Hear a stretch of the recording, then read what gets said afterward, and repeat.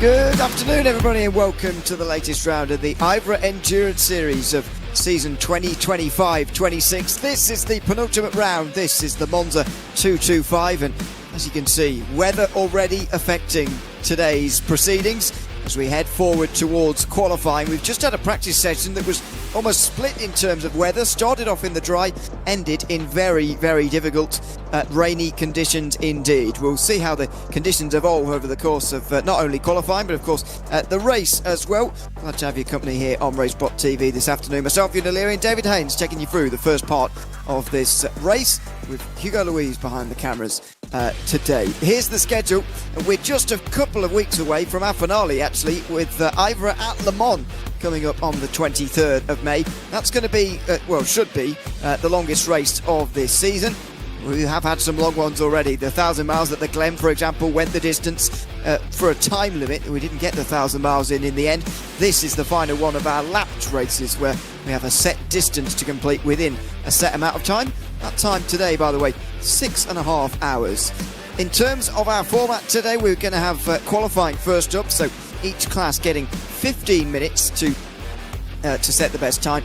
The most chaotic session of the lot is going to be coming first, the GT3 Pros, which we'll get into in just a moment. In LMP2 will be next, and that will followed by the GTPs. We'll have a short warm-up session before the green flag and the 225 laps commencing at 3:15 UTC. That's in just over an hour's time. Before we see GT3 Pro qualifying, we'll just update you on the championship standings, and it wasn't a good round actually last time out at Interlagos for any of the championship leaders. In fact, the previous top three in the championship didn't even get in the top five, certainly nowhere near the podium. PS Competition though managed to keep their lead, only 14 points in front of Fiercely Forward. Vesta Sport vaulted their way into the top three with a third place finish at Interlagos. Simify Esports didn't have a very good day either. They dropped from third, and they're just ahead of the second place from that previous race, Fast Repair Motorsport, who are in fifth. Manichi Racing next, they won at Interlagos in front of Impulse Racing, WSR Esports, Switch It Racing and Team Huizinveld, who round out the field. Any team that are within 268 points of the championship lead at this stage are still in the game. So in GT3 Pro, that means a lot of them still can win the championship mathematically, although I suppose not particularly realistically. We're just getting in towards the evening time here. It's just 7:30 in Sim as we're getting underway with qualifying here, David. So dusky conditions, already headlights required because the sun's already dipped very low, but that's not the main concern at the moment. These weather conditions certainly are. As I say, it wasn't like this for the whole of practice, but it is like this for qualifying, and as that forecast shows, this may be a session where lap times just get quicker and quicker and quicker until the very end. Yeah, headlights also come on when rain lights come on, and you need it on a dark, gloomy afternoon, and looking through all of the spray as they position themselves to begin their qualifying session. A lazy river implies the existence of a highly motivated and angry river. That's what the racetrack looks like as we begin GT3 qualifying. And normally GT3 qualifying around Monza, I guess the same in the other categories as well, so much about finding other cars to draft with, finding other slipstreaming opportunities. Not sure how many of those are actually going to be needed here today, as we run on board with the current championship leader, Yannick Steinhoff, who's qualifying for PS Competition today. You can see how traffic might help in terms of slipstream, in terms of straight line speed, but also might hinder when you've got so many other cars around and so much spray. This is the view he's got, and you really can't see very much when you're in behind as many cars as he is. No, Monza in qualifying in dry conditions would be all about the slipstreaming. You'd be about positioning yourself 0.8 of a second behind a quick car, hoping that they have a tidy lap, but closing them up in the slipstream a couple of tenths down each straight, finishing the lap quickly with a run-up, just sort of 0.2 of a second behind them. But in these spray conditions, much harder to follow, visibility much worse, and also far more likely that the driver in front of you makes a mistake and impedes your lap. So it's still about positioning. I don't normally hear about problems getting temperature into the wet tyres in conditions like this. It's normally troubles getting temperature into the slick tyres when we have a crossover. So still a few drivers that have begun a second flying lap and then not really attacked it. Yes, it is going to be a session of really waiting for the end, I think, in GT3 Pro. Just to give you some context as to this race session, by the way, at the beginning of the day, there's a driver's briefing for every IVRA Endurance Series race and Club Sport Series race, obviously. And the session setup is as follows for this. A 7:30 start for qualifying on May the 8th in Sim, and then a 10 AM start of the race the next day on May 9th. So it's going to be a completely daytime race. First of all, there's going to be no nighttime driving today, other than, if you want to call this nighttime driving, it's just sort of gloomy driving, really. But the fact that it goes into the next day means that it could well not be raining at all, and it could be a completely dry race. The expected chance of rain for the whole duration of the race session, encompassing all the sessions, is 83%. Well, we've already seen a significant amount of rain, so we know that rain has hit, and it may well come again, of course, but it's hard to tell, really, whether it is going to rain for the race or not. That's what makes this racing so unpredictable here. And, you know, guys wouldn't have known what's going to happen for qualifying. It's randomly generated weather as well. They wouldn't have known what was going to be the case for qualifying. They don't know what the case is going to be, especially for the race either. It's very, very difficult to prepare on the day here as a team for one of these mixed conditions races. And, you know, you don't know whether it's going to be full wet driving, you know, wet to dry driving, as you say, because they can be some of the even more difficult conditions as well when there is a crossover point. Yeah, so as we ride on board with the Mustang, I'm already seeing a little bit less spray off the road. I'm seeing cars not quite on the road there. That's a little wide on the exit of the second Lesmo. One of the places around here at Monza where you do need to mind track limits, and it's always in qualifying that you extra need to mind track limits, because it will invalidate your lap, not just slowly add to your tally of off tracks. Something to keep an eye on as well for this race, as always. Through the Ascari chicane for Dominic Pushka, we ride on board with. You see how little difference the steering wheel makes sometimes when you're just aquaplaning over the water. Well, the Aston Martin just pulls off to the side of the road where lots of the water has been collecting. You can see that they're not maximising the entry here like you would in the dry conditions, just sort of driving down the middle of the road before the Parabolica. And just in behind Pushka here, by the way, is Yannick Steinhoff in the BS competition BMW. This is going to be his first time of the day as he crosses the line here. As he goes over the line, he's going to roughly stay where he is. But what about Steinhoff? He goes up to 7th place, so and indeed shuffled back down again. So important race for the championship leader, as it always is this close to the end of the season, but especially when you're coming off the back of a disappointing race like they had at Interlagos. Just 47 points, collected from the whole thing. That's including the halfway points and the end of race points, because at the end of the day they only finished in 11th place. So as a championship leader, bouncing back from that as quick as possible, vitally important for BS competition, and it starts right here in qualifying. Yeah, just saw the Mustang spinning, exiting the very first chicane in front of Yannick Steinhoff, and I was saying that in these conditions, if you're just in behind another car, it's possible and almost likely that a mistake from them could impede your lap. Steinhoff, though, seems to have gotten away with it. There's a little bit of traffic up the road from him.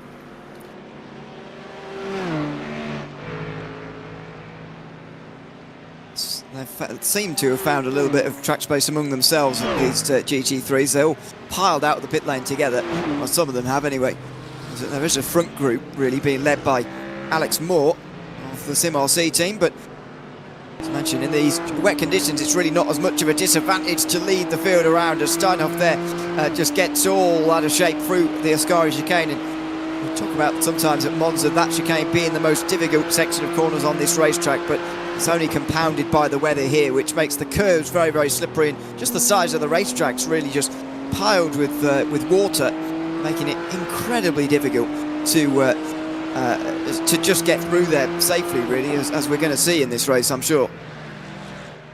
Now, for the table, water, sparkling or still? If you have sparkling, you should be on a watch list, as far as I'm concerned. lunch with my parents today, and they went sparkling, and I was like, tap water will be fine for me. So $9 later for a bottle of sparkling water. I hope Mum enjoyed her lunch. Time's definitely improving though, so we've seen no more rain.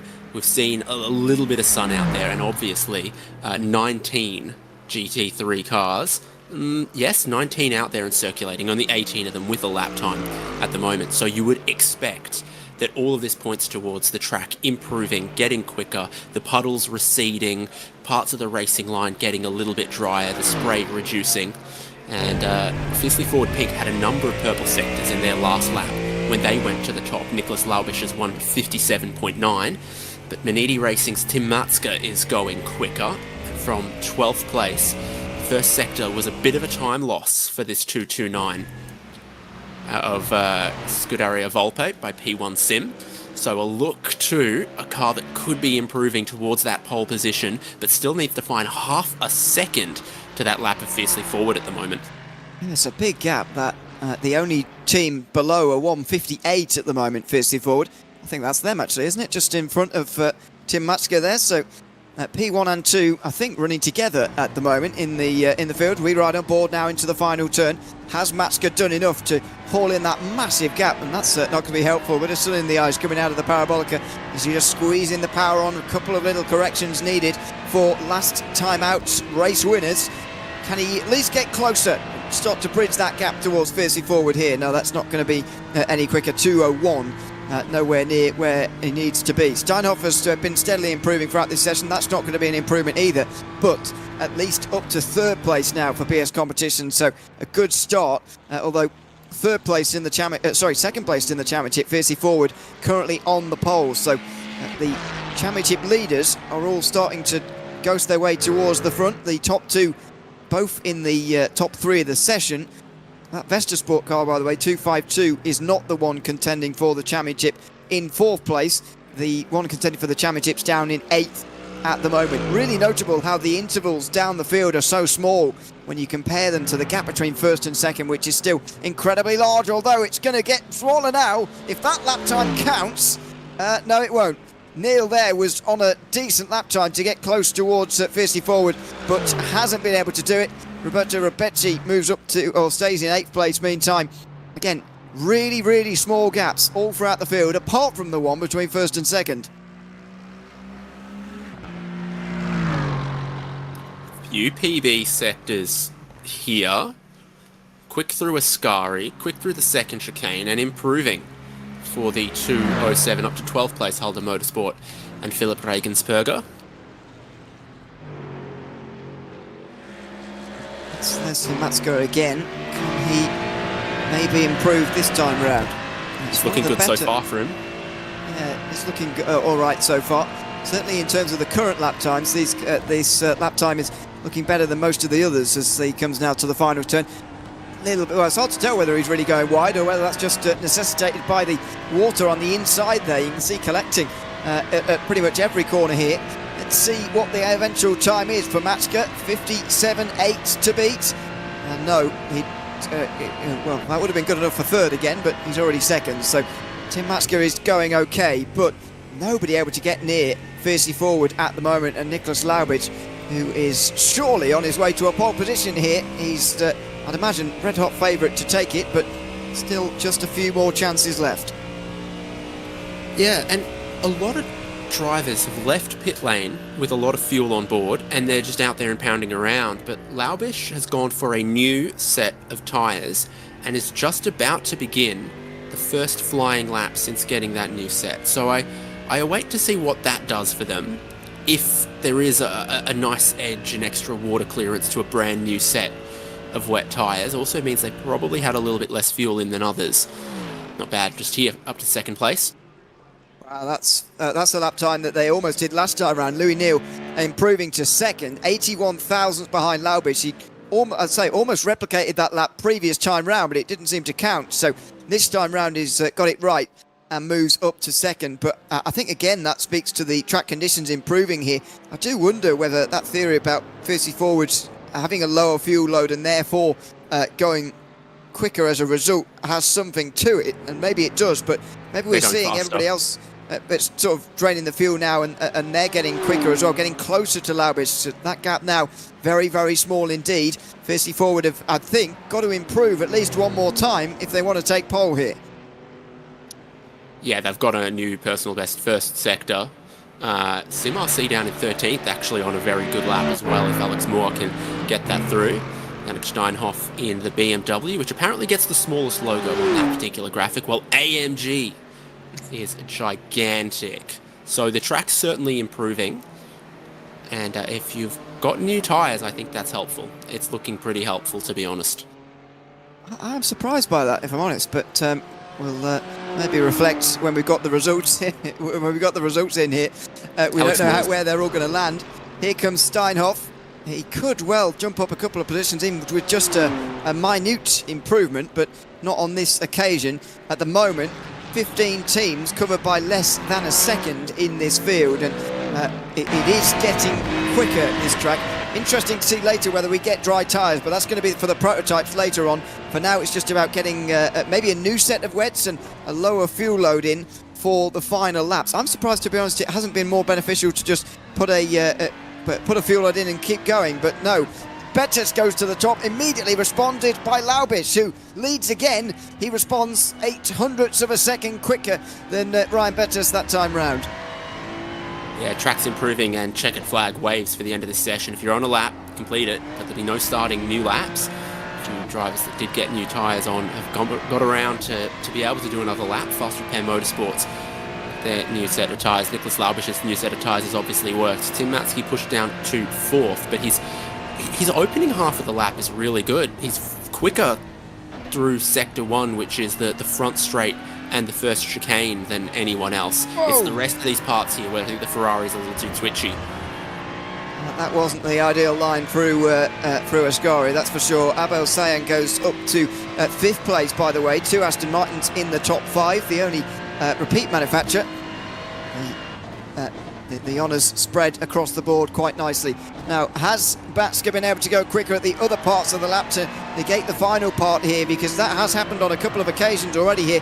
Looks like he's pulling to the inside and going to the pit lane. That is going to be that for Tim Matzke, and it will not be pole for Maniti Racing. What about some of the other teams here? Vestasport currently in 3rd place, in behind Team Australia by OPR, and Ryan Bettis, who's only 0.08 of a second behind Laubitsch. And at the moment, just coming towards the end of the lap. Trying to find Laubitsch out there at the moment. Oh, it's just in behind, in fact. So these two are going to come across the line, one after the other in just a moment, just as they did earlier on. This is how the lead exchanged on a couple of occasions on that previous time round. Has Ryan Bettis gone any quicker in the Mustang this time, or is it going to be a pull into pit lane and a resignation that it's going to be outside of the front row? It will be for Team Australia. In fact, Fiercely Forward might well put this one out of reach anyway. Over the line for Nicholas Laubitsch. He does put it out of reach. More than 2 tenths quicker than the rest of the field. In fact, 1/4 of a second quicker than the rest. And despite a small improvement from Vestasport, who will stay in 3rd place, it looks like Nicholas Laubitsch has done enough for pole. Vestasport's other car just crossing the start-finish line there and not improving. LMP2's lined up ready for when it's their turn, and I don't think there's any GT3s left that could complete a lap. No, I think they've all done. There's a few driving around back to the pit lane again, but they will not be setting any more lap times. It is Nicholas Laubitsch who takes pole for Fiercely Forward, and that is a very good start indeed for them. Just 14 points off the championship lead coming into today. They are off to the best start possible. Team Australia by OPR, the real wildcards in this one, with a great lap from Ryan Bettis on the front row. Vestasport are in 3rd. Again, not the championship contending car, that one. That one is down in 10th. Maniti Racing are 4th, followed by Fast Repair Motorsport, who round out the top 5. Then 2 AMGs in a row, Sim RC and Impulse Racing. The championship leaders, BS Competition, Yannick Steinhoff, the best of the BMWs, in 8th, ahead of MG18 Simtech Pro, and that Vestasport 2nd car, rounding out the top 10. Just over a second off of pole is the Delta Sport Simshop Mustang. They're 11th ahead of Holder Motorsport. It's very small gaps here, by the way. Simify Esports a long way down for Gavin Montoura, and Solpep Precision Racing only 2 thousandths behind them. Team Hoysinkveld then 15th ahead of Scuderia Volpit, with Switchit Racing, another one of those Mustangs, in 17th place. Racework.com by Venari Racing at 18th, front of surprisingly far down WSR Esports and Daniel Ferguson, who seemingly was not enjoying those conditions. in that session. In LMP2, the championship is being led still by Delatraz Automotive. They had the best result of the top three real contenders here at the beginning of the last round. Anyway, you could argue Thirsty Forward, who won it into Lagos, are getting themselves into that conversation with Team Racing and with Effects Simulations as well. Bit of a gap then behind fourth, down to Arete Esports in fifth. 15 points ahead of Nürburgring Esports and Moradness, only separated by 1 point themselves. Orbit Drop Bear Motorsport, Automoves Racing Team and Nix Esport round out the field. And they're almost just about mathematically out of contention anyway. So it's really about the front 3 or 4 in LMP2. Now, I do wonder what these sort of higher classes are going to learn from, if anything, to be honest, from the GT3 Pro session. Because as I said at the time, I thought it would be better to just put a fuel load in and just keep doing laps again and again and again, and you get quicker as the track conditions would go on getting quicker. But maybe that wasn't actually the conclusion to draw from GT3. Or maybe there's not too much to learn because these LMP2s are so different in so many ways to those GT cars that they should ignore that session maybe and just stick to their guns and what they were going to do anyway for this wet session. It's an interesting conundrum now that they've got that information, these LMP2 teams.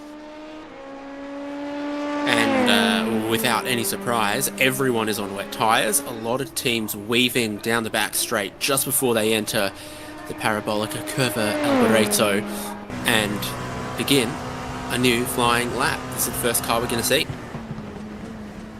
Oh, this is quite late on the brakes, in towards turn 1, and gets it stowed in time, David Lewinsky, but that was quite hairy on the brakes. The Automoves Racing Team, 1-3-4, down in towards that first chicane. As you say, no surprise that everybody's on the wet tyres, but how long is this going to continue for? There is no more rain falling on the racetrack, and there's been a significant amount of cars driving around here, clearing water out of the way, but maybe the end of this session is going to come too soon, even for the GTPs, to be honest, for them to start thinking about slicks later.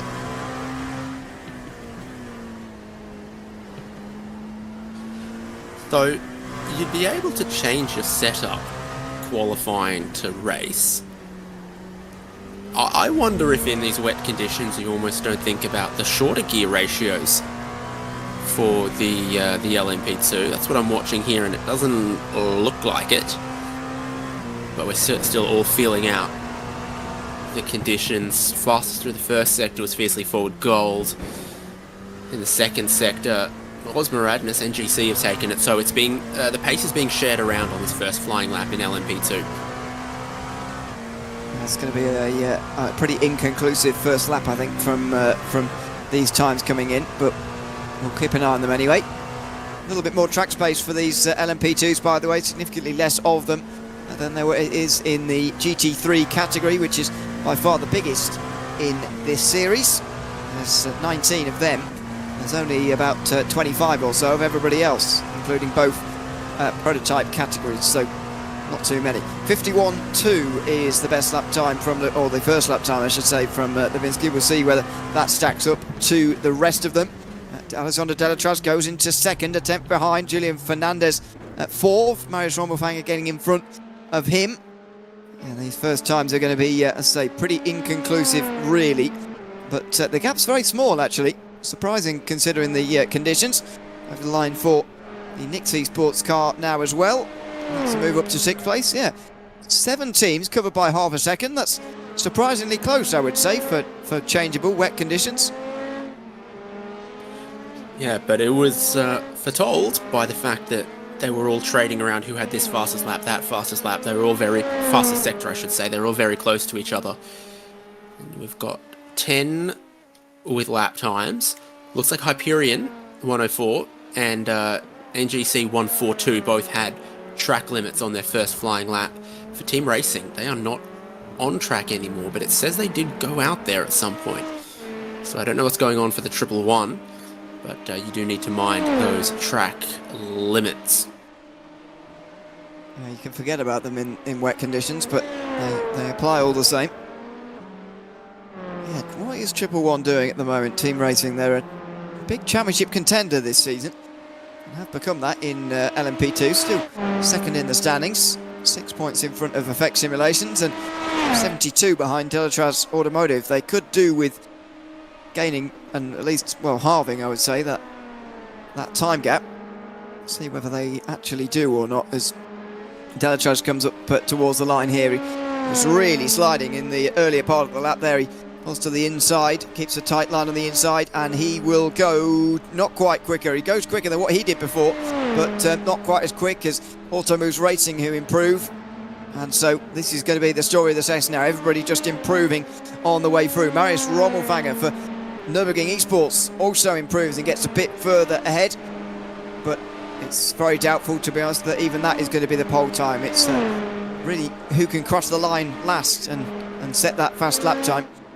Because at the moment, these conditions are worse off than what they're going to be later. And so out not making an error as well. Somebody just going straight on at the first chicane there. Thought that happened a little bit for GT3 as well, that at the very, very beginning of a lap, you get in too hot to turn one and you just end up skipping it, and it ruins your whole lap. Top three not improving on this lap. NGC are, and yeah, David Lewinsky here. 3 tenths down through the first chicane, 2 tenths down through the second chicane, approaching Ascari, where I'll see again he's actually found a tiny bit of time going through the Lesmos. Just seen in YouTube chat, by the way, Frederick Schwartz letting us know that Team Racing have a registration error and, to his knowledge, might not be able to race, which would be a real shame. It'd be a disappointing way for their season aspirations to draw to a close. That would surely eliminate them from any championship contention. Even more puzzling that you mentioned you saw them on the racetrack, but maybe if they've accidentally... well, I don't know what they've done, but apparently they've done something wrong, and maybe that is going to see them out of the running. But anyway, third round of times, rather, coming through, and Delatraj is in now, so this is not going to be for dry tyres, but it could be for a new set of wet tyres, and we'll see how that affects the session here, because it did seem that those who came in halfway through and pitted in for a new set of tyres in GT3 had maybe a bit of a small edge towards the end, so maybe it is advantageous to go in now, and that's what the current championship leaders have decided to go and do. Yeah, for example, we were watching with Lewinsky there, and I said lost about half a second through the first and second chicanes of the lap, and he stayed out and was half a second away from improving, whereas some of the others knew they weren't improving, and I think they decided, okay, well, once we're not improving, new set of tyres, make a change. I mean, certainly don't hurt, I suppose. So they decide to come in and change tyres.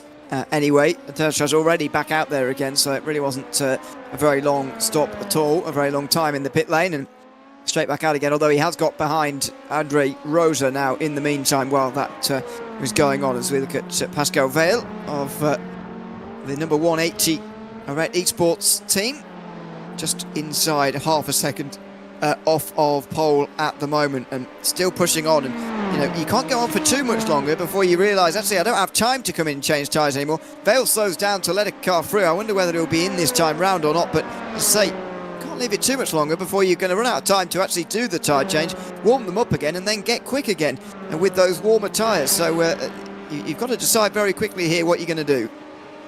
The first flying lap on a new set right now for 113 Fiercely Forward Gold is absolutely delivering the goods. So they're going to jump up from 8th when they get this completed.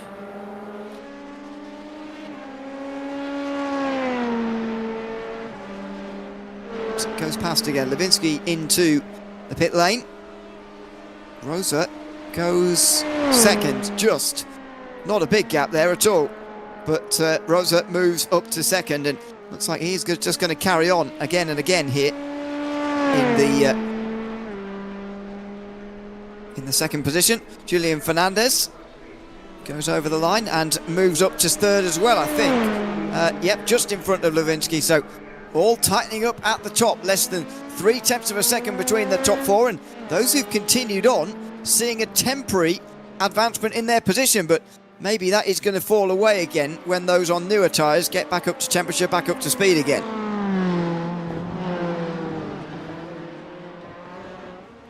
So still out on their first set of tyres, NGC and Andre Rosa are at eSports with both of their cars, Effect Simulations, but then the other sort of 8 or so cars have all gone for a second set of tyres, and they're just bringing them in now for their first flying laps.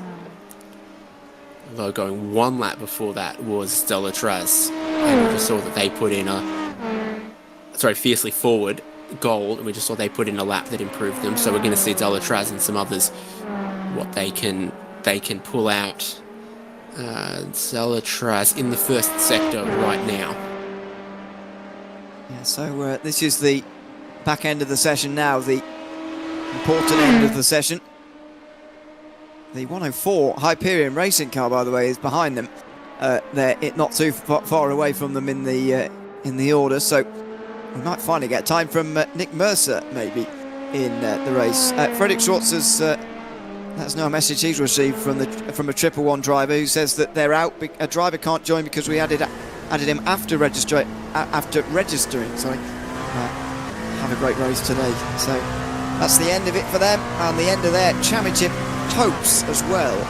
Effect Simulations will take over the closest contenders now, and Fiercely Forward with an outside chance in the season. They go over the line there and move up to second in the meantime. So Julian Fernandez is continuing to go quickly, even despite not changing tyres or whatever. He's just continuing to go again and again and again. Marius Rommelfanger just gets a little bit further out front there after Fernandez's improvement. But now it's time to see whether the new tyres are going to make a real difference in the next couple of laps, because those who've stayed out have continued to improve pretty much the same as they have all session.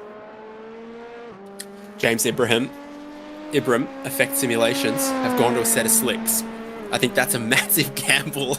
I reckon if you ask them, they think, no, we can't improve on those, but we're not improving on the wets. So let's see what the track gives us on those tyres. Stella Traz, where'd the time go wrong there on that new set? Well, that wasn't as quick for them at all. Still maybe getting up to temperature. I'd like to see what James Ibrahim's car is handling like on dry tyres, to be honest, for Effect Simulations. Where is he? He's just coming towards the middle of the middle sector of the lap right now. Have a look at this. Well, it's not as bad as I thought it would be, but it's not quicker than the West, let's put it that way.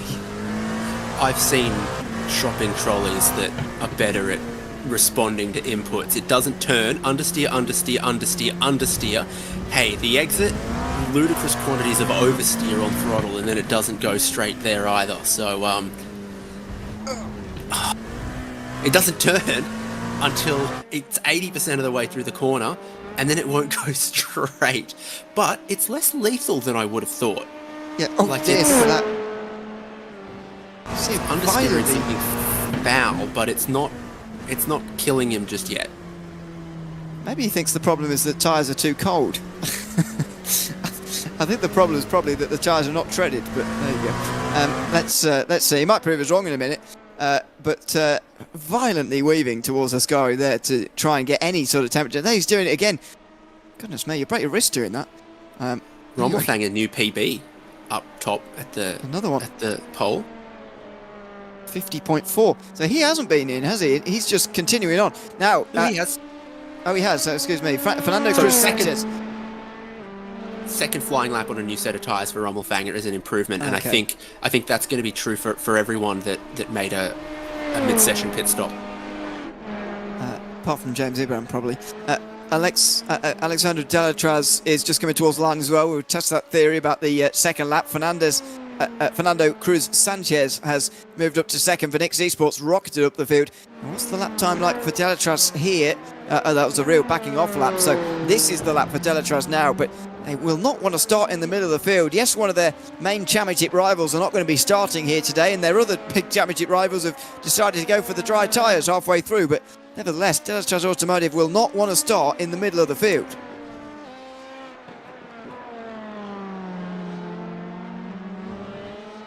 I say good on Effect Simulations for putting on a set of slicks.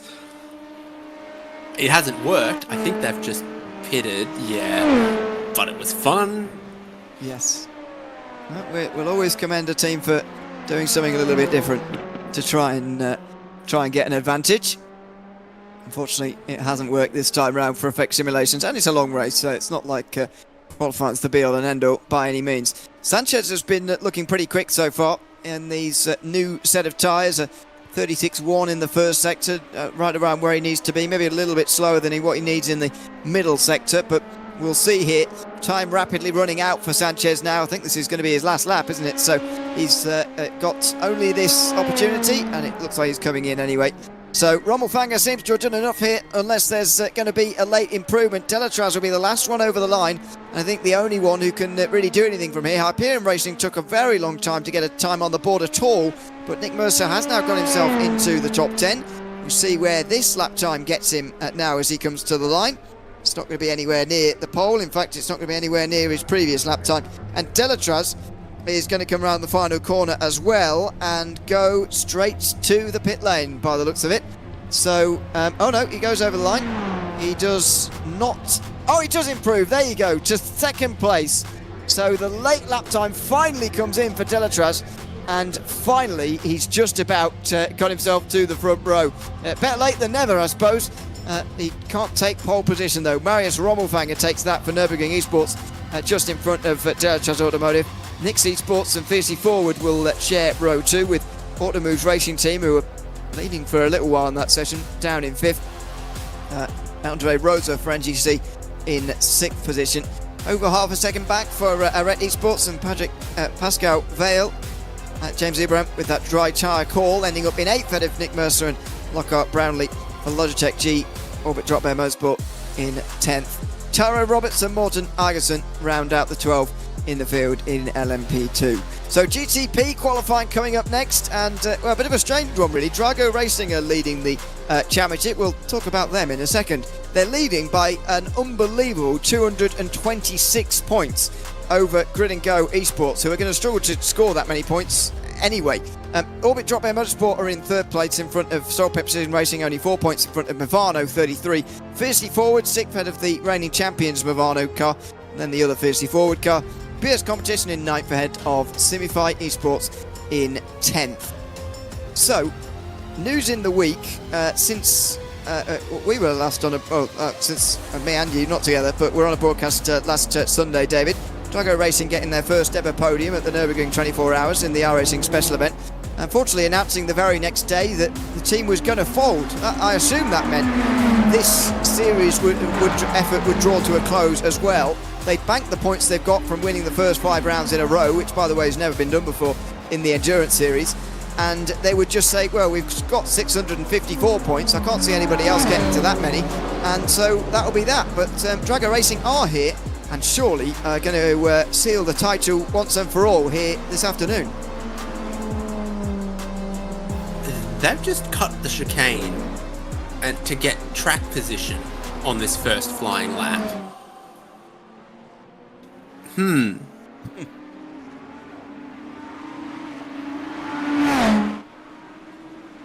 See whether race control do anything about it. We haven't seen any race control decisions yet, by the way. Everything's been very clean in qualifying. Well, in these wet conditions, they're all doing a lot more push laps than in laps, out laps, and that's normally where the problem is. In really hot track conditions where there's only one good lap to a set of tyres and you do out lap, push lap, in lap, you spend 2/3 of the time looking in your mirrors trying to get out of people's way, whereas in these wet conditions, everyone goes out, everyone pushes, and then they do a couple of flying laps in a row, they build tyre temperature, and the track is freezing by iRacing standards at just 15.6 Celsius as we begin the first flying laps of GTP qualifying. Yeah, with that newfound track position, Nicholas Boy is able to head down towards turn 1 first on the brakes, and pretty much nails it on the brakes there to the apex here through the first chicane. Everybody on wets, by the way.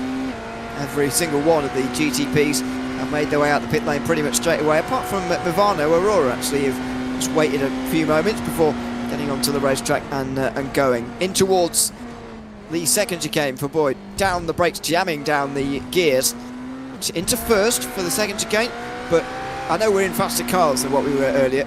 This track does just look quicker at this stage, and if this were to continue, yes, we're going to go into a race session that's hours in the future in the sim, but I think we actually can't be that far away from dry tyres now, to be honest, if this was a race session that would continue on. Yeah, I don't have enough comparison to try to guess a crossover lap, which is something I've been pretty good at doing when presented with a dry tyre, dry weather time versus what we're doing in these wet conditions. But I don't have that comparison quite yet. So purple first sector, first chicane, fiercely forward yellow. Second chicane, fiercely forward black. Lesmos, grid and go. So again, this is going to be like the beginning of LMP2 qualifying, where everyone's quick in some slightly different areas, but you add it all together and we recreate them in the aggregate, and everyone gets very, very close in these first laps. Looks like it. Boy goes over the line, 44.3. The fastest times, by the way, in practice when it was dry earlier was in the 33s. So we're 11 seconds away from that at the moment. But as you say, not really got an idea as to what the crossover might be. Grid and go second currently, fiercely forward, jump up to third.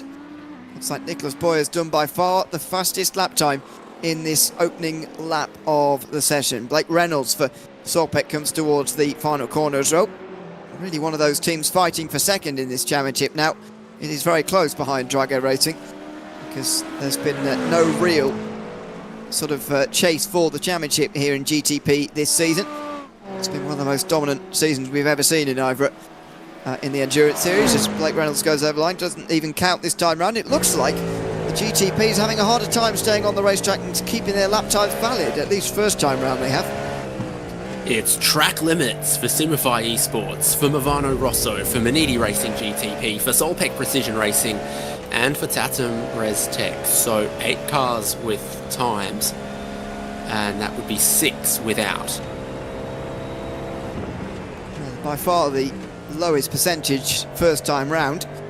Oh, vault over the curves for Matt Farrow. This slide in front makes you a bit nervous. The spray as well.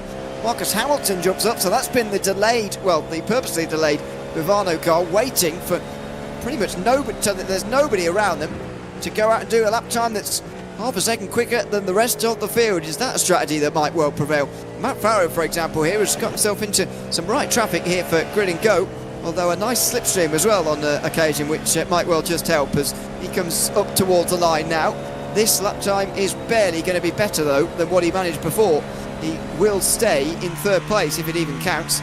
Doesn't look like it has done. Luc Marchand has not done a lap time yet in the number 1 car. We'll aim to change that here, and Movano seem to have a decent setup because Marcus Hamilton's been able to go to the top in the other car. Finally, a couple more times come in.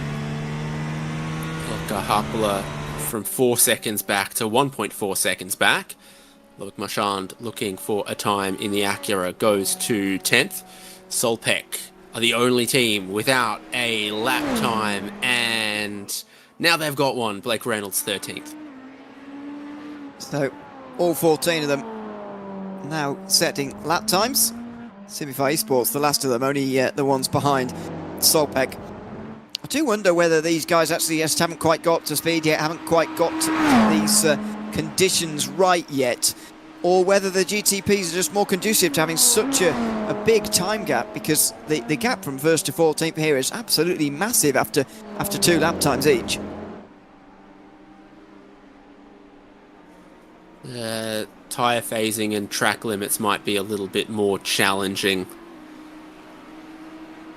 So it started off really close for everyone in LMP2, and then a few cars found a little bit more speed, but it started off with some pretty big spread here in GTP, and hopefully as it goes on it gets a little closer. Yeah, let's hope so. This could be improving. Nicholas Boy comes into the pit lane. No, it's not. Fiercely forward into the pit lane.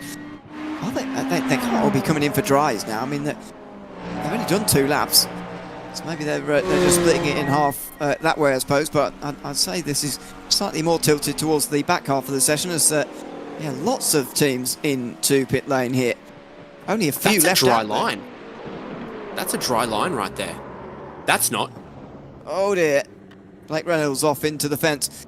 You can't tow, by the way, so couldn't have afforded a crash there that he couldn't have got out of, because that would have been it. But yeah, it's quite hard to tell really because it is so dark. But it is a dry line starting to form. I don't know. It does feel still a bit early, doesn't it, for dry tyres? But maybe they've all decided that it is possible. Nobody's out on the dries yet, though.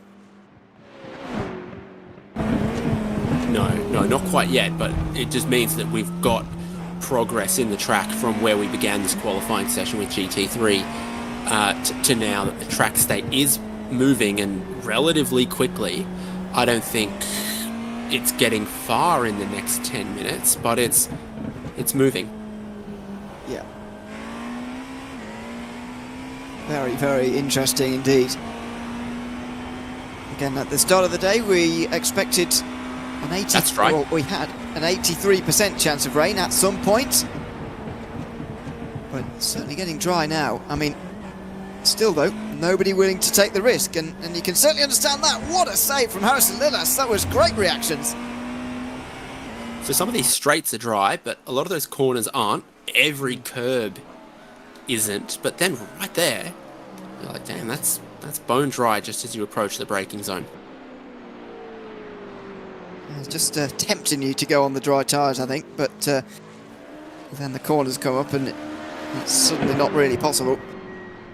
And Lillas comes in. So, no takers in terms of dry tyres. Only Manuel Cubo Torres is also in pit lane. I think, to be honest, they might as well try it, but I'm not sure they will do. And there's a bit of cooling of the tyres going on there. It looked like the Blue Mercure car, the 4 car of Augustin Bernier there, driving down the wet portion of that straight towards Parabolic there on purpose. Maybe some of these tyres are starting to overheat in these conditions. Well, he's on his outlap, so he's about to begin his first flying lap of a new set of tyres, and I think a lot of them may have noticed their tyres getting a little bit hot, so he's trying to prepare it with some cool. Drago Racing have already begun a flying lap. Grid and Go are right with them, and Blue Mercure judging the braking zone. That massive stop from the long, fast Monza front straight into what always feels like a very, very tight shopping centre car park entrance. Yes, indeed. So I imagine you as a bit like that guy who kept a spreadsheet and each week parked in a different car park, and until he had parked in every spot of his local Waitrose. no, but however, I do aim to park in the same place every time. Is that just as weird? Kind of. I aim for the same area because I go, I'm happy being one row back. Yes. Yeah, I don't get that. I'm happy to be, I'm happy to be sort of 3 or 4 rows back from the entrance to the shop if I'm in line with where the entrance to the shop is. So my longitudinal offset can be greater so long as it minimises my lateral offset. Anyway, we're this is sort of warm-up chat for a bit later, I think. Anyway, the lap times are going to start to come back in again here of those who've had a tyre change, which is pretty much everybody. Matt Farrow over the line next, and then it will be Bernier who've been following here.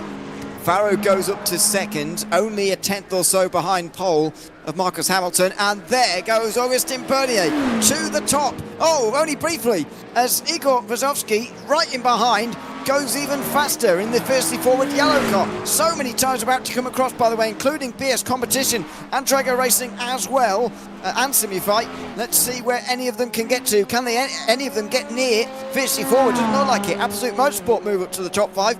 But that's pretty much it. Here come the reigning champions. Loic Marchand over the line, and he's going to move up as well. He's now in the top 5. Lots of improvements happening here late on. It is not dry conditions, not in terms of dry tyre conditions, but it's better wet conditions, and these tyres are enjoying it more and more as they go on in this session. Yeah, and if I wanted to invent a machine to dry the racetrack, it'd go something like this. Big tyres, big diffusers that then lift that spray up and away, and also big lateral loads develop temperature in the tyres that helps evaporate and dislodge it.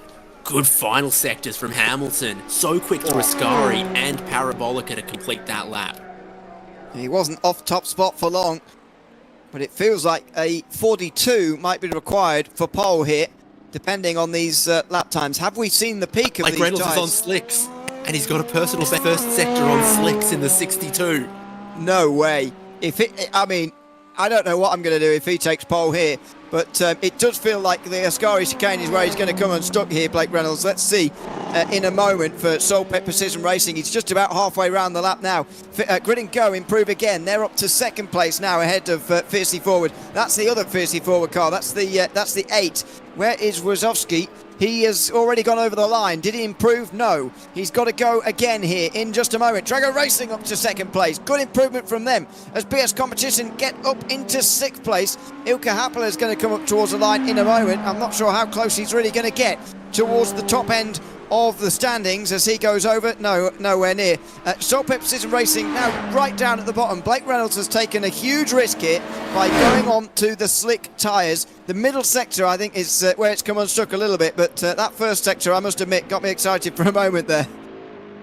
Well, the slick tyres have less rolling resistance, so you get good straight line speed on the really long straight of the opening part of the lap, which is the first sector, and then you get into some of the corners and the chicanes, and it's more challenging. But on board, how does it look for the driver as they go to begin another lap?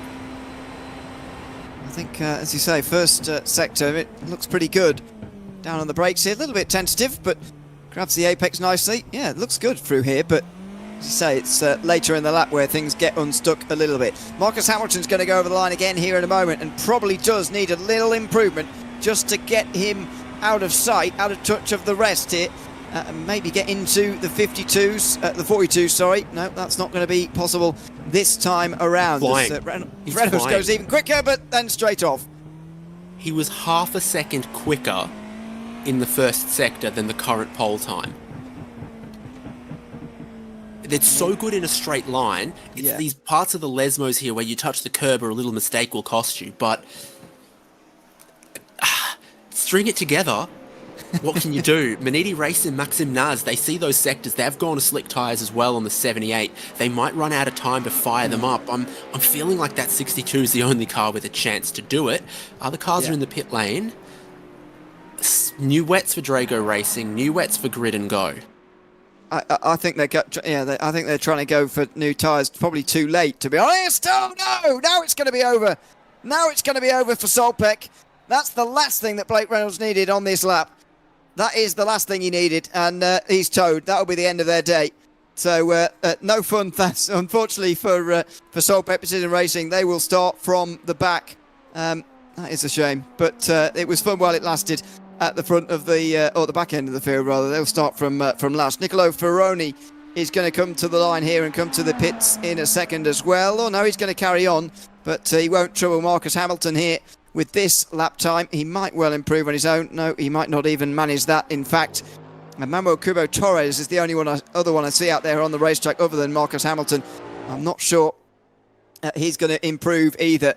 Well, just a few more minutes and that session could have been very interesting. But, I mean, or even if Blake Reynolds had strung that last lap together, I'm not sure he would have actually got pole in the end, but it would have been very interesting to see him try, because I think he could have got somewhat close to the pole there. Yeah, and typically these people, you're driving, you've got some kind of delta up, whether it's in the dash, in the car, or you've got the overlay, or it exists on one of your pieces of hardware or on your steering wheel or something. He will have known that he was on a heater. Like, it wouldn't have been any surprise to him that that lap was going well. So I wonder if you don't just take that braking zone a tiny bit easier. Yeah. I don't know. Yeah, he's so far up. Like, one corner of the lap done, half a second up on pole. Yeah. Yeah, I know what you mean. But sadly, you only get one go at it, really, in that scenario, and it didn't work out. But it's a pole position for Marcus Hamilton and Movano. in their 33. They start the day, by the way, 270 points behind the team right behind them, Drago Racing in second position. Matt Farrow third in the Cadillac, 3 manufacturers in the top 3, and all 4 in the top 5, with Augustin Bernier taking 5th, just in behind Igor Lazowski. Then Ilka Happala, 6th position for him, and it's ahead of Harrison Lass, just over a second off of pole. Ruben Bonga starts 8th in front of Loic Marchand and Antonino Seguro for Absolute Motorsport.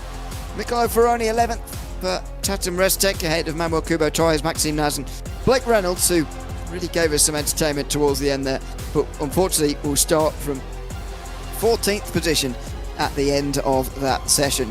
I say though, it's another pole for Movano in the 33. They've done this on many occasions in the past, although never really with their number 1 car. They had a reigning champions car last season as well, but didn't go particularly well for them. Same story happening this time around as well. So we go on board with Nicholas Laubish. We're going to take a look at the pole laps and just talk through them while they're on screen. I think the interesting thing here, David, to look at this one first of all, the GT3 Pros, is just how different the conditions look at this point. Not really the light, although that has dipped quite a lot since that GTP qualifying we just saw, but in terms of how wet the racetrack is, you know, over the course of an hour there, less than an hour, really got a lot drier, almost to the point of dry tyres being the ones to be on. Yeah, we were so close. We were so close. It's a mirror cut finish at this point for Nicholas Laubish, although the track was steadily improving through the GT3 session with 19 cars out there, but it started out absolutely sopping, and that's the conditions that they all found themselves in. And that defined the grip, big wide lines through the first Lesmo, but then you're out wide and you've got to be careful because the curbs are so slippery. Second part, drainage is helped by the little bit of camber with the road there, but then as it unbanks on the exit, it pushes you wide onto the painted concrete, and wet painted concrete is ridiculously lethal. So those are the hazards here. See whether those hazards still present through the final, through the actual race. Here is the Ascari chicane, where things for those on the dries trying to do something really came unstuck throughout the qualifying session. That was very nicely taken though from Laubish, just controlling the sides, not really letting himself get too out of shape really, over the curbs and over the AstroTurf and all of that. And then towards the end of the lap, the final corner, down the gears, just grabbing, not second, in fact, just keeping it in third, just trying to keep the revs low as you get the power on there and trying to manage the slide. Coming up towards the line as he goes over the start-finish line and completes that lap time. That was pole in the GT3 Pro category. And a big pole position as well, actually, because firstly forward a second in the championship coming in to today in GT3 Pro. That early pole position, a good start as they try and make up the 14 points to BS competition. Look at that though, sun's out. It is going to be 10 o'clock in the morning by the time we start this race. It doesn't look like we're going to be interrupted by weather anytime soon. Certainly not for the start of the race. In fact, it might be warm conditions to think about through the middle of the day that these drivers have got to worry about as we go back to the rain. And Marius Rommelfanger and how he dealt with it. And already you can see just how much drier it was getting here for the LMP2s. Yeah, one of my favourite cars. The engine sounds so good. They've been popular all around the world and very, very accessible, but also really quick. Bang for buck, these cars. And Rommelfanger, there was so much change throughout the whole session in LMP2, and it was just a late little improvement from Rommelfanger that had Nürburgring Esports on the pole position. So you can tell by here, already not afraid of the curbs. We're going to get into the second Lesmo. You'll stay a little bit wide of the apex curb, but he kind of comes back towards a bit of a late apex. As we'd seen, the track was drying off. Second Lesmo, again, just a little cautious of the water pulled up against the curb, but it's not a super wide wet line by this stage. It's already changed from that GT3 pole lap that we saw a couple of moments ago in towards the Ascari chicane. Can't bound across the curbs in the same way, not least in these conditions, but in these cars anyway, the LMP2s. A little bit of a snap on the exit, and that Now, that wasn't the case for Laubish. It's very smooth through Ascari for him. Still some attempts left on the table from Marius Rommelwanger, although he wouldn't have minded too much in the end, I suppose. Through the final turn, he takes the pole for Nürburgring Esports. They're 6th place in the standings, by the way, coming into today. Only one podium to their name all season. So while mathematically they are still involved in the championship fight, they aren't really. And I'd be very surprised to see them anywhere near the front by the end. And this is the lap time for Marcus Hamilton. Didn't see too much of this actually live, so it's going to be interesting to see how Hamilton was able to deal with the conditions, because the one thing they did do differently in Bavaro was wait when everybody else teared out the pit lane and the green flag waved on GTP qualifying. They waited and they were basically on the other half of the lap. There was nobody around them at all for the entire session, and Marcus Hamilton was able to make this work in the end pretty comfortably. There was not that much of a time gap in it, but I do wonder whether any of that strategy contributed to the pole position or whether it was coincidence. Well, to have the clean space on track is nice. To be the last car out there and let everyone else sort of sweep it up a little bit in front of you maybe helps a little bit. But I think it's the kind of move you make. Gee, that was the pole lap. Okay, when you've got a lot of confidence in the speed of your car as well. It says a lot about the session. Again, it's so different to Laubish's lap, which I didn't see an error on it, to be honest. Really hard across the inside curb there initially for Marcus Hamilton, and really hard over the last curb as well.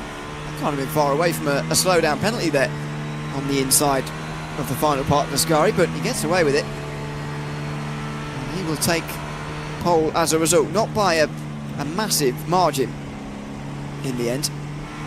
Final corner, just trying to get on the power, a little bit of a correction, but all fine in the end. And Marcus Hamilton comes through to take the pole.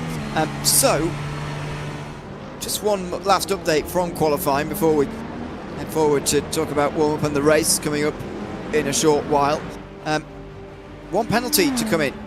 As you mentioned before, more drivers on push laps more of the time means there's less impeding penalties, and in fact we haven't had an impeding penalty at all. It's a qualifying infringement penalty from Manuel Cubo Torres of the Simify Esports team. He took the checkered flag twice and improved his lap time in doing so. They were still quite a long way down the field as far as I can remember, Simify. However, taking the checkered flag twice will get you a penalty, and because he's on probation, that will be doubled, so it's a 40-second penalty. That will be very, very severe, and that will have to be served in the early part of the race at some point, as long as there's lots of green flag running, which there may or may not be. We'll wait and see, really, but the track is almost completely dry. I mean, I can see a couple of puddles out to the side of the racetrack, but not in important areas at all. And maybe if you go off the racetrack, it could be quite deadly, the outside of the circuit, but I mean, I can barely see any evidence that it was raining at all in qualifying, looking at this warm-up session at the moment. No, a tiny bit of moisture still in some of the exit curbs, but that is going to dry out so quickly in the sun. Hey, this is the weather radar. What do you notice? Absolutely nothing. That's right. No rain in the area, no rain written on the forecast in the next 3 hours that we can see. It'd have to change pretty quickly as well to have too much of an effect here. It's a remarkable difference compared to the latter end of the practice session, compared to the early part of this warm-up session and the early part of the race, which surely is going to maintain this. But as I mentioned, we're going to be starting at 10 AM in Sim, so you do wonder how high the temperatures are going to climb. Now, it is only early May and we're racing in today's date. However, by the time it's sort of 1 PM in the afternoon, we should be around maybe just past half distance by that point. You do wonder how warm the track's going to be at that point, and whether that's really going to affect the tyres, or whether this is going to remain a low tyre wear circuit, because after all, if you think about it, not very many high speeds, certainly not very many long corners to really pull the tyres apart. So maybe even if there is to be quite high temperatures, maybe it won't matter so much for these teams.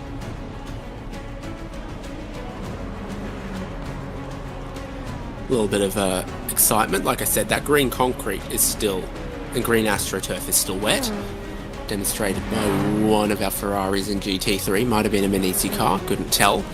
They were sideways and backwards and in the spray, so that made it hard to identify them. Indeed, there is still a little bit of spray being kicked up, you can see, noticing around. But lots of the teams out there in warm-up at the moment, only a few of them not actually bothering to participate, but there'll be 45 teams starting this race in a short while. That'll keep it very, very busy indeed. 14 GTPs at the beginning of this race. Coming through that traffic for the very first time, going to be interesting. I do wonder what kind of race is expected here in terms of safety cars as well. As, dear me, 2 spins out of Ascari simultaneously. Maybe that's going to be more of a story than the traffic here, but as I was about to say, traffic to me around here does feel very manageable because of the long straights, so we'll see whether that remains true in these types of conditions. Maybe it will be one of those days where solo incidents in those little bits of water are going to be more important than the actual traffic itself. Yeah, keep an eye on the water at the apex of the second Lesmo and then the exit of Ascari, and also if you just go that car width wide through Parabolica, put your outside tyres onto the green AstroTurf that's slippery anytime, but you can see there's still water in there. But the apex of the second Lesmo, I think everyone's still staying a tiny bit away from. Yeah, you don't want to smash the curb anyway, but yeah, they are staying away from it a little bit around Lesmo 2. Very interesting. Well, we'll see what that is like in the race in a short while, but we're about to advance the session, so let's have a look at the starting grid ready for the Monza 225 from the IVRA Endurance Series here in 2025-26. We'll just have a second look through where everybody is in terms of that grid. So that 143.0 I thought would not going to be quite enough. I thought a 42 would be required, but it was enough by nearly 2 tenths for Marcus Hamilton to take pole ahead of Nicholas Boy, the champions in waiting Drago Racing. They don't need to gain very many points at all, only 8 on grid and go at halfway to win this race before we even get to the finish of this race. Matt Farrow and Igor Vazovsky are then on row 2, just over half a second back for Vazovsky, and then Daniel Luchko for Blue Mercury Esports. Didn't qualify that car. We'll see whether he starts it or not. Ilka Happelo will be alongside on row 3. Harrison Lilla 7th, over a second off for the pole, with Ruben Bonga alongside for PS Competition. Loic Marchand in the #1 reigning champions Movano car is 9th ahead of Absolute Motorsport in 10th. Tatan Rostek just missed out on that top 10, and Manuel Kubo Torres, who has that 40-second time penalty to serve in this race, which is going to really set them back. Maxime Naz and Joey Jr., who's taken over from Blake Reynolds, may well be starting the final of the GTPs. Then in LMP2, it's Marius Rommelfanger who takes pole in front of Alexander Delatraz, the current championship leaders. Nix Esports jumped up with a late lap time to 3rd in that session, with Fiercely Forward in 4th position in LMP2, currently 4th in the championship as well. They need to get ahead of Delatraz at some point. David Levinsky is in 5th ahead of Andre Rosa for NGC, who will start from 6th place. Then Raymond Denis, who did not qualify for Iraq Esports, but will start 7th in front of the risk-taking James Ibram of Effect Simulations, Hyperion Racing and Logitech G of it Drop Bay Motorsport, rounding out the top 10. Over a second off of pole down here, by the way, for Moradness and Iraq Esports, who are on row 6. And then you've got Team Racing, who should have started at the back, but unfortunately they will not be able to due to a registration error. Nicholas Laubish with the pole in GT3 Pro puts Fiercely Forward ahead of Team Australia by OPR and Vermilion Esports. They're alongside with Vesta Sport and Maniti Racing on row 2. Fast Japan Motorsport and Simossi share row 3.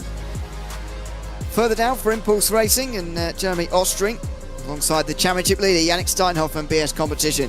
MG18 Simtech Pro are ahead of Vesta Sport, and the championship contending car Roberto Robetti starts from 10th. Over a second off a pole is Paris Bouvalacvalas for Jota Sport Sim Shop, and Philip Regensberger on row 6 as well. Gavin Montoro 13th for Simify, maybe surprisingly far down alongside Solpep Precision Racing. Team Huizingbelden's going to be Volpe on row 8 ahead of Switch It Racing. Raceworks.com by Venari Racing are on row 9.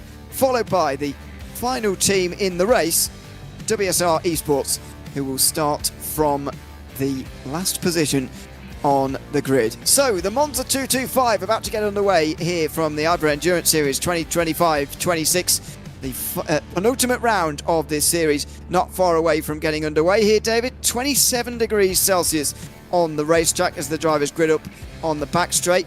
Not searingly hot, but as I say, could get hotter, and an exciting start of this race to come, because the weather conditions that we've just seen are wholly different to the ones that we're going to see at the start of this race, and that always mixes up the grid.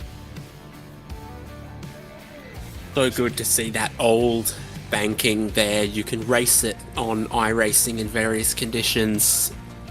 Oval, left turning oval, Monza combined, no chicanes, but not here on the Grand Prix configuration. First and second chicanes, Lesmo, Ascari, Parabolica to complete a lap with 4 long straights joined by just a few corners. Fuel consumption is high, tyre wear is low, slipstreaming can be very important, traffic management easier than some other tracks, but never easy with 3 classes in play. And a 6.5 hour time limit for this race, by the way, so this race will either go the 225 laps or the 6.5 hours. If it rains for a long significant period of time, then we're never going to get to the laps. Since it's drier now, we might well get to them, but we'll see. Of course, there's always safety cars to worry about in the IVRA Endurance Series. See how many, if we get any, of those here today as the drivers weave from left to right down the straight towards Parabolica now in the final turn, and ready to get this race underway in a moment. Marcus Hamilton will be in, be in control of the field with Nicholas Boy alongside. Matt Farrow and Igor Vazovsky on the second row in behind, still weaving as they come towards the final turn here, so they should get in line pretty quickly now, because otherwise they will be getting a slap on the wrist, and perhaps more than that from race control. But they will form up now coming out of the final turn, just in time as the pace car's lights are off. We are about to get underway for 225 laps of racing here from Monza. The penultimate round of the IVRA Endurance Series in 2025-2026, set to get underway. Marcus Hamilton from Ivano will get us to the green flag. We're racing for 225 laps, and it is a good start from Hamilton. Nicholas Boy not so much, as Matt Farrow gets alongside him, coming down in towards the incredibly tight chicane at turns 1 and 2. Do they all get through cleanly in GTP? It looks like yes they do.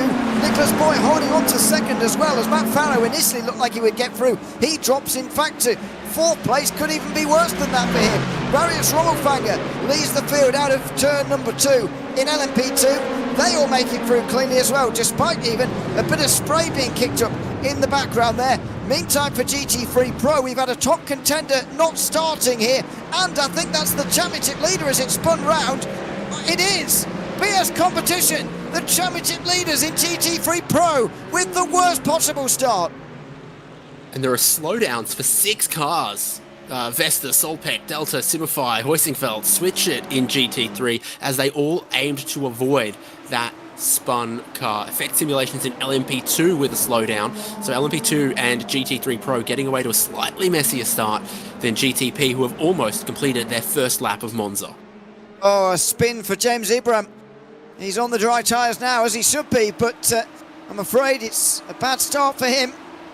And a spin through Lesmo 2, that looked like. I couldn't quite tell from the angle, actually, but again, we'll look at all the replays and everything that's gone on so far in this race in just a moment when things settle down here. But Marcus Hamilton leads them over the line at the end of the opening lap here of the 225 here at Monza, in front of Nicholas Boyd, then Igor Vazovsky, who's in front of Augustin Bernier, both of them getting through on Matt Farrow. They come down towards turn 1. Here comes Bernier, late on the brakes, on the inside line, looking for third. He can't get there, he's been shuffled out, and here comes Matt Farrow on the outside. This is where you can use the water to your advantage. If you're Matt Farrow, just edge Bernier towards the water, and you might be able to get the position, but no, Bernier's going to hold on here, I think, unless Farrow holds alongside, not giving up. Now he will just lift off towards the second chicane. an early move for Bernier, who wants that third position. Sun's out, track temperature rising, tyres coming up to temperature pretty quickly, you'd imagine, for everyone across all categories. There's that little bit of water that remains, and perhaps what effect found in LMP2. Yeah, right there, I reckon. Or just go wide, get the gravel.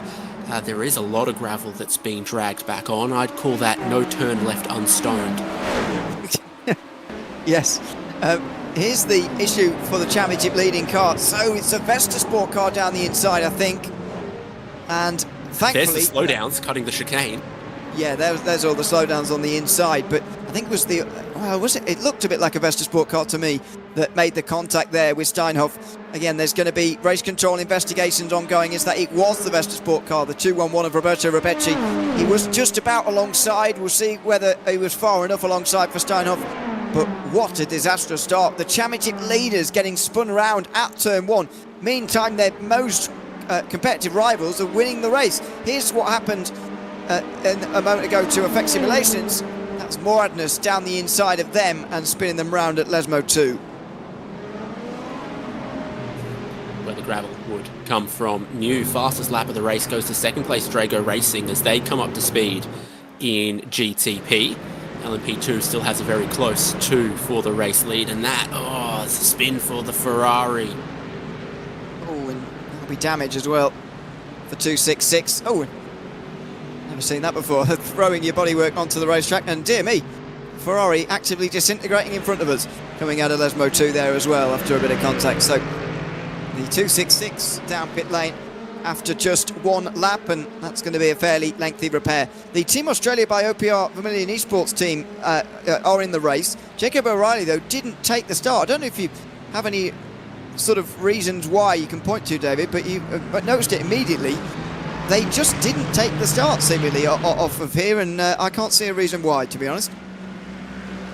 I unfortunately don't have a telepathic link with all other Australians to give you any insight on that one. No. It's debunked one of my myths about Australians. There you go. Frederick Schwartz says he just didn't grid or whatever. I mean, I guess it has to be that, doesn't it? It has to be just didn't grid or whatever. So, yeah. There's two possibilities.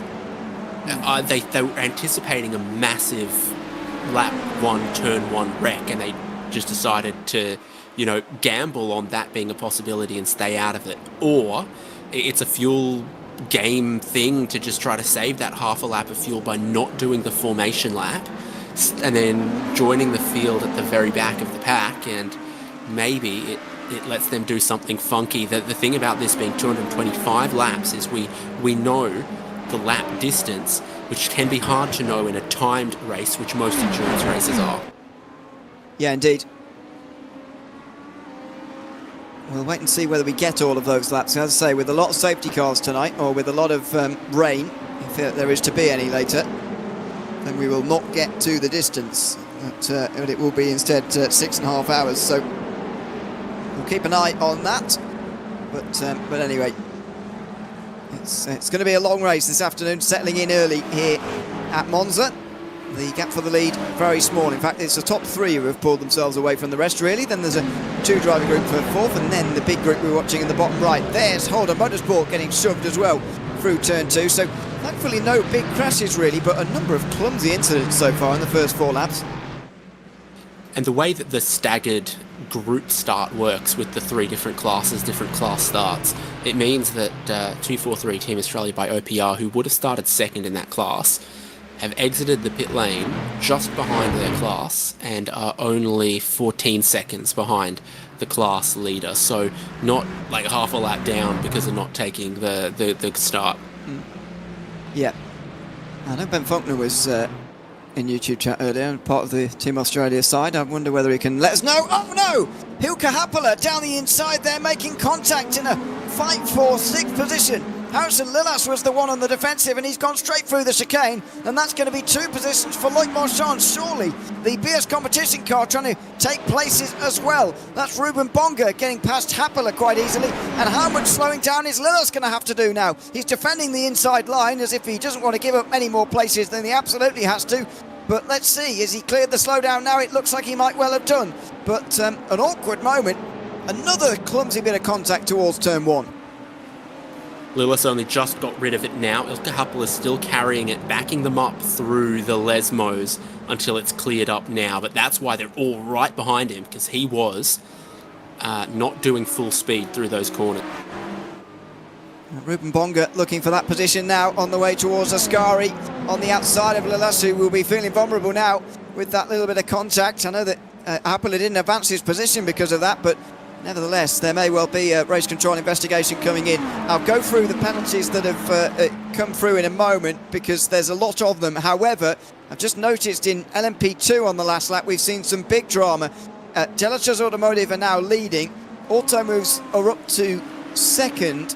Both passed Nürburgring Esports in the last lap or so. Marius Rommelfanger led the field away and led them nicely, but has dropped back. We'll look back in a moment as it's side by side towards the end of the pit lane here with somebody coming out. There's a change for the lead as well. It's all happening in this race. Nicholas Boyd down the inside and through on Marcus Hamilton for the lead just before we get into any sort of traffic, although it's not over. Oh, Hamilton on the inside there through the water there, just getting into the side of Nicholas Boyd briefly as well. That is extremely tight between those two. Nicholas Boyd consolidates the lead though in an extremely tight moment. Wow, that could have been so much worse for both involved.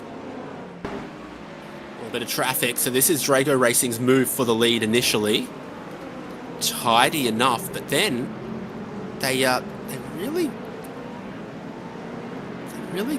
look to squeeze here.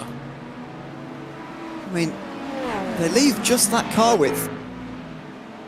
But yeah, Hamilton on the... I mean, I wouldn't have done that, to be honest. That was brave from Hamilton there to drive through the water like that. And it's side by side again here, meanwhile, back in the pack in GTP as they get to the first bit of traffic. And I say this all the time in multi-class racing, the biggest moment in the race is always coming through the GT3 traffic for the first time in these IVRA races. But sometimes it's just the one individual GT car that's fallen off the back of the field that can create so much drama, even though it's just one car as opposed to the other 18 that there is up the road. It can create so much drama, and now look at them through the traffic for the first time. Drago Racing getting a nice advantage, and that's, I think, sort of timing their move well here. They've seen the traffic coming up, they've seen an opportunity, and they've made the pass at the right moment, and they've got more than a second's advantage as a result of entering the traffic first. That's very well timed from Nicholas Boyd there. Yeah, it's pretty good track for this as well, because if you wait one corner, then you'll always get a long straight that follows where the GTPs can unleash their horsepower and pass one or two cars. You're never going to get stuck for a long section behind the traffic. So a little bit of patience can be rewarded here when it's often not at tracks like the Nordschleife or other ones with long sequences of corners where you can get trapped behind a slower car for a long time. Yeah, and I think that whole thing does add to the fact that this is a good multi-class racing circuit, because you can use that patience. I know that some don't always. Here's the pass for the lead in LMP2 that happened a couple of laps ago. Marius Rommelfanger seemingly open to that happening. Right, going to have caught up over the curbs there as well, so that's how he lost second. I think he was just trying to give up first to Delachas, to be honest, but then he got caught up through turn 2 curb, and he lost a bit more time. To be honest, in these dry conditions, again, doesn't look like he's quite as quick as the two that have gotten ahead of him. And again, this is what makes it so exciting when qualifying's in the rain and the race isn't, or the other way round, because the grid is set by one set of speeds of these cars, and then we race in a completely different set, and it means there's so many exchanges of places early on here. Though Fast Repair Motorsport cutting up through the GT3 Pro field here, and SimRC, you just see their Mercedes here picking up a spot. They get another one, so Alex Moore is up 4 spots in the dry conditions since we've gone racing. Mercedes seems like a good car in the dry, and SimRC's been placing himself well, using the advantage of some of this traffic through Parabolica there to get a better run and move forward. So through the first chicane, that's a battle for the lead in GT3 Pro, by the way. Abel Sayan trying to get to the front ahead of Nicholas Laubish, who has to defend now, and that was close. He just cuts the nose off his fellow Aston Martin, though, and the two of them getting away from the rest are jeopardising that here by fighting like this as the GTPs come through for the very first time. Surprised that Sayan wants to lead so much here and doesn't want to just draft off the back of Nicholas Laubish in front of him. Demasi up into third, get a little bit closer as well. They didn't get impeded by any traffic there, whereas into the first Lesmo you saw fiercely forward and fast repair just had to let that GTP go. It had the right to the inside lane. Ascari's the only sequence of corners where you've really got to wait a long time. So now as a car gets in between first and second, your GTP is stuck waiting till the exit of Ascari before you can get by. Frederick Short's correctly noticing that the 289 is now a lap down, by the way, because of a 3-minute pit stop, nearly. So, must have been damage from that contact they had at turn number 1. Pretty harsh that they got so much damage, but they are already 1 lap down. Now, it's not a disaster in this series because of the safety cars. You can very much get that time back again. You can get a lap back, but you do need the safety car to fall in the right way, and you do need everybody to come in front of you and get the wave around and so on. So, it's not a given that you can get your laps back. However, it is not impossible for them at all. So, big moment really for this race and this season actually, with the championship leaders off of the lead lap. However, it's not over for them and there's still a very long race to go. I'm seeing double because the Vesta Sport cars have closed up together. Roberto Rebecchi's closed a bunch of spots just in behind his teammate Louis Neal in the other car, and they are both cumulatively bothering the Manizzi Ferrari.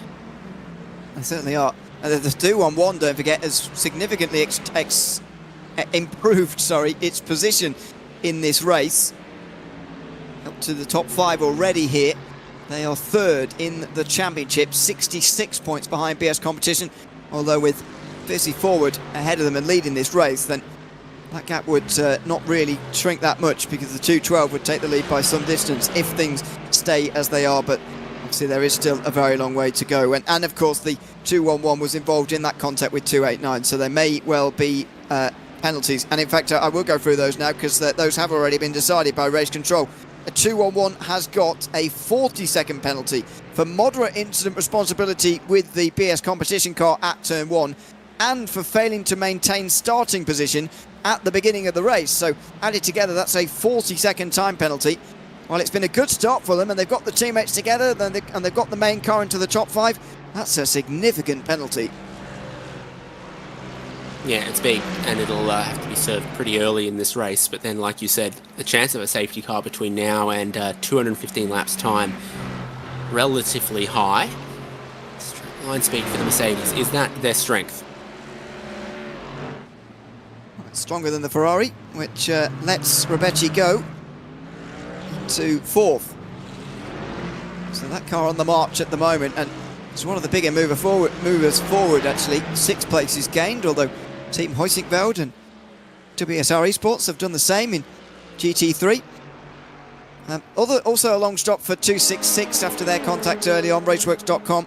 But they have also got a penalty, a stop and go for exceeding 5 seconds on entry to pit box. 5-second rule violation also for Yannick Steinhoff at the 289, so a stop and go there as well, as if it couldn't get worse for them. And in LMP2 there's been a couple of penalties as well. The 180 Arete Esports car of Pascal Vale has got a penalty.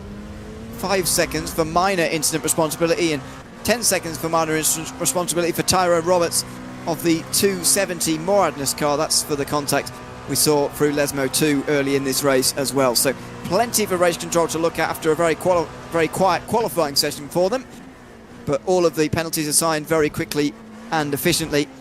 And most of the incidents we've seen so far with somebody at fault getting some sort of penalty that, as you say, will need to be served pretty shortly. This is 266 going off.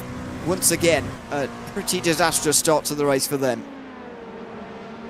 Yeah, so they've been back on pit lane again, so twice to pit lane, and so that's all very, very unfortunate.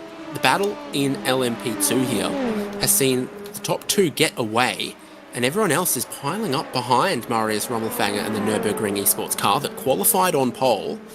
You've got fiercely forward Gold, NGC, Hyperion, who were just briefly on board with Logitech G OBDM, as they are in what kind of looks like a triple, quadruple, quintuple toe.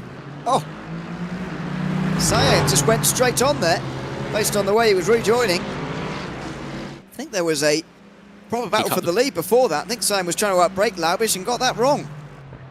And he cut the chicane, and he's still serving a slowdown. So this is what happened in the slipstream, looking to the inside.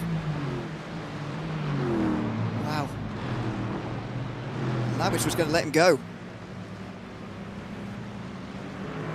He didn't even need to brake that late and just got that wrong. And as I say, Labich was going to let him pass, but Simon makes the mistake, and now Labich is going to lead by 1.5 seconds due to that error.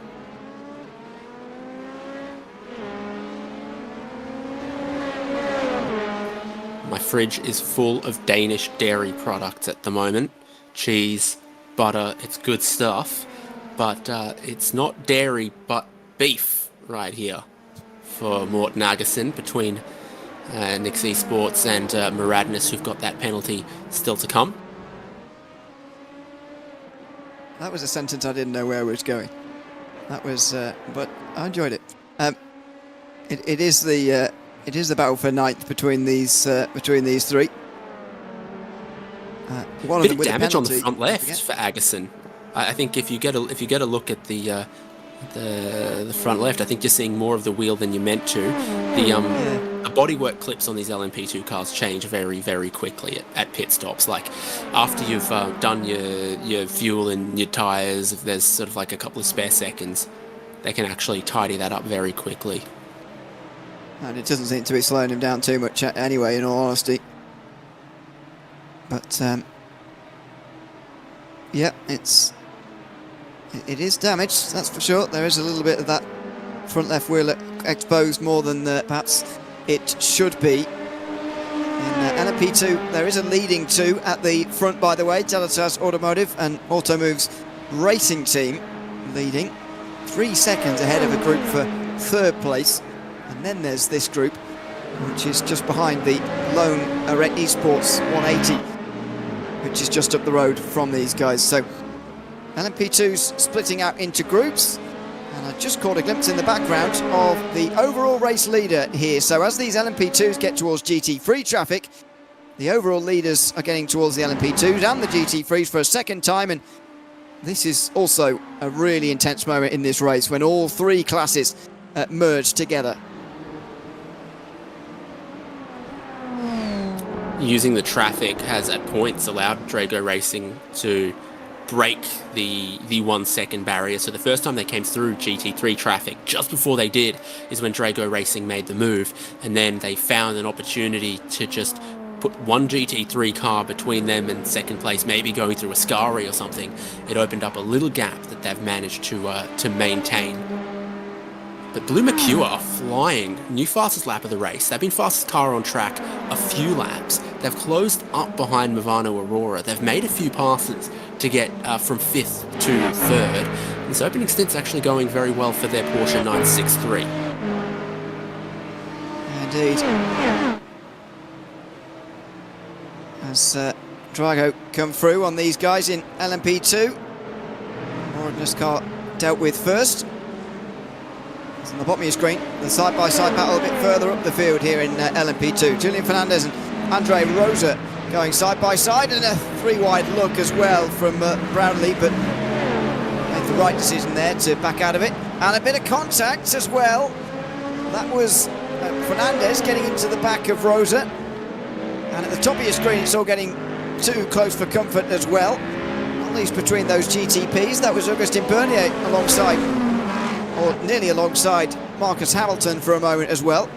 So all of these prototypes together at the same time, creating a couple of really close moments here.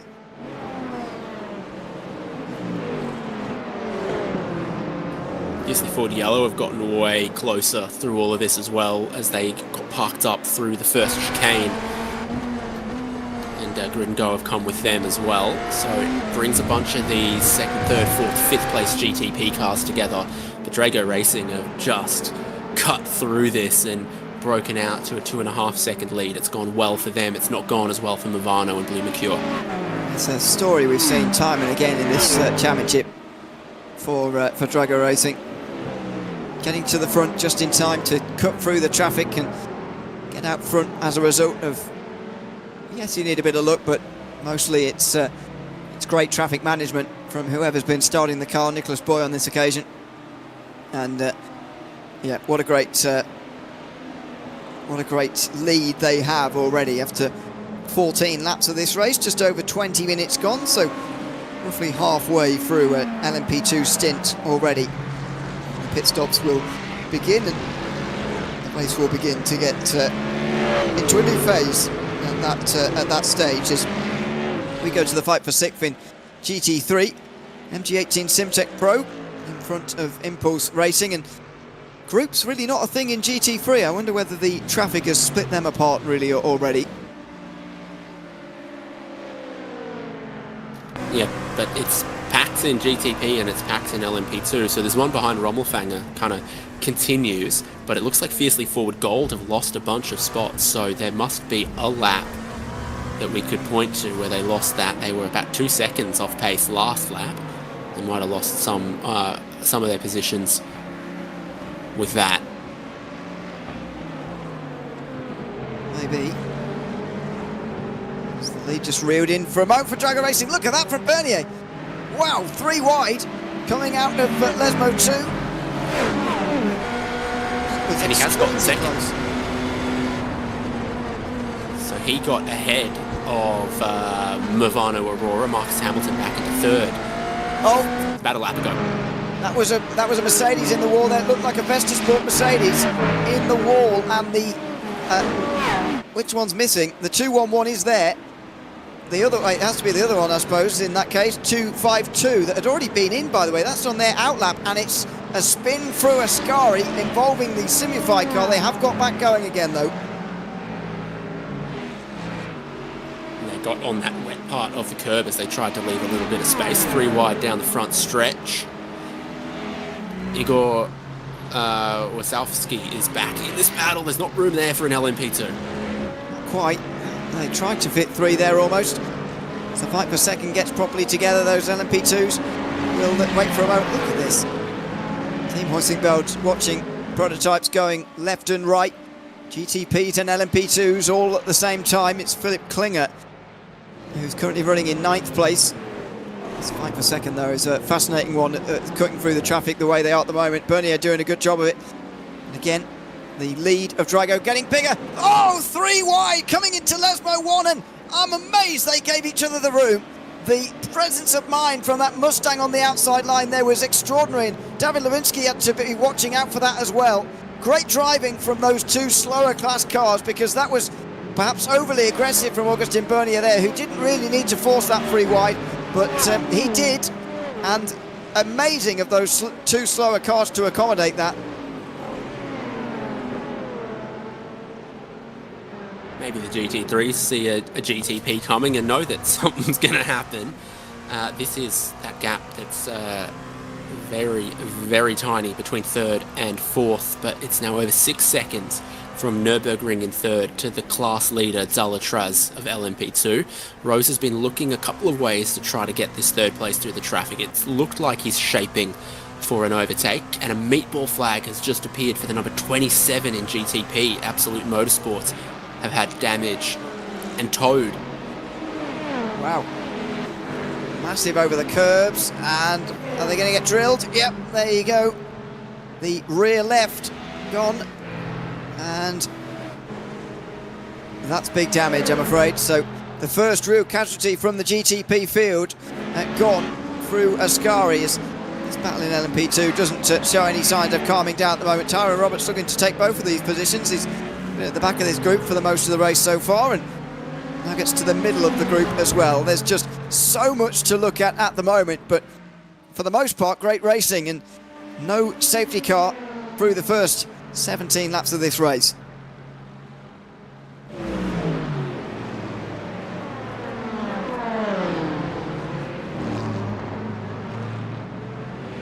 A gap for the race lead in LMP2, a gap for the race lead in GTP, no gap for the race lead in GT3 Pro. As Fast Repair Motorsports Aston Martin remains behind Fiercely Forward Pink, and those 2 Astons lead class. It looks like Fast Repair have shaken off that mistake and that embarrassment of ambition they had earlier. Yeah, they have, and I think it's not a promising sight behind them, by the way, but yes, they have shaken that off rather, and They're now back in the game. That's too late on the brakes there from Fiercely Forward. Massively too late. Ilkka Happala, that is going way too wide. And that might even cost him his top 10 if he's not too careful. Oh my goodness, this is a 3 wide moment. Another one going over the start finish line. Happala gets out straight back side by side with one of the Maniti Racing BMWs, which slips back in to line through the chicane. They all filter again. But this is where, again, Drago Racing's efficiency through traffic is really paying off as well, because they're able to escape clear of these kind of moments before they really develop into really large groups that slow you down in the top class.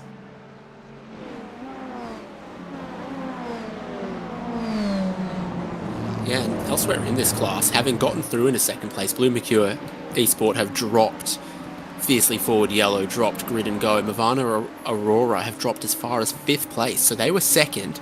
Then Blue Mercure got past. Fiercely Forward Yellow and Grid and Go have gone past Movana Aurora. The pole sitters are now down in 5th place. Amazing, really. That's changed for Marcus Hamilton through this traffic. But again, these conditions different to what we saw in qualifying, and that's being writ large at the moment in the early stages of this race. So about half an hour gone already, flying by in the early stages of this race. Traffic now finally starting to just normalise this race a little bit, although the leaders will be clear of traffic for a little while once again. So quite into a rhythm of traffic just yet. We'll need a longer green flag run for that. Ilkka Happala still looking to recover from that incident he had, running wide through the final corner of the previous lap. Maxime Naz just in behind. Is he going to be able to get through on the way towards turn 1, or is he going to purposely stay behind? It will be the latter. So, Fiercely Forward and Ilkka Happala given a reprieve as he holds on to a top 10 position. And maybe he can start to settle in now. As I say, traffic is starting to filter out. It's not a rhythm of traffic yet, but it is clear air for the GTPs that they're almost in, and that might just help to settle things down for a moment.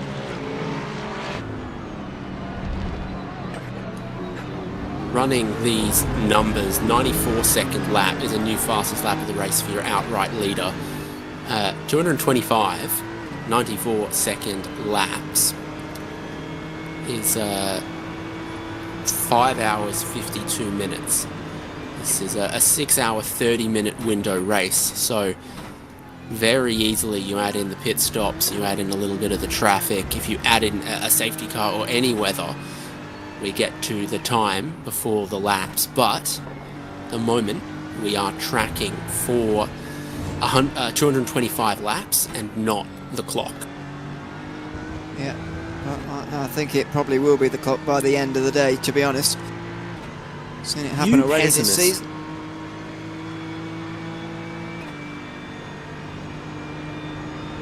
I believe in the speed and skills of the IVRA Endurance Series drivers.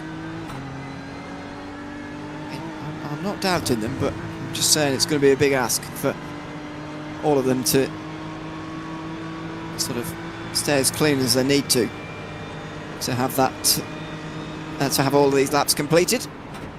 And Garrett Berry continues to apply the pressure here for 7th position. That's the Impulse Racing car just in front. Jeremy Ostring's actually been the one applying the pressure so far in this race for the most part. MG18 were the ones on the receiving end of that. And now Berry might be about to make a move. Here he comes on the way down the pit straight towards turn 1. And there's the lifting off. So it's a fuel-saving game now starting to settle in GT3, and this is what you see a lot of at Monza. That's why I'm surprised really in GT3 there isn't actually bigger groups out there compared to the ones that we actually do have, but that's very unsurprising to see early on in this race. A bit of fuel saving coming down towards turn 1. It won't be the last time we see that. Doesn't look like Vesta Sport 211 are holding back though, because they've moved up into 3rd place. They're the fastest car on track last lap in GT3 Pro. They do still have a penalty looming, I believe, but don't take away from all of the moves they've made and the pace that they've got in that Vesta Sport Mercedes at the moment. Yeah, they do have that 40-second penalty hanging over their head. It's 2 20 seconds incidents. Other penalties that come in, by the way, Harrison Lillas, 10 seconds for causing a collision with car 8. This car is fiercely forward black. And a stop and go for exceeding 5 seconds on exit out of the pit box for Nicholas Gross, who is back in pit lane now anyway for raceworks.com and might have retired 266. We'll see whether that is actually the case or not, but there may be another retirement coming for Absolute Motorsport Aslif as well with that meatball. They did not cause a safety car, so we can keep racing. Did indeed get a meatball flag, so they may be out the race. Here comes James Ibrahim. The effect simulations car needs to get higher up the field than this, with the Delatraz car leading. Tyra Roberts with a great view of the battle, and he should have stayed to the right hand side there so he could try and slip through, I think, and try and follow through, but in the end effect simulations the only one able to actually make a move through the first chicane there.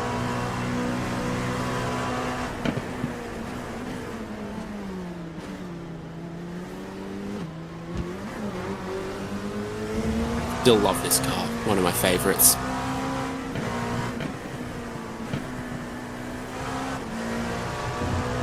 Must admit, I did prefer the pre-2017 LMP2s, but didn't have it. Well, we had a variation, I suppose, in our racing, but yeah, I do prefer those the variety days when we had different manufacturers and stuff. But this Gibson engine is just the greatest racing engine that's ever been made. And I'm going to get the letters wrong, GL428. I'm way out at sea, I'm not even confident. but very, very freely revving, a very light engine. The very low rotating mass means it's very responsive as well in its naturally aspirated form in a light car. It sort of makes the cars really, really feel alive and fun to drive. I suppose it fits the... oh dear, fits the manufacturer. Well, that was close. I mean, so far in this race, or so far in this battle, sorry, Garrett Perry has stayed behind Ostring and showed no intent of actually getting through until there, where he got to the back of the Impulse Racing car and moved him out the way. Here comes Gabby Montoro as well, who struggled in the wet earlier, but in the dry conditions, Simplified Esports are moving their way up. They're fourth in the standings coming into today. They need to gain some points on the 289, and they are doing so at the moment with that car dropping so far down. Oh dear, and side-to-side contact now for Augustin Bernier and the third-placed Igor Vazovsky as well. That is pretty heavy contact coming over the line there, and a surprising battle for second, with a significant touch there coming over the start-finish line. Yeah, a couple of big lane changes going on after that as well. So Bernier holds on to his second place, but is being pursued. We also saw Movano Aurora drop behind their teammates at Movano Rosso. Another spot down for Marcus Hamilton. Did we ever see anything from Movano Aurora that might suggest they're carrying a little bit of aerodynamic damage or anything? Because every time I look, they're just half a second slower than I feel like they should be. Yeah, mate, it's a decent theory, I think. You know, the fact they're actually behind their teammates now, I think, is quite telling. You know, the number one car really hasn't been very close to the front for the duration of this race, to be honest. And yes, like Marchand is a strong driver, but yeah, I think that could be a decent theory as to what's happening here to Marcus Hamilton. Although from these offboard shots, to be honest with you, I can't really see much. No, that's just what the aerodynamics look like on the Acura. Okay, there's the end plates of the rear wing bend in just where they meet the bodywork.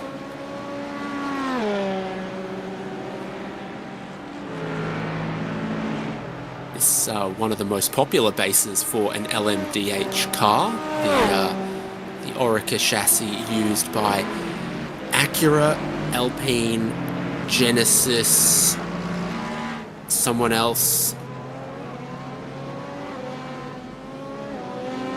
McLaren are going to be using the Dallara like BMW and Cadillac. board. Who did they say they were going to use? It's not Orica as well. the Multimatic, yeah. I did have to Google it, by the way. I didn't know that.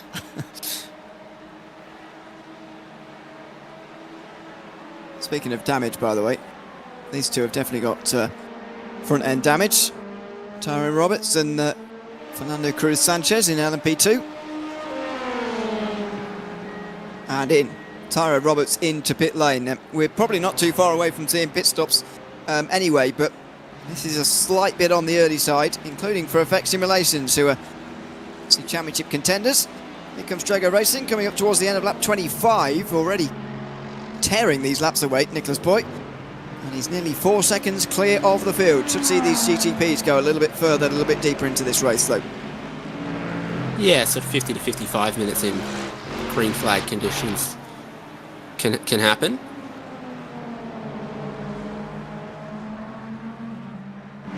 Being exciting for Ilkka Happala. Oh, it continues to be as he gets a bit wide and into the wet, I think. Yeah, that was running wide out the final corner, going to cost him a place to Nicolo Fironi. The Chatham Restec BMW tries to respond, but as you say, he's had a very, very busy race so far, battling with all sorts of people. Now back down to 10th again for Happala. So, yeah, as we said, the LMP2s will continue on for a bit longer. But, did I say LMP2? The GTPs will carry on for a bit longer. The LMP2s will come into pit lane very shortly. And here we come. So, Alessandro Delatraz in from the lead of this race. And most of the others follow, although David Lewinsky able to go a bit further. Andre Rosa able to go further as well. Although Rosa, by the way, has just received the most recent penalty for contact with a GTP at turn 1. That'll be 10 seconds added to their pit stop if they take the penalty first time round. As on the LMP2 cars pop up on the jacks. Oh, some driver changes happening as well. Wasn't expecting so many this early. There seemed like there was a bit of a split in stop times between Aret and Effect. Effect with a slightly longer stop. But now we're going to see a lap later from some cars that have come in from a bit higher up the standings as well. 42 seconds from Delatraz. Okay, so maybe short. Yes, Aret came in early. The yellow flag is out. And the safety car's just come out. Well, what is that all about? Because I don't see anybody stopped out there on the racetrack at the moment, and we are halfway through a pit stop cycle in LMP2, which is very unideal for those who haven't stopped yet. Automoves Racing Team and NGC are going to both drop down the field significantly here. Try and see, I don't see anybody with a meatball or anything here. Did they say 170? Radness? I don't know. They've dropped back to pit lane now. They don't have a meatball, but yeah, it looks like it is them. And well, that is a weird one. Just come to a stop at the second chicane.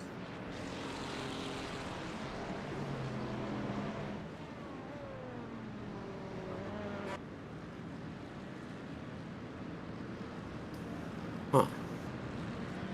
Now, had they made a driver change? Don't think so. Still Tyrone Roberts, right?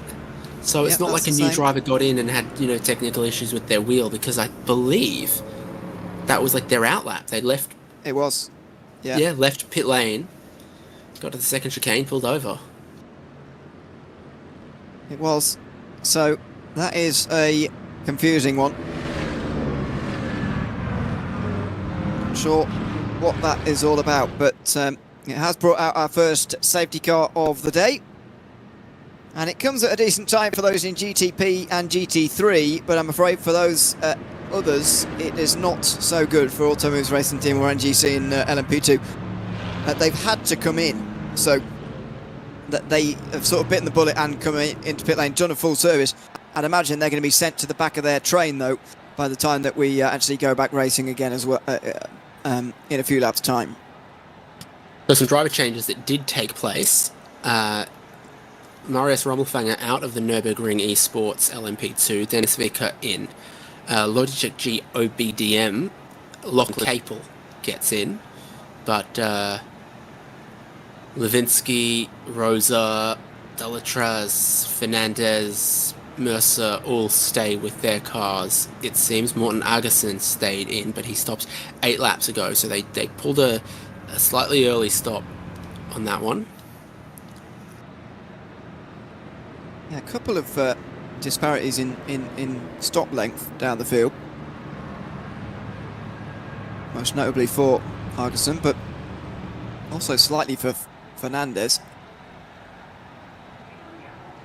But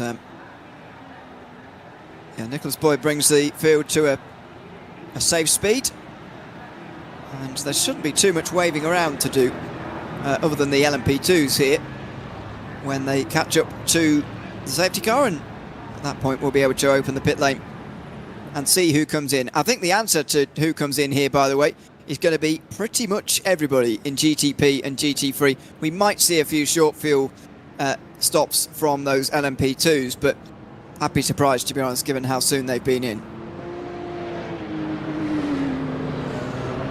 Listening to race control about this wave around, things aren't proceeding as quickly as they were hoping. We should be seeing a lot of the LMP2 cars begin to come around. There we go. All but 2 should be. The Auto Moves and NGC cars were not lapped for a second time like the others were because of their pit stop cycles, so the others have to go on and make that up now before we get the pit lane opened. Speaking of the pit stops that we've just seen, by the way, the 180 did serve its penalty, for example, but of just 5 seconds, I believe, anyway. But the oh, sorry, it's Vespersport obviously in GT3 who have to serve their penalty. Now, not all of the LMP2s who had penalties there actually did go in and serve them. You know, I do wonder about this because, yes, the time with which you have to serve it extends every time there is a safety car procedure. You get effectively a new clock to go on and serve your penalty with, but for me, doing it as early as humanly possible is surely the better idea, because let's say one of them did have a 40-second penalty there and they served it just there, and then yes, they get lucky, but they get a safety car, they're immediately back to the back of the pack, whereas those who've not served their penalties still have a penalty to worry about later on. You know, the earlier you serve it, the higher your chance of having a safety car negate that penalty. So I'm very surprised that we haven't seen everybody with a penalty there in LMP2 serving it at the earliest opportunity to increase their chances of catching a safety car. Now, good news for precipitation fans. In approximately an hour and a half, the weather changes, or is predicted to change, from clear to partly cloudy, and at the same time the wind will pick up and change direction.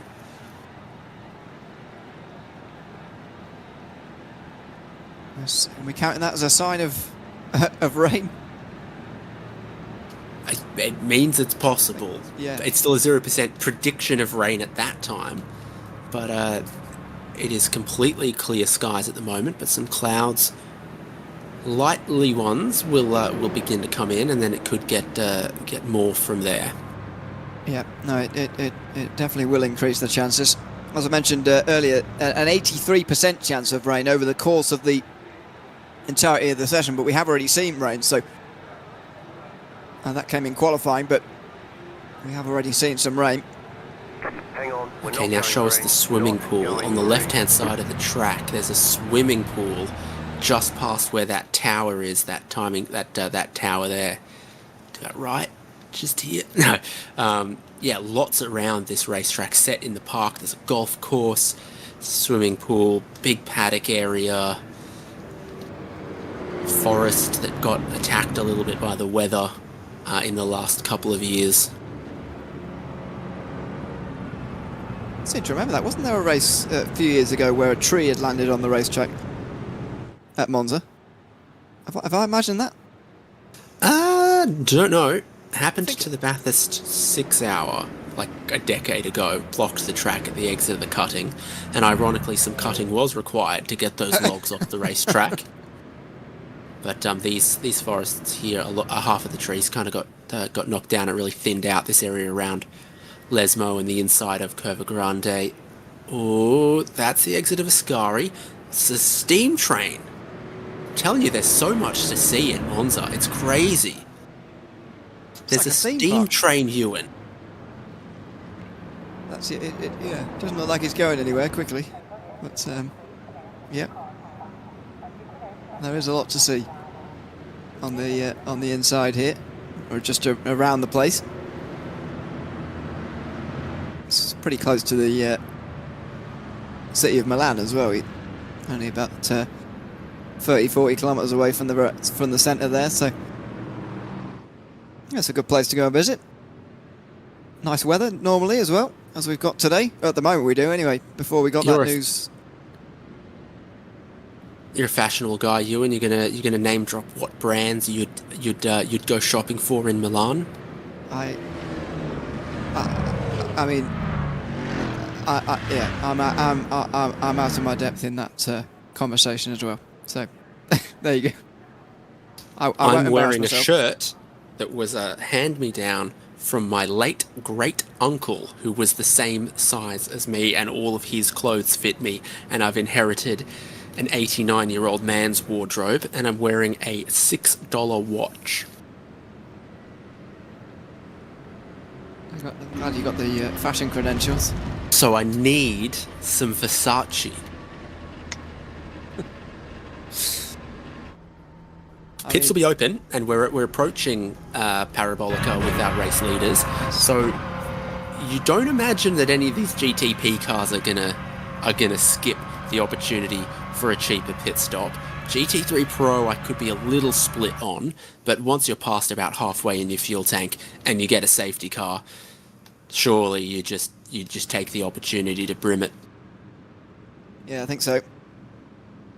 I think that's what we're going to see here from the majority of them. We might see some of those trying to win a lap back, like Vestasport 252 and BS Competition. We might see them stay out, but they don't really count because they're not on the lead lap. So let's see.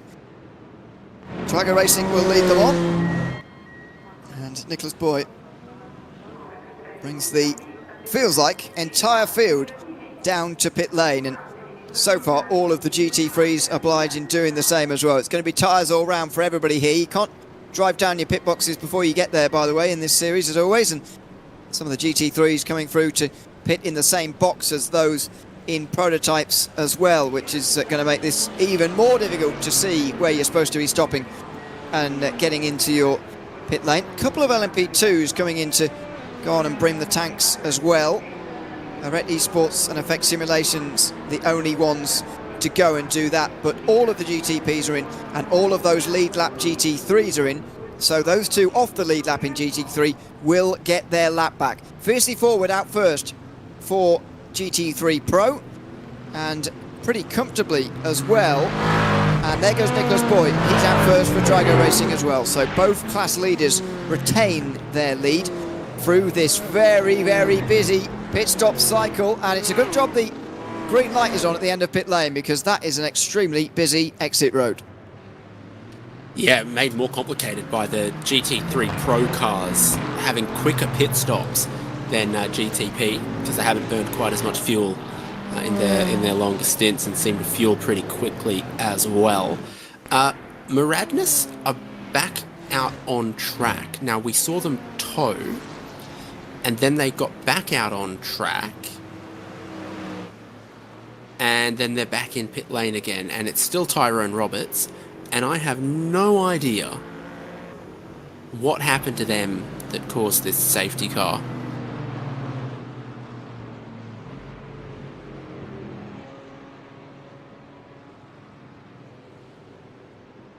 The only vaguely plausible thing I could speculate is if they had an issue with their pit stop and the fuel didn't go in, and then they left and got halfway around a lap and ran out.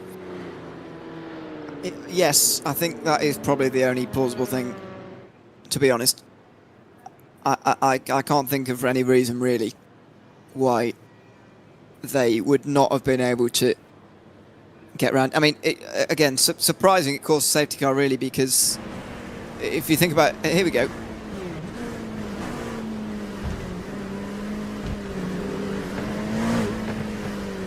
Didn't look like a car out of fuel. Didn't sound like a car out of fuel to me, that. Quite, but again, I wouldn't have any other explanation other than that one. Deeply confusing to me.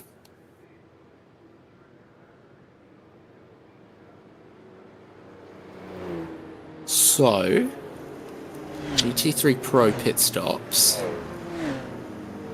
Is anyone short fuel? I think Simify went a bit short. They've jumped a bunch of spots with a short fill. And lead battle was sort of fiercely forward versus fast repair. That's still the first and second in class. Solpec 262 went a tiny bit short as well, maybe 1 or 2 seconds. May have jumped a position or two in the lane with that. 35 pit stalls at Monza Grand Prix. That's that 10 sharers, is it? 10 or 10 boxes being shared. No, Share Esport aren't in this race. There's 11 shared pit stalls, and so our top 11 GTP cars from qualifying will therefore be sharing their pit stalls with the 11 slowest GT3 Pros from qualifying. So if you were slow enough in GTP qualifying, you managed to get your own pit box. So there you go. Long have I said that the shared pit stalls should begin from the tail of the lane, not the front. Although, actually, wouldn't you say also anyway, it gets a bit weird when it's multi-class because of the overall stuff and whatever. So it would be very hard to actually do it fairly when we've got a multi-class race like this. Oh, yep, okay, let's make it even more complicated. Our hypothetical sharing rules, where in a multi-class race where pit stalls have to be shared, you only let GTPs share with GTPs, LMP2s with LMP2s. So we split the lane by the proportion of entries, and therefore that we give 10 GTP pit stalls to 14 cars, make 4 GTPs share with each other. We could make this so complicated. We could, yeah. I can't see iRacing prioritising that as a feature to add, to be honest, but no, what they should do first is they should fix the glitched textures with the ambulance on the entry to Ascari, where the flashing lights flash like a non-transparent PNG. Or they could give us the choice to make teams change tyres and do fuel at the same time, or not at the same time. Give us that choice. It would be fun if the selection on GT3 cars where you choose what the compulsory sticker pack is also affected how the pit stops take place. There's the ambulance, by the way. I can't say that's something I've ever noticed before, but you have an eye for these things. So, there we go. Let's learn something new. Again. That Marshall's not impressed, but that's okay. They really look very pleased to be here, the Marshalls.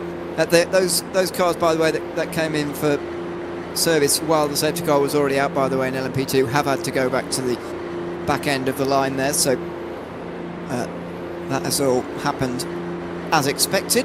And Moradness are back in the race 2 laps down, almost without a trace that there was ever anything wrong with them, which is really odd.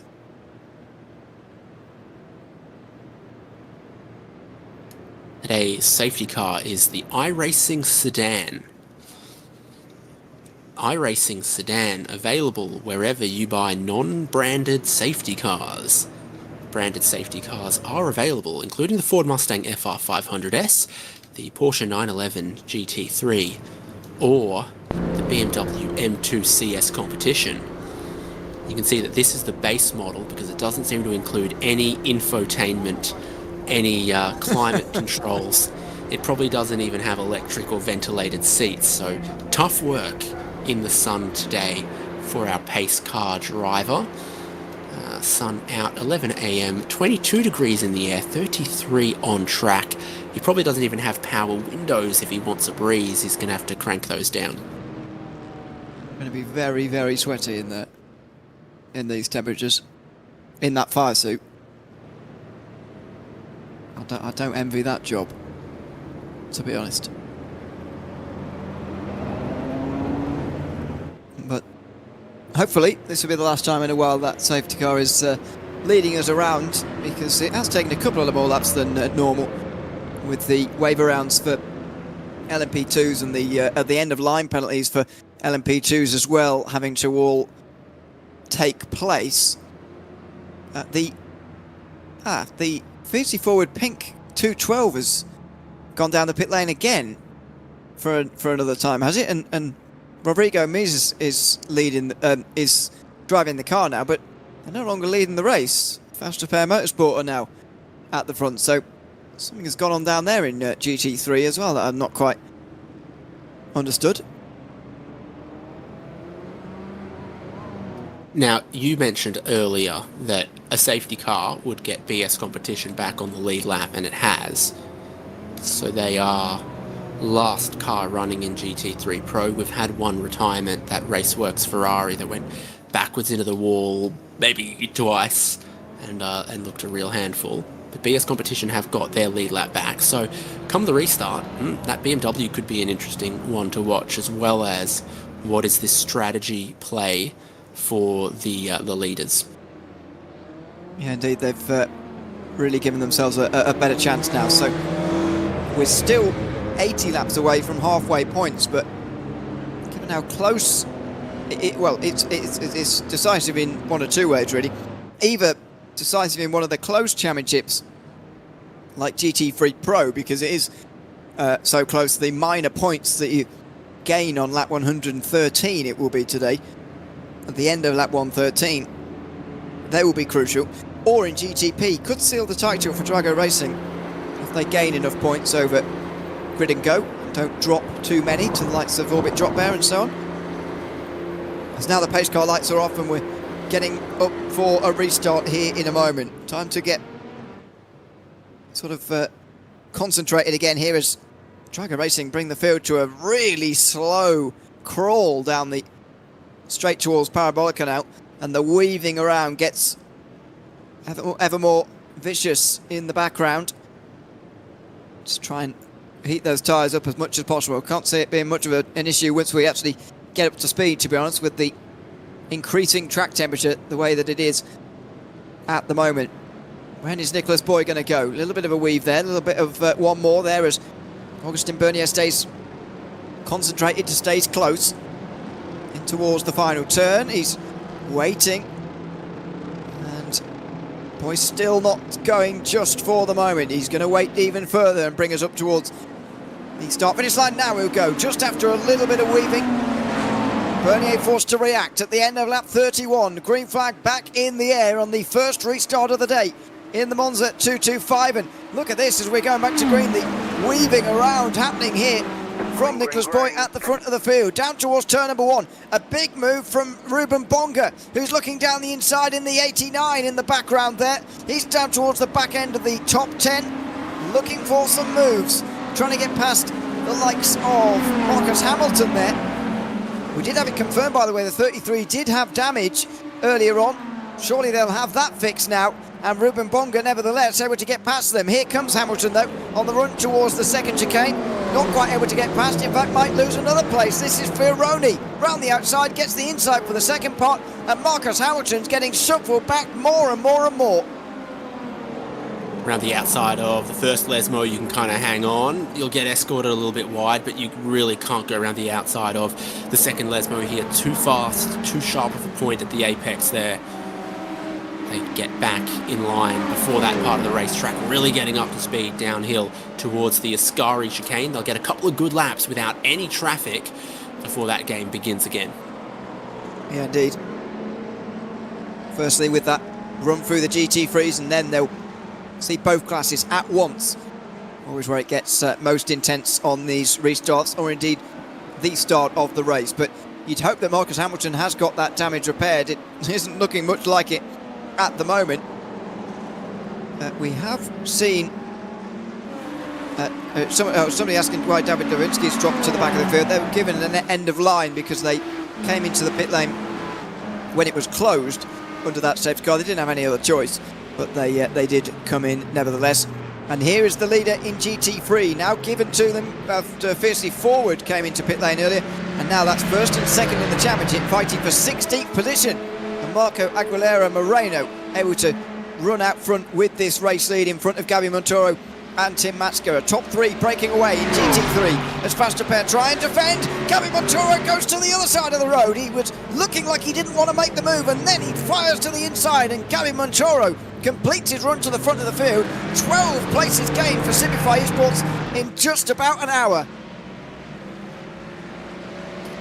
Yeah, moving up towards the lead of the race with the Ford Mustang. Needy Racing's Ferrari in third place there as they become a bit of a three-car breakaway. And Elements from Nürburgring Esports and Nix Esports have both cut one of the chicanes.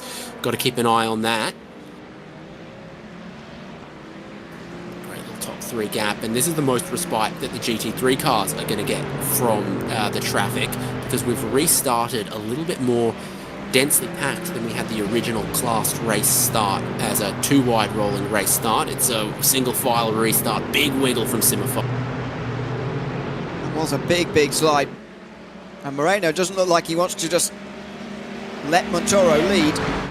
Looks like he wants to get straight back past again, and Montoro realises that. He stays down the middle of the road initially there as he's defending from Moreno, and then pulls back in time to the racing line in time for the Ascari chicane. Then in the background, Tim Matsker, who is tagging on with these guys, but as you mentioned, it's a very nice front three here, breaking away from the rest of the pack. And to us, this is more what I expected to see from Monza Racing.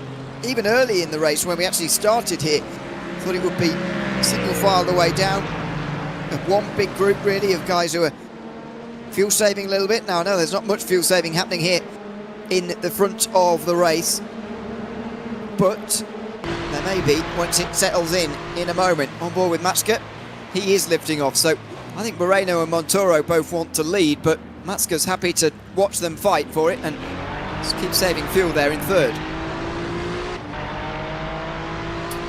Of course, everyone around the track is a Ferrari fan at Monza. That's kind of how it works. Just a tiny puff of water right there against that apex, despite the sun being out. A little bit of a breeze coming along. The racetrack and the racing line almost completely dry in these conditions. Matsker, is that a slowdown? It is. Cut too much of what the chicane there. It didn't look like it was severe on board, but the margins are fine like that. They are very fine margins, and Tim Matsker will lose out. So Saltpep Precision Racing and Tom Brea will close in as a result. And the group starts to just pull apart in GT3 at the front end, but overall at the front end, Nicolas Pouy leading the race by nearly 2 seconds now. Bernier was quite close to him, but he's made a mistake through the first chicane there, and the battle for second has just re-emerged in a very similar way to what we saw before the safety car, the first of the day. On the brakes, Matt Farrow behind Bernier, just having a look for a move on the way towards the second chicane. Igor Brzozowski is just in behind as well, but that's a real gift really from Bernier to give Nicolas Pouy, just relieve him of that pressure and give him a 2.5 second lead. Yeah, and when you have a lead like that, the first time you approach the traffic, you don't have someone else immediately behind you that follows through every gap you find in the traffic. You can continue to build on your lead when you approach the traffic, if you've got a lead like that that allows you to you know, get past a couple of cars and then have them sit between you and your rivals, and maybe they catch them at a less opportune time in places like a Ascari, places like going through the two Lesmos.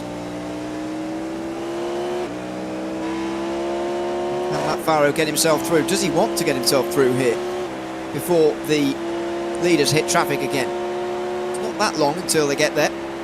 Comes around quicker than you expect, especially in a restart situation. So it's different at the start of the race when there's actual breaks in the field all the way down, and you know there's gaps that mean it's a bit of a shorter run, but also when you're all nose to tail like that, the gap from first to last is quite large as well. In GT3 Pro, Yannick Steinhoff is making places, including one on fiercely forward Pink, but only down in 15th. So 209 is only down in 15th at the moment. Fiercely forward even further behind them. 211 Vesta Sport are in 18th place, over a minute off the lead. They've been for a drive-through of the pit lane very recently, and they're third in the championship. So Simify Esports you have to go down to, who are fourth at the moment, are the first ones really doing well. This has been such an unusual season in GT3 Pro. Nobody running away with it. It's all staying very close, and the team who are 87 behind at the start of the day are the ones with the advantage. There's an incident indeed involving fiercely forward and BS competition with the number 200 Delta Sport car, so it's all happening down in GT3.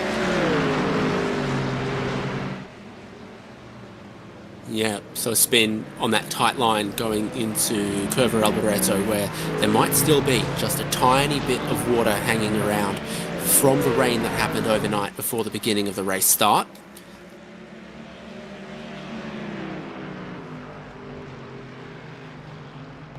SimRC was one of the cars to watch in the initial stint, remembering that they jumped up as high as third place at one point. But there's a gap now between the top four in GT3 Pro, and SimRC in fifth, and all of their friends that have RSVP'd to the party. Party themselves by the looks of it. Well, you've got to have a door policy if there's a +1 involved. It's a very large group here for the sort of midfield in GT3. I mean, very soon it feels like Steinhoff's going to be involved in it. Jacob O'Reilly, by the way, up to 14th place now, past Steinhoff. So the Team Australia, IOPR and Vermilion Esports team, who were on the front row, slowly recovering their way back up towards the front again. The team who was on the front row with them, even further down and behind. Here we go, down the inside for Lucas Bale on Philip Weber, but can't quite do it there. The SimRC Mercedes just about squeaking in front. That's going to allow surely Fran Garcia Toro to get involved. He's in the black and red there, you can see. So is he going to make it 3 wide going down the inside? Is he just going to watch on? Is he going to push the Mustang, trying to get past the SimRC car? There goes Lucas Bale. Toro's not going to force this, but he might try and follow through on Weber if possible, and it is possible. So it's going to be a Volt get through, and MG18 as well, quite efficiently down the inside at turn 1.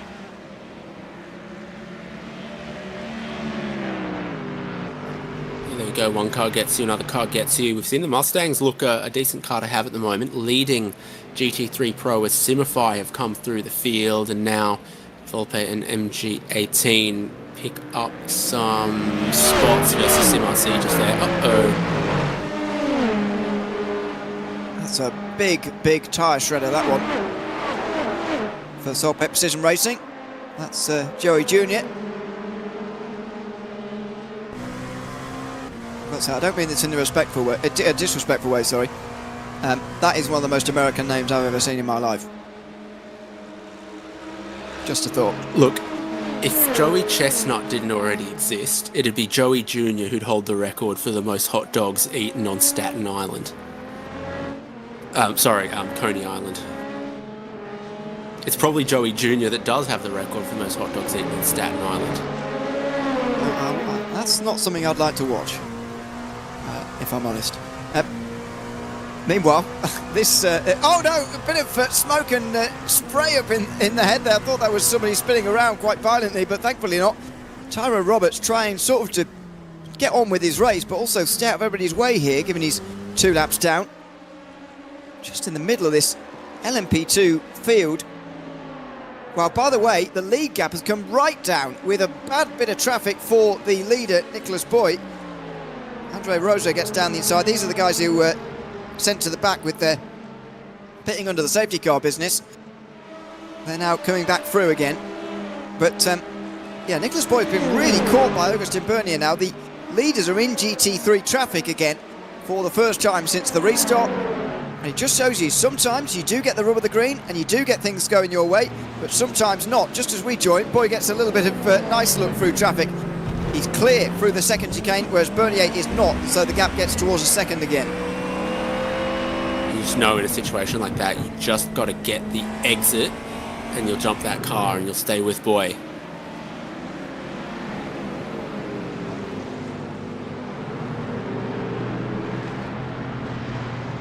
Just sort of got to take your medicine in that scenario and just be patient, just wait. That's what Bernier had to do there. And again, Boy is able to keep a car between himself and Bernier, although that's a little bit awkward through with the BMW, and Bernier has a little bit of an awkward one as well. So Boy holds the lead. It's not quite as large as it was before, but a slight gain made through traffic there from Bernier this time.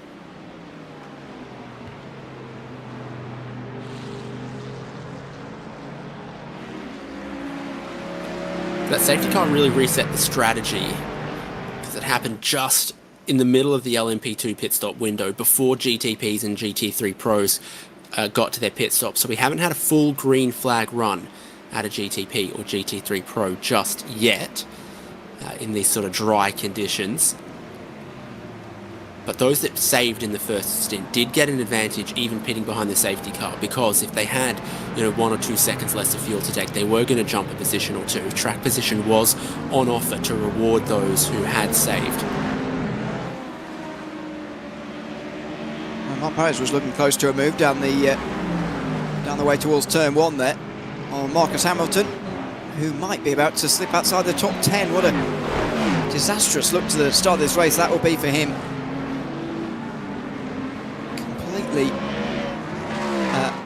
Completely changed from the early moments of this race, where he took pole, of course. Marcus Hamilton, ever since then, has found it pretty difficult, really. Those qualifying laps were set in wet conditions, but that's not been the big change, really. It's been about the damage that Movano picked up. Minor damage as it was, it still cost them dearly, and I don't know if they've got it all repaired in that first stop. You'd imagine they would have done, because we were under safety car, but you never know. On board with Ilkka Happala, just a bit further up the road. He's trying to get past Fioroni, and actually Hamilton catching up to both of these two. So they were slowed by the GT3 leaders. Happala to the outside. Is that one of the most eventful 40 laps of anybody in this field, and most of it has resulted in him moving backwards. Hopefully this one will result in him moving ahead of Fioroni down towards turn 1.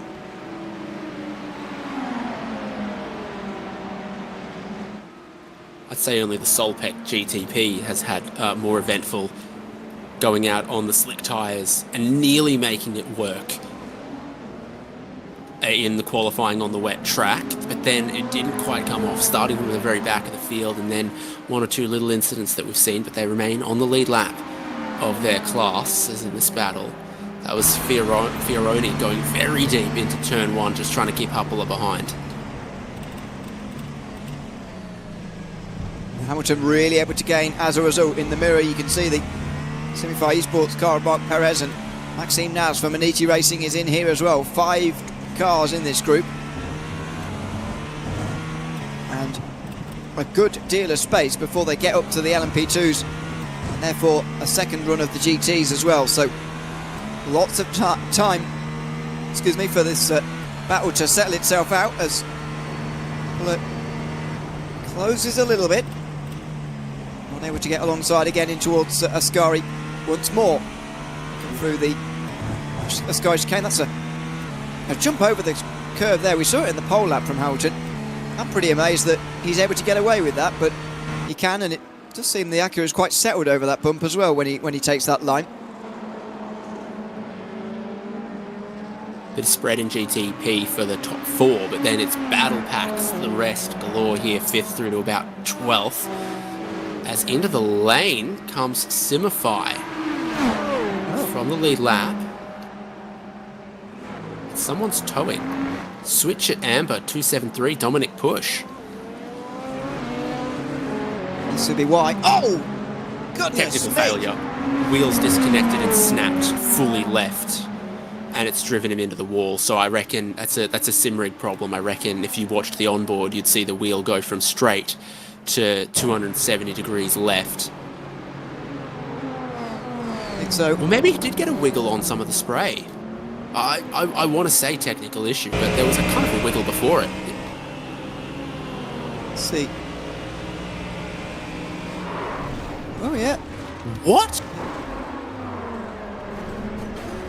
That is something you don't see very often through the Curva Grande. Even in slightly damp conditions like this, when there's a little bit of water there, you very rarely see the car getting away from anybody like that.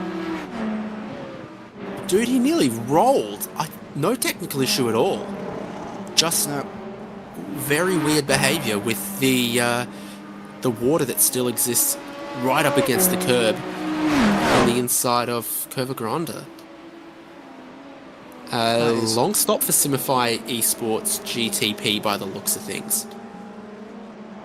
Well, yeah. I mean, they've got a 40-second penalty that I think they've served before actually doing their stop, but they've dropped a lap now as a result, and their actual pit stop is getting towards 40 seconds, so I'm not entirely sure why they've done this. Did they have a very short fuel under a safety car that they're now paying for? I'm not sure. I mean, I agree with the idea to do the penalty now, but just not necessarily to do the pit stop now, because it's a long way until the rest of the GTP field come in, and if there's a safety car between now and then they might be trapped a lap down. Nürburgring Esports have been all across the LMP2 field.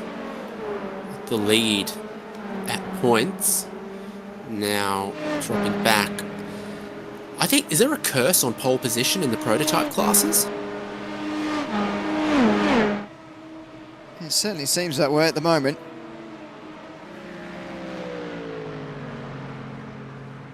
The Movado Aurora car having damage for... Yeah, Mark Perez has got bigger issues than just his pit stop.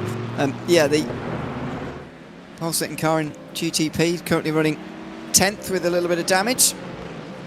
Nürburgring Esports 6th place after getting pole position earlier on in LMP2. These are the leaders in GT3, Gavin Montoro and Marco Aguilera Moreno. 2 seconds ahead of the rest of the field. So Fast Repair Motorsport have been able to get away with another team again here in a 2-car battle for the lead, undisturbed by the first run through of those GTPs since the restart. You can see the BMW of Solpec back there is now up into 3rd position ahead of the Maniti Racing Ferrari. Scuderia Volpe in 5th. Is that a Mercedes? So can I offer you 5 models of GT3 in the top 5 spots? Absolutely. We had 4 in the top 4 of the qualifying session as well. It's been very well balanced from the very beginning here. This is back in GTP again. There's that Movado car still behind Ilkka Happila. Hamilton has stopped the bleeding at least, but he is down in 10th.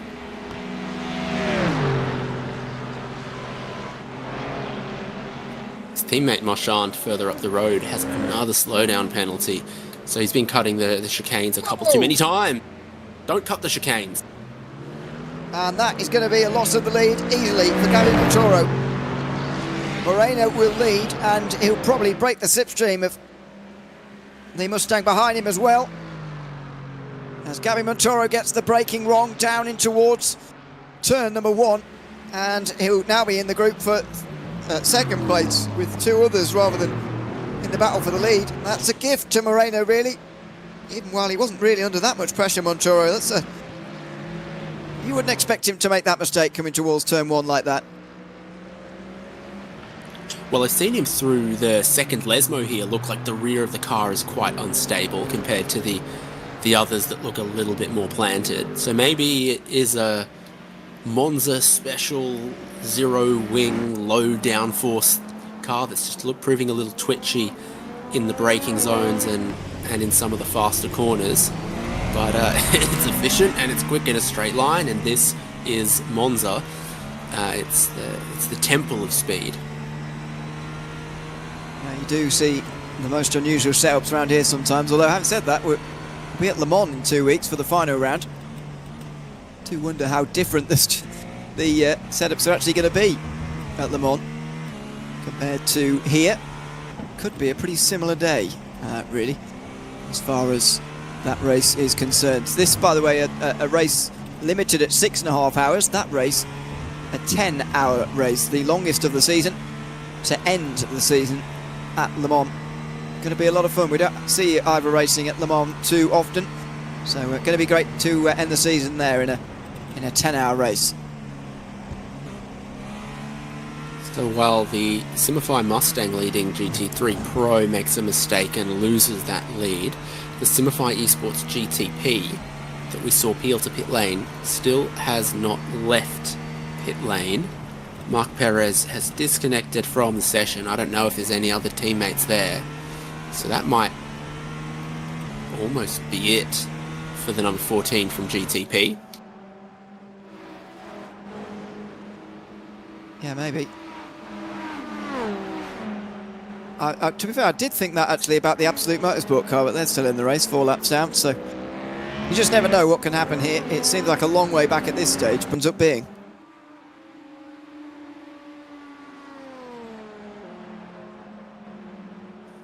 Movano Rosso, fastest in class in GTP. Lead gap underneath a second. That's Blue Mercure Esport versus Drago Racing. On Movano, Aurora and Manizzi that they were battling with have both cut the second chicane. Slow down looming over the 33 and 78. Lepler's going to get away. Let's have a look at that briefly. Imagine how much they'll be able to bring him back again. He's just trying to serve the slowdown in the most efficient way as possible, and when you don't have a massive slowdown, i.e. when it's not through the first chicane and you've cut through there, you can get a little bit creative and serve it without losing too much time. So try and serve it without losing any track position.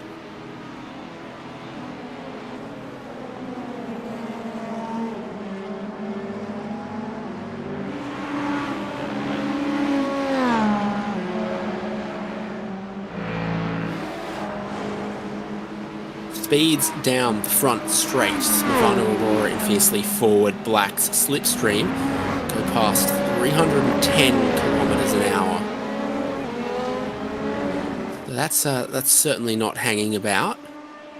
That's why turn 1 is such a massive braking zone, and you begin with all of this aero force, and then as you slow up and keep making the downshifts, the aerodynamic downforce comes off the car, and then it becomes very easy to lock a rear tyre deep in that braking zone, which I think we've seen GT3s struggle with. This is the midfield of LMP2. So they're into traffic. The overall leaders are as well. This group stems from 6th position, and Nürburgring Esports, the pole sitters, not enjoying the race quite as much as it stands. There's one of the Acuras just slotting itself into the middle of this group. It's the Movano Rosso number 1 car, the reigning champions car. Bernier hasn't had a very good run through traffic this first time round, or second time, sorry, for the GTs. And Matt Farrow is alongside. He gets to the outside, and it will be a long way round the Impulse Racing car, so he has to switch back to the other side here. It's going to give the 69 car a much bigger advantage over these two, and Farrow might well punish the error of Augustin Bernier here. Looks like he's going to fight it though, Bernier on the outside. Two of them run absolutely door to door. There's a bit of contact. Farrow given only just the right amount of room, and Bernier hangs on. I don't think Farrow will be quite as kind next time though.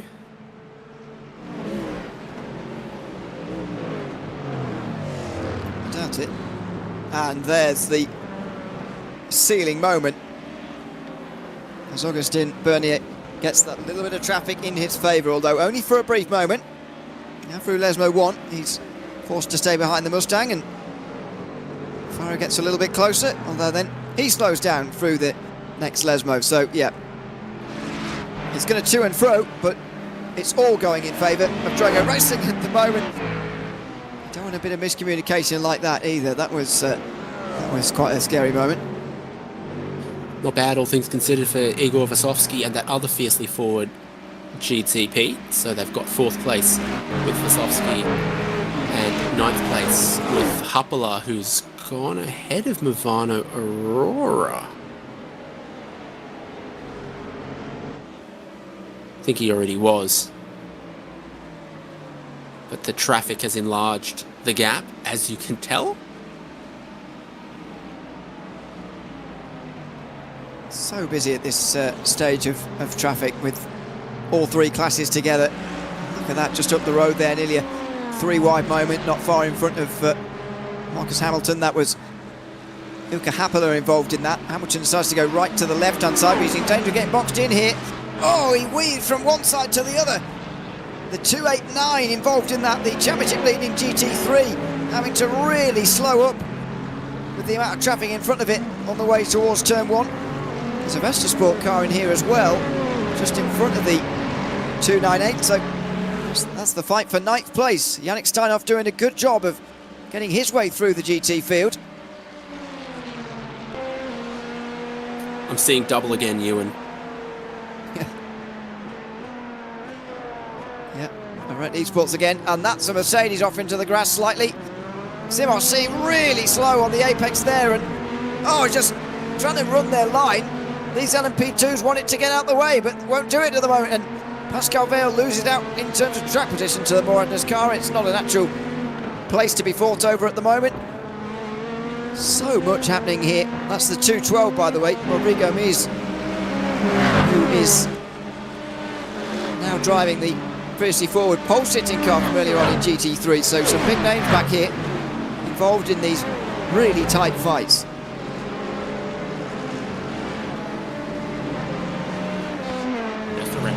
Had a bit of a slide with that change of direction in the middle of the Scari. So again, we're talking sort of low downforce drag, minimised setups, because you spend so much time on these long straights. The front straight, flat out through Curva Grande, flat out down towards Ascari, and from Ascari to the Parabolica.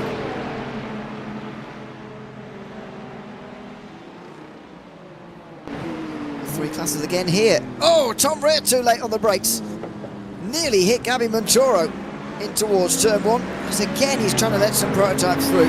Still, we talk often about the management for the prototype drivers, but it's relentless for these slower GT cars as well.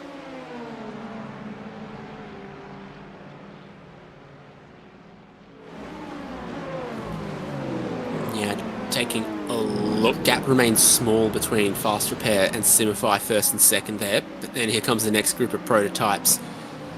Cutting and slotting in between. Simify and Gabby Montoro have to let 2 cars in between.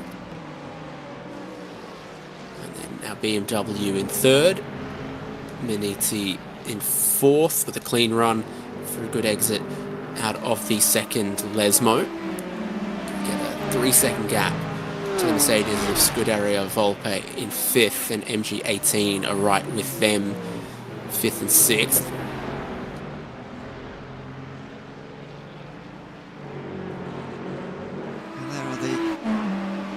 Final GTs for those prototypes to get through, so a relief once they get past this point. But it's close for the lead in GT3 Pro at the moment. Gabby Montoro gave up an advantage that meant he dropped outside the slipstream of Moreno at one at one stage, but he is now back again. More LMP2s coming. It's not quite over for these GTs yet. It is over for some of the prototypes who are down the road. Here comes Montoro, as Moreno was taking it a bit easy coming down in towards turn 1. Montoro has a look down the inside, and that was tight. I mean, the top 4 are very close here, and we've been green flag racing for long enough that some of the LMP2s are thinking of coming in. So Fernandez and Fiercely Forward Gold did 23 laps at the start of the race and pitted.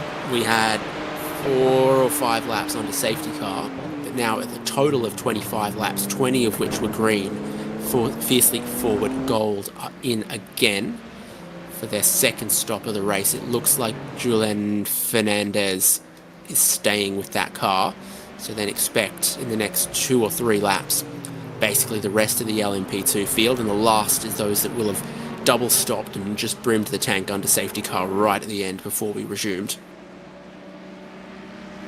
Yeah, all of that bound to kick things off again, and hopefully we stay green long enough this time to see the sort of stops actually develop here in more than just the LMP2 class, but the other ones as well.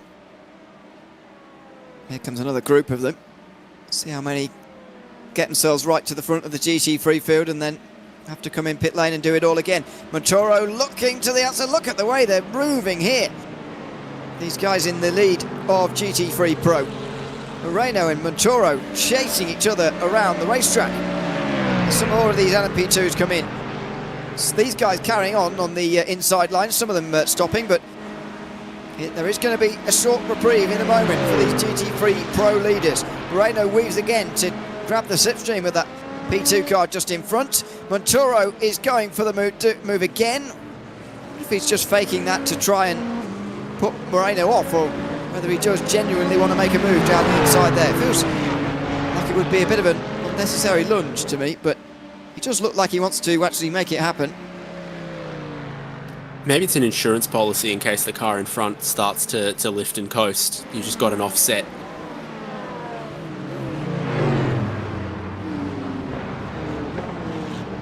Through.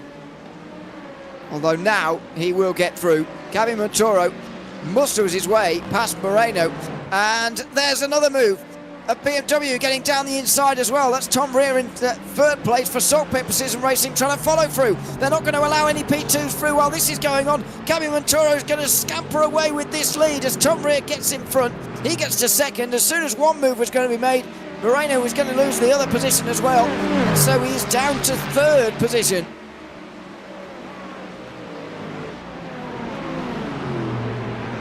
Yep, this lets Simify build out a bit of a lead as the LMP2 cars come through where they just were at the Lesmos and now Ascari. So Solpec up into second, a little bit of a gap to the leader there, getting the rest of the LMP2 field, so the leader's into the lane, having had second pit not long ago.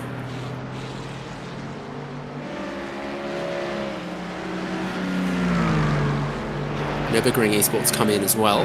They're in the lane there. Driver change for the race leader. Connor Jop's going to take over.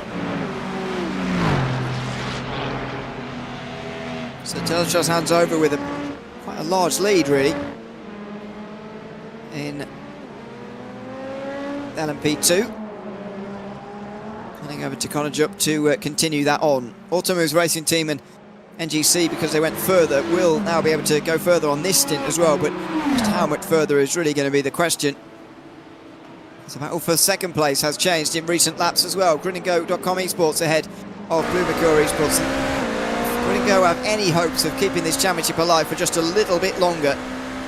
They need to try and stay close throughout this halfway points stage of the race. I mean, we're not even halfway to halfway yet. However, they can't let Drago Racing get too far away at the moment. The gap's 4 seconds. Second place, probably the best place that Grid and Go can be at the moment. The best that they can hope for, anyway. With Blue Mercure behind them, and then Fiercely Forward as well, who are next in line. So it's been a change in the last few moments, but I'm sure it will all change again through the traffic, and I'm sure they'll be stopping soon as well, which will change it once more.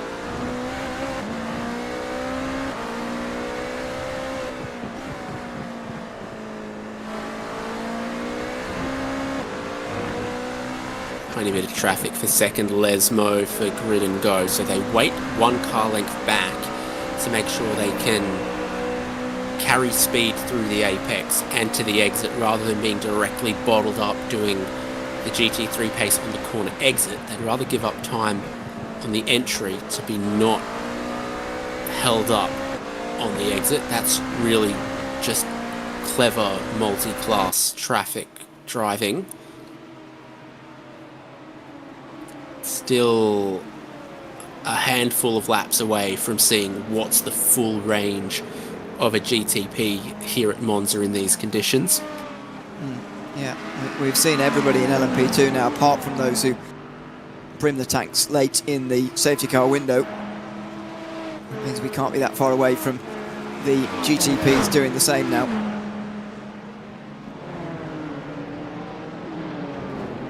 Beautiful blue skies right now, but expecting some clouds to begin to be blown across in the next 30 minutes. Still a 0% chance of rain for the foreseeable hour and a half on the forecast.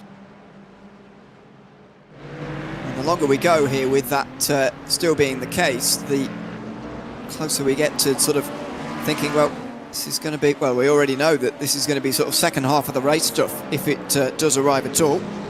We're, what are we now? Over 90 minutes into this race, so approaching 1/4 in terms of time. Is that right?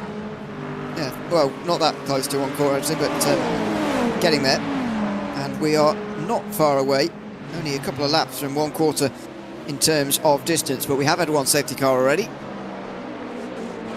We need to keep those to a minimum if we're going to be going to the 225 laps here that have been advertised at Monza. As effect simulations now come in, only the 180 still to go in LMP2 in this very wide pit stop window. Very interesting because of the different strategies that some of these teams have decided to employ.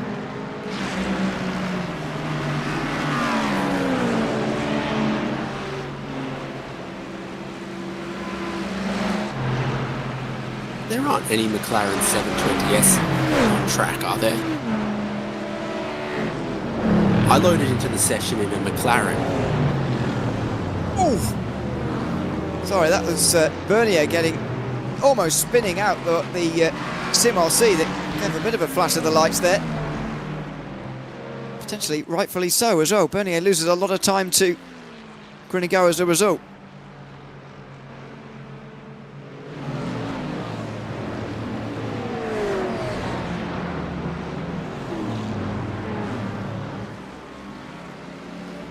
So effect simulations who double stopped under the safety car now come in.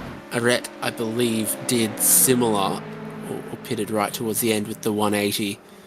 That's what was going on with them. So we've almost had that second wave of pit stops entirely complete for LMP2.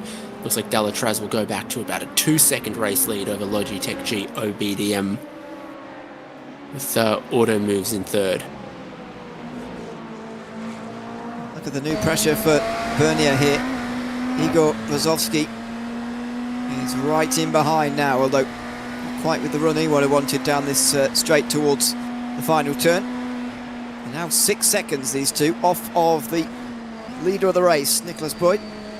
He's just slowly extending his lead further. There goes the championship leader in GT3, comfortably into the mirrors as maybe a more recognisable rhythm into this race now. The GT3 field not that spread apart, but the LMP2 field is. So it means a steadier stream of traffic for GTP now. Not all coming in one go, but not having multiple laps where there's nobody around either. So it's a little bit more of a nice rhythm now for these race-leading cars. As Gavale gets underway, the LMP2 pit stop cycle finally complete. Although, say it's such a long cycle now because of the different strategies being employed.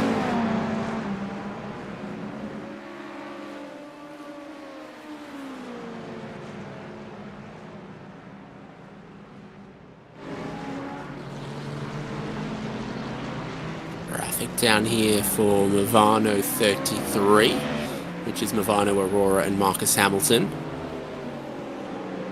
And then after that, Logitech G OBDM and Manidi racing through.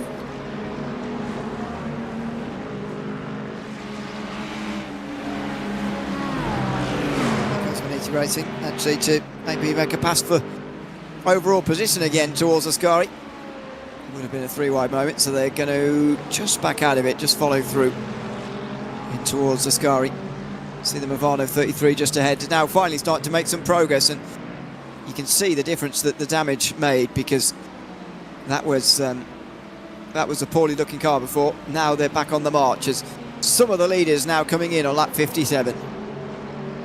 Yeah, everyone except Drago Racing almost. Movano Rosso, the number 1 car, stays out. Here, oh yeah, making the pass around the outside on the way to the pit lane, not bad, I rate that. And penalty box for the naughty boys, Harrison Lillis stopping right there as the rest carry on by. Eyes out for any driver changes. It looks like Fiercely Ford Yellow will get one. Lucas Valentine Dirksen in. Blue Mercure Esport get one. Daniel Luxo gets in. So quite a lot of driver changes. Maybe we've reached that point. 55 laps, basically 2 hours almost into this race, hour and a half. About time for a driver change in GTP. Yeah, I mean, it does make sense to do it at this stage in the race. Depends really what you want to do with your strategy today. The maximum drive time for one driver is 3 hours and 45 minutes. It's maybe a bit more complicated in LMP2, but anyway, for the most part, 3 hours 45 minutes. Now, that leaves you a fairly narrow window of an hour to pit, although every car in this race should require a pit stop after an hour. But some of them wanting to make more than one driver change over the course of the day and not force one of their drivers to go for 3.5 or more hours. Nicholas Boy comes into the pit lane at just 1 lap later. We'll see whether Movano Rosso do the same as well. They do indeed. So not too much difference across the board in GTP. Don't forget, this is their first time down pit lane under green flag conditions in the whole race.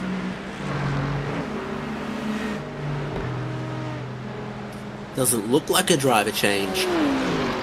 Doesn't look like a driver change at Drago Racing. Ivana Aurora. No, Marcus Hamilton stays there.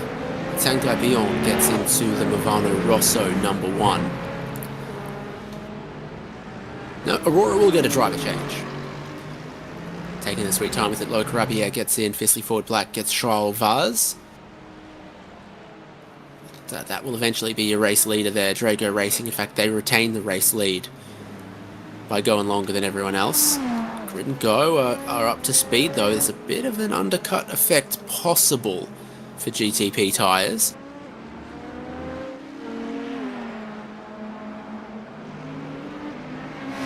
These gaps have got much bigger. Grid and Go second by nearly 3 seconds out of Blue Mercure, who are nearly 6 ahead of Movano Rosso.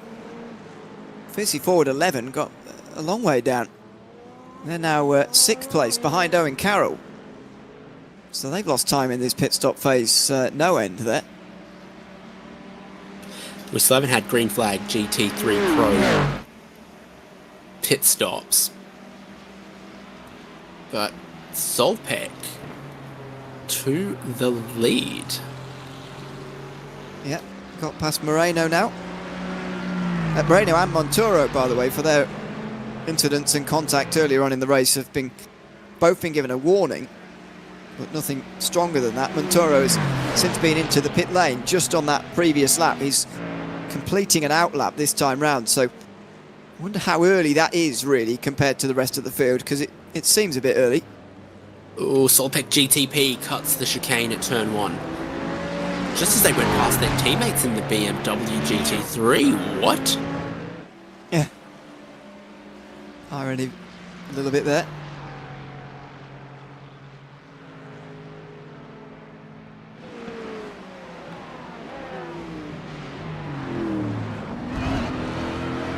Oh, bounce over the curbs from Tim Matska, who is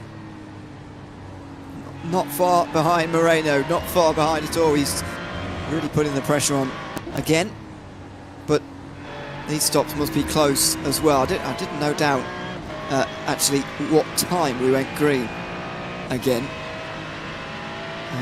It was that 31, I think.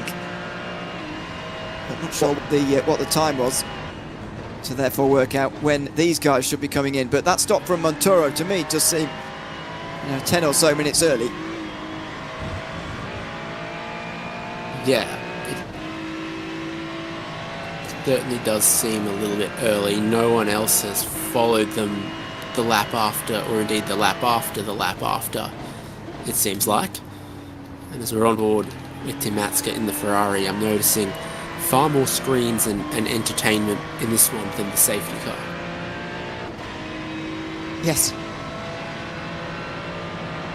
I don't be using much of it at the moment, at least in terms of the entertainment.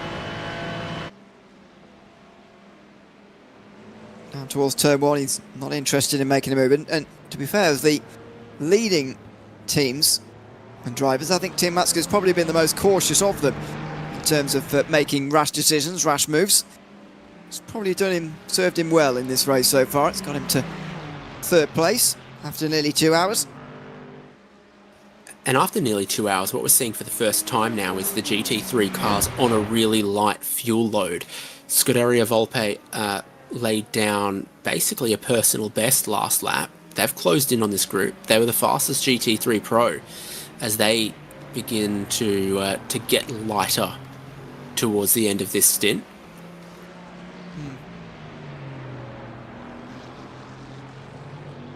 This is uncharted territory in this race now. Unusual, really, given we're nearly 2 hours in.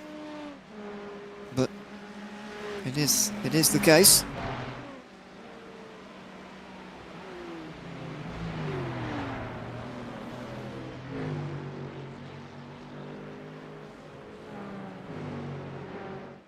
A little bit of a lead for Solpet Precision Racing now at the front of the field, just over a second ahead of Fast Repair Motorsport and Maniti Racing.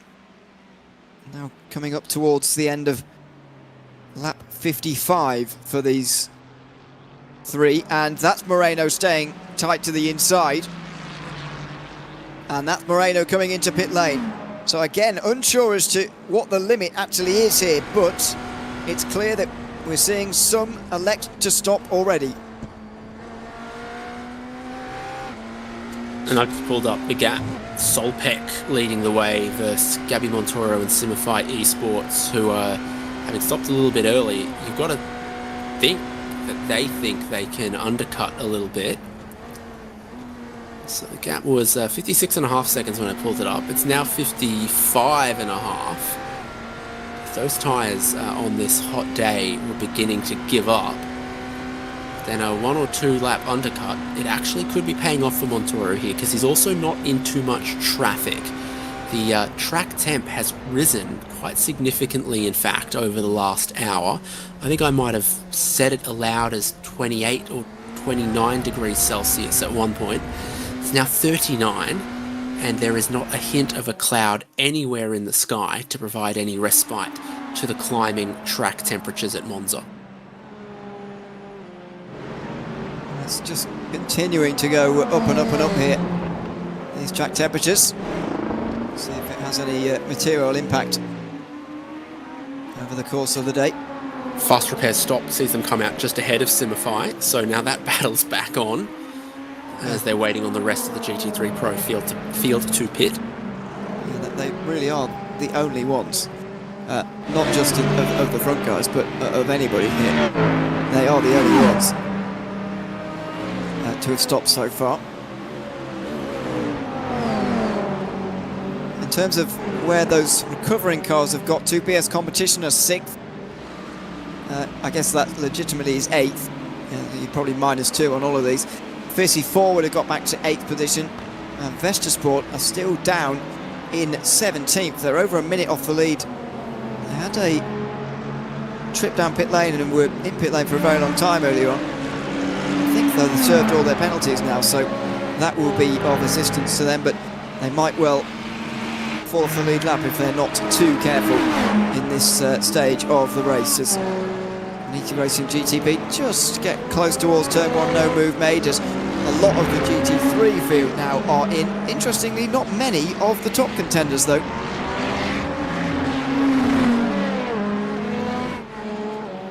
was first and third have come through, but Solpec and Maniti and Scuderia Volpa haven't been interested in it just yet.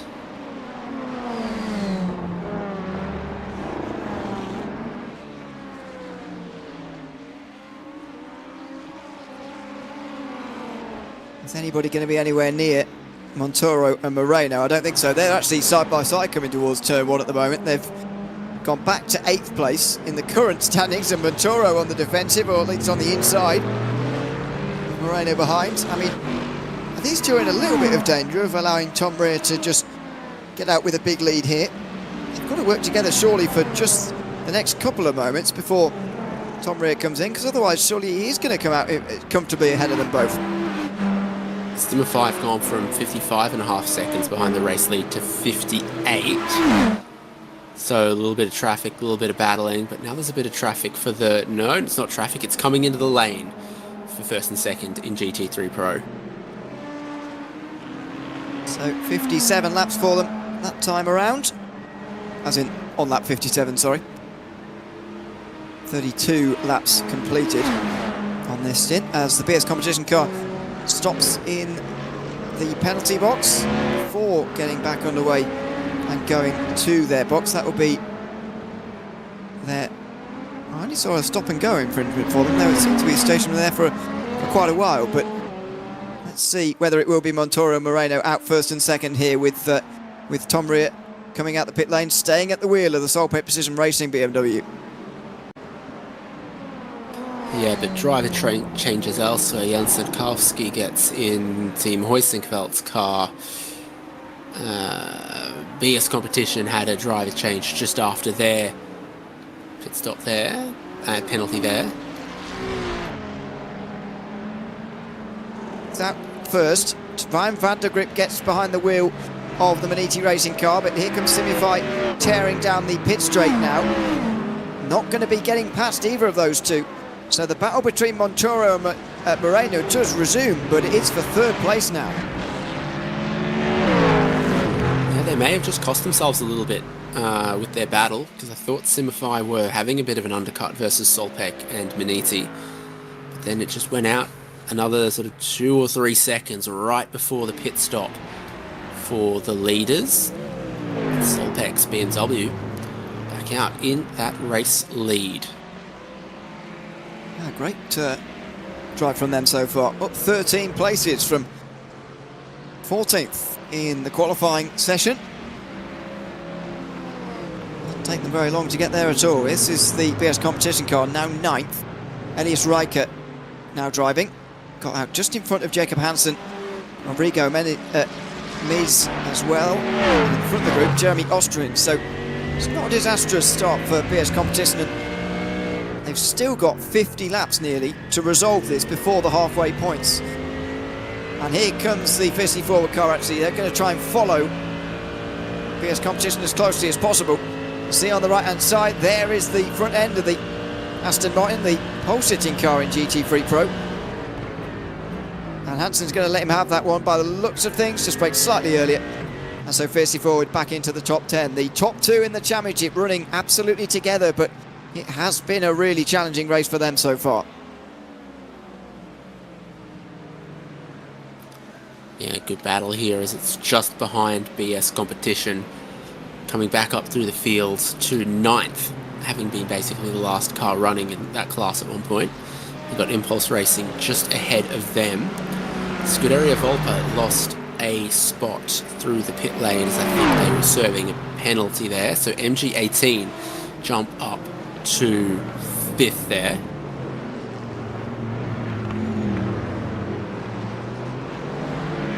And they have had a good race as well, MG18. And Volpa lose another to Halder Motorsport here. So Halder Motorsport up into 6th. Jeremy Bonsaldo getting into the car, getting to grips with it.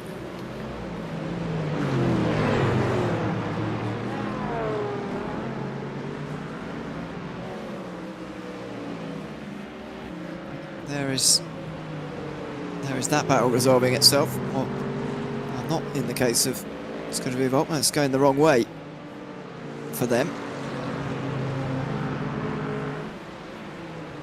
Harder Motorsport, not a team we've spoken of too much so far today, but as you say, up to 6th place nicely. And now then, Maniti Racing reeled in. I do still think Montoro Moreno as a pairing are probably the quickest in the GT3 field at the moment.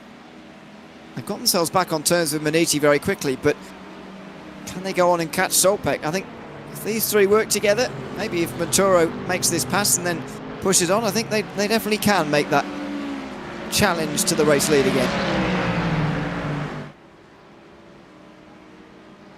Well, the 10,000 I rating of Tom Breyer in the leading car is not hanging about either. You can see that he's managed to gap Maniti Racing, whose new driver is now amongst the clutches of Simify as they go by.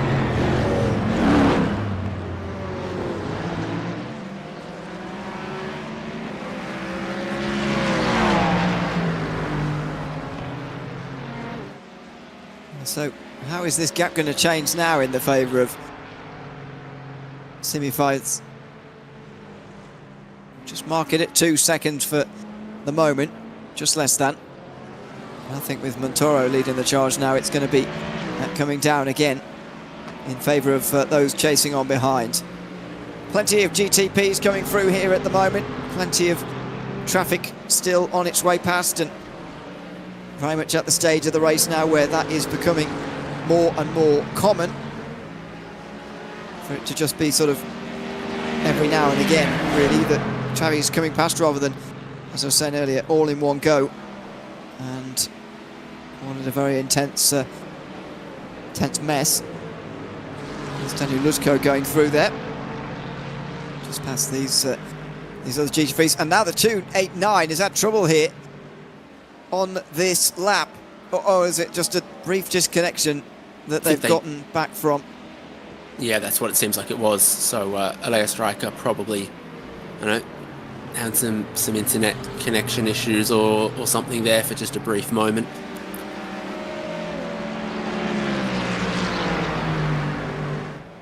Worried for a second the championship leaders were going to have an even more difficult recovery to come.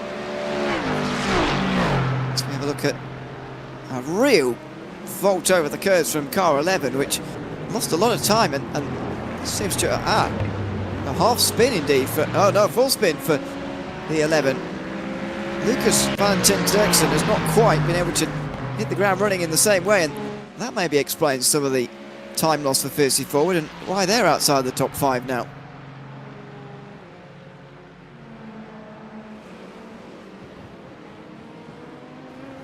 Maybe I've been a little bit spoiled by the top split of iRacing special events lately. And I mean this with the greatest of respect to all our competitors, but I'm seeing quite a few teams where the variation between their fastest driver and their other drivers is a bit greater than I'm used to seeing. Often you got one really quick guy and then their teammate gets in and somehow is also just as quick, and there's very, very even team lineups that I'm used to seeing there, and here there's just a little bit more spread, not car to car within the field, but driver to driver within the car, which was not my expectation. I think that the iRacing special events do spoil us somewhat when we see those, and see most recently last weekend at the Nürburgring 24 Hours. We saw that on a very large scale with the very large lap that you get around there. I think it's probably right that the gap between fastest and slowest driver, and often in these length of IVRA races there is just 2 drivers, is a bit more than normal, but I guess it makes us have a bigger appreciation for those special events where, or whatever kind of event it is, when you've got teams that are so evenly distributed speed throughout the team. Actually appreciate those even more, because they're not easy to find, they're not easy to work in, and yet every iRacing special event they work like clockwork for 24 hours. move there for Elias Riker as he goes up into 8th. Fin to fin, I think that was there, versus Jeremy Östring, Impulse Racing. Top 4 also super close. So GT3 Pro delivering the fights at the moment. GTP, there is no battles for the first time in the last 2 hours. Outrageous to say that. Things will close up again and the strategy will play out, and then also the traffic will do what it does. LMP2 also fanning out a little bit as Delatraz Automotive's lead grows in class. But GT3 Pro, a bunch of places here. You just can't separate them. The top 4 BS competition coming through from 11th to 8th in the last stint. Just here with the VestaSport 252 and Fiercely Forward Pink.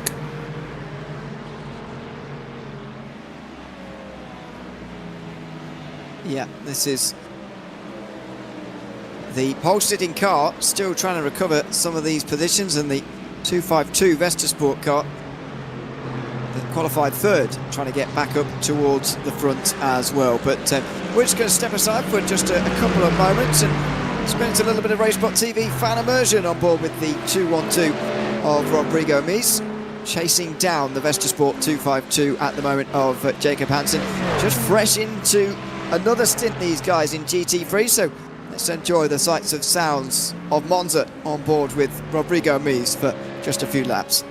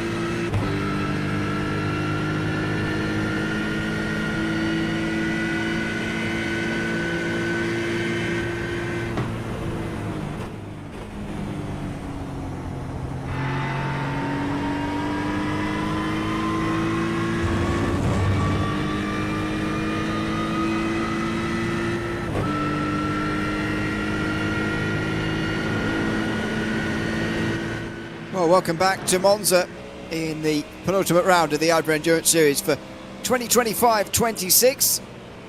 A lead change in GT3 Pro as Gabby Montoro gets past Tom Rear. Said that if he gets past the Maniti car that he might be able to lead that group on the way towards Solpec Precision Racing to create a bigger front group, but turns out, David, that actually Montoro's left those behind, caught up to Solpec, and he's overtaken them as well. So he does have a slight strategy deficiency, and here's how he did it, by the way, final corner. Just have a slight strategy deficiency because he pitted 5 laps earlier than them. However, he's very, very quick and he's teared his way to the front of the field. Yeah, that's going to have to be the strategy for them. 5 laps offset compared to the 2 cars behind him, Solpec's BMW and Maniti Racing's Ferrari. 3 laps offset to Fast Repair Motorsports' Aston Martin.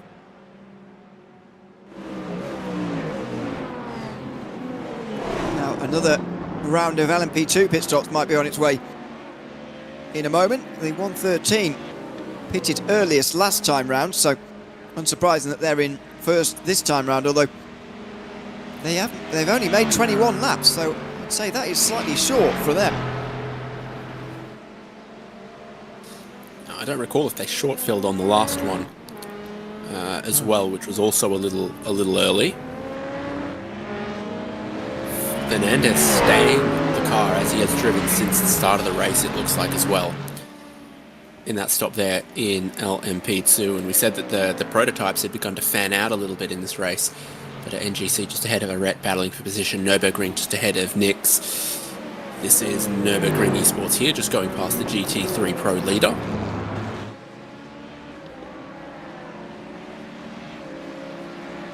Finally not having to defend from 4 cars in a row, really. Dennis Vick is in that position for a while. So it's just over a second behind David Palacios. Or ahead rather, of David Palacios now. Previously, it has been about trying to keep as many LMP2s behind as possible in a large group for the pole sitters, Nürburgring Esports. At the moment, the leaders, Delachaz Automotive, the leaders of the LMP2 championship standings, leading comfortably in this race in LMP2, which has not got any battles really around either. It's really in GT3 where all the action is at the moment.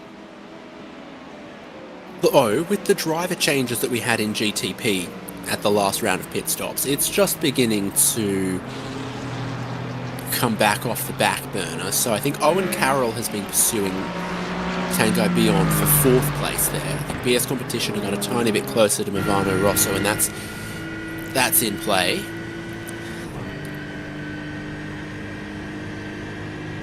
That's true, actually. Yeah, the battle for 4th pretty close now, actually. And as you say, Owen Carroll does look a bit quicker than Bill at the moment. Just slowly bringing that gap back. I mean, they're both nearly 25 seconds off the overall lead of Nicholas Boy, who just flashes past our camera there, actually, on the left-hand side. So Moreno going another lap down, and that was a jam down the inside from Boy. And that sends Tom Breer wide, and that is a gift to Ryan van der Grip. And it looks like Marco Aguilera Moreno is going to follow through as well. That is not a great moment for Solpec Precision Racing, but not really any fault of their own. It's just getting dived by Drago Racing. Causes a loss of momentum, and suddenly they're off the podium.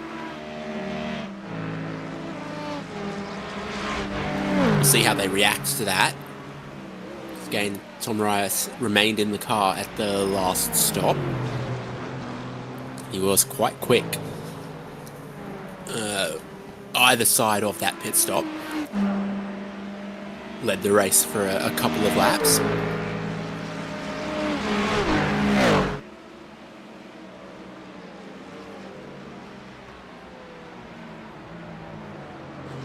Yeah, it's not looking so great now, though, is it? Unfortunately, I don't know what it is really. Not much has changed, but doesn't look as quick as he did at the back end of the last stint.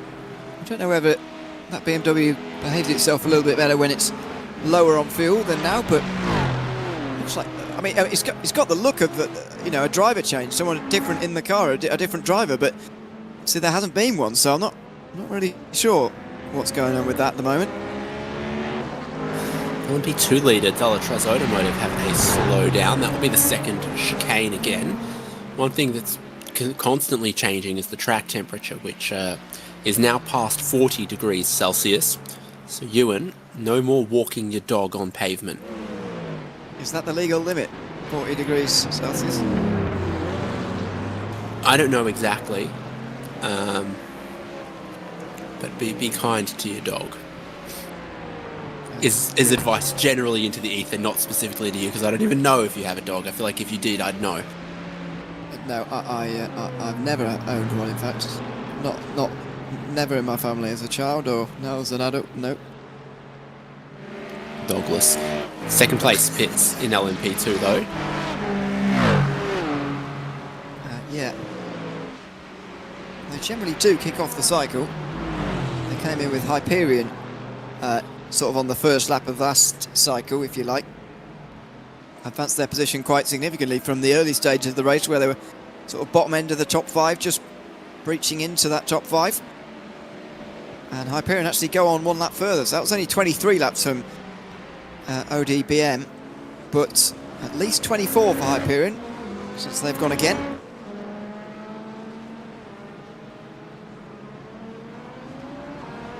And it's a lock swap. Lachlan Capel to Lockhart Brownlee, so I think that's almost every pit stop they've made a driver change there in the 168.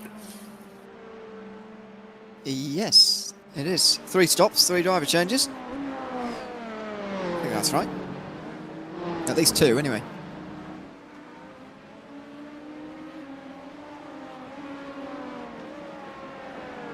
But we're well and truly in the middle of that cycle now for LMP2s, and we're probably in the stage of the race now where pit stops are likely to be happening very often. Just feel like a long way into this race, to be honest, considering the amount of laps we do still have remaining. We've only just gone over 1/3 distance, and we're well past 2 hours into this race. So if I'm totally honest, I can't see us making it all the way to the 225 laps, but let's wait and see. Tom Rea looking down the inside for Moreno there at Lesmo 1, putting himself past, trying to regain some of the time and positions lost over the last few laps. When I ran the sums, I thought we had a 35 to 40 minute leeway in the clock. I suspect we ate about...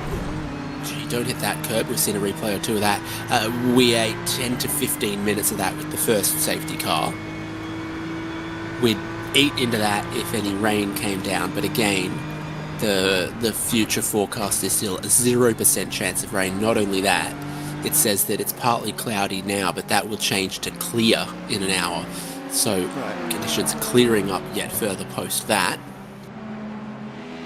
In terms of that calculation, by the way, what do you think about the increasing track temperatures effects on it? Because it seems to me like track conditions are slowing and lap times are getting slower, almost to the tune of sort of between 5 tenths and 1 second per lap.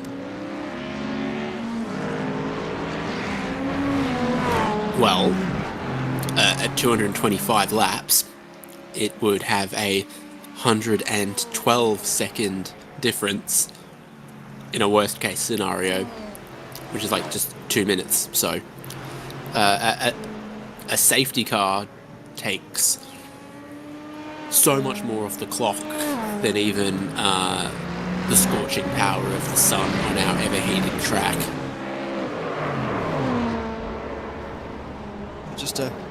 Oh dear, Team Australia by OPR Vermilion Esports going for a spin out of Ascari. Not going to cause one of our safety cars here by the looks of it. Or can they get going again? Looks like they've remained largely undamaged, but for whatever reason, qualifying went so well for them, and ever since then, it's just not been looking so good. We've got to remember again, for everyone who may have joined us slightly more recently than that qualifying for all classes was in the wet, and the whole race has been in the dry. Yeah, based on the forecast that you've just read out there, it will be in the dry until now at least 2.5 hours to go or later. So unlikely to see it really affecting this race unless it really appears very late. This is the battle meantime for 7th.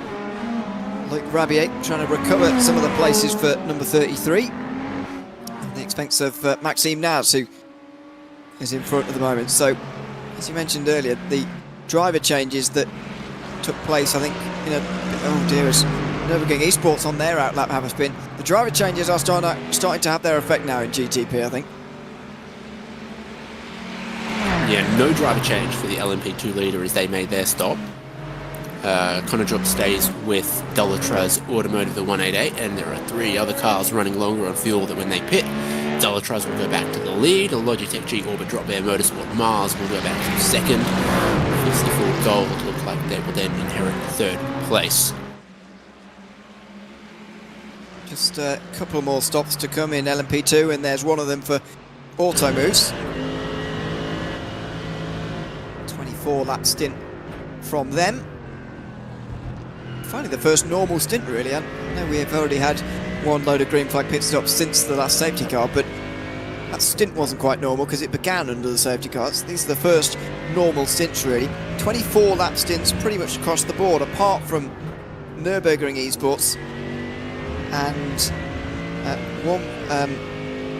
142 LMP2 of NGC, as well as 168, which is ODBM, Alcott Brownlee.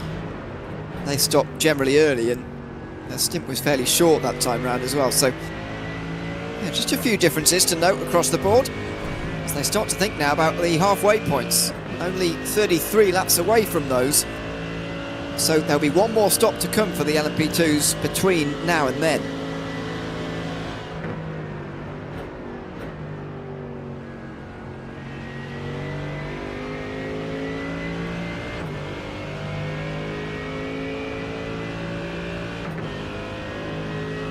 Closest cars on track, and it's the 4 of them: Boysenfeld, WSR Esports, Impulse Racing and Vesta Sport. So we're on board with Impulse, and you can see Vesta in the mirror there.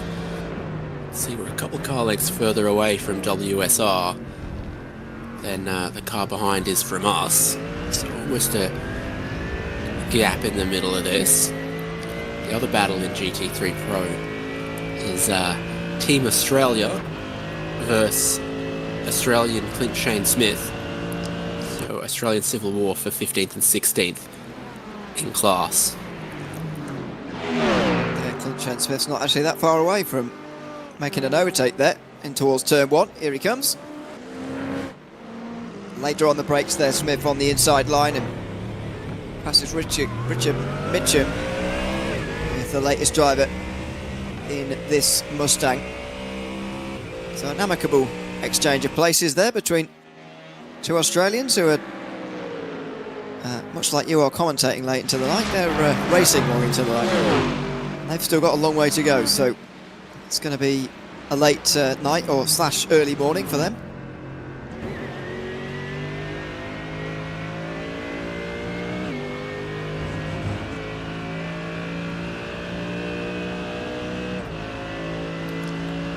Angle gives me like dizziness and vertigo.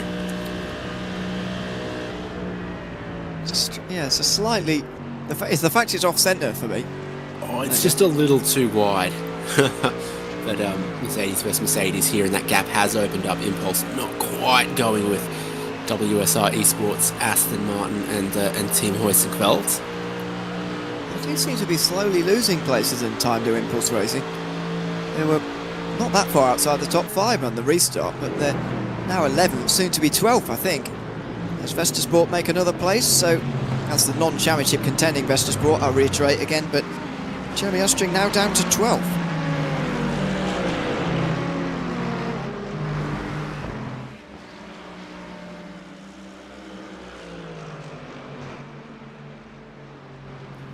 Yes, their drivers, Jeremy Ostring Rupa Augustikirkba and Norbert Leitner.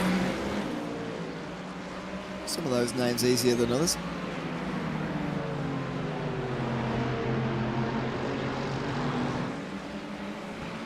The field of stops, by the way, complete now in LMP2 with the Red Esports and number 180, although they weren't that far in front of Delatrus Automotive anyway.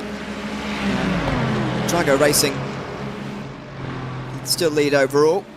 They won't be too far away from a stop either.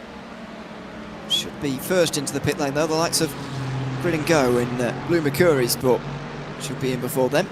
So Drago Racing went one lap further last time round, but that was a 30 lap stint last time with a bit of safety car involved, so we're not getting that far away from a 30 lap stint now, and there's been no safety car. These leaders will soon be into the pit lane.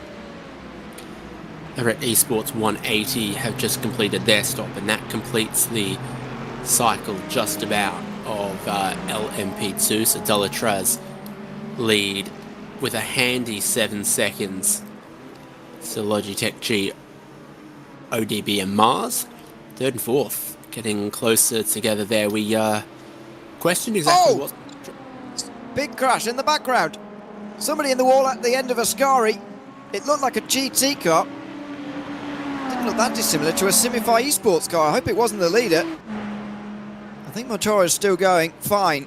It wasn't Montoro, but who was it in that case? Might have been the Delta Sport Sim Shop car, because Clint Shane Smith has dropped back behind Richard Mitchum again after making that overtake a couple of moments ago. Oh, and it is a big slide and a glance off the wall. That could have been much worse. He's in the lane now, so I think it did do suspension damage. And that's becoming one of the few remaining pitfalls of the track that's completely dried out. It's just that third curb in the Ascari chicane and the air that it can give you at such a critical moment. To be honest, that could have happened even in the bone dry with the viciousness of those curbs through Ascari.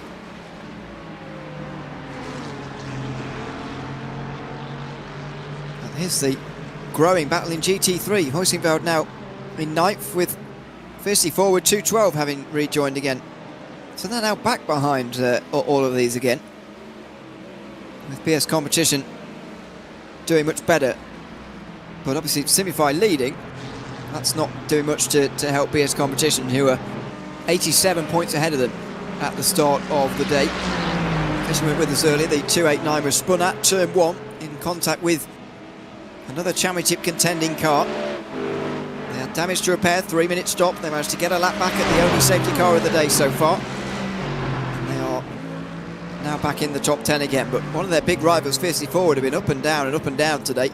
And they're now back in 13th at the back of this group.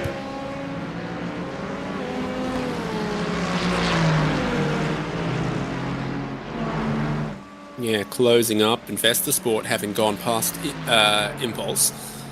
Now closing this duo.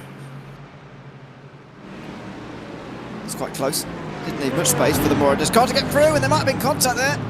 Team Hoytingveld going just slightly off into the grass. There's a GTP picking itself out of the gravel as well now. And is that?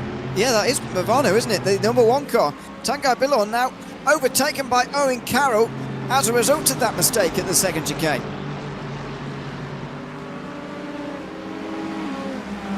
Drama galore at the chicane for GTP and GT3. So Owen Carroll gets 4th spot, just getting Movano Rosso before they got back up to speed. Hoisingveld lose their spot in the Ferrari to WSR's Aston Martin. There's Manidi, Maxim Nars right behind Fiercely Forward Yellow, getting through this traffic as well and getting into the Parabolica. So I said things had spaced out, but they were going to come back together. It's the ebb and flow of the universe. Yeah, indeed. That's exactly what's happening here as Maxim Naz comes into the pit lane meantime. So kicking off really a set of GTP pit stops surely that are on their way here in the next few laps. So, I'd be surprised if they haven't all been in the next 3 laps, really. The window quite narrow, as Huizenveld have to turn their attentions back behind them again. Vesta Sport now behind.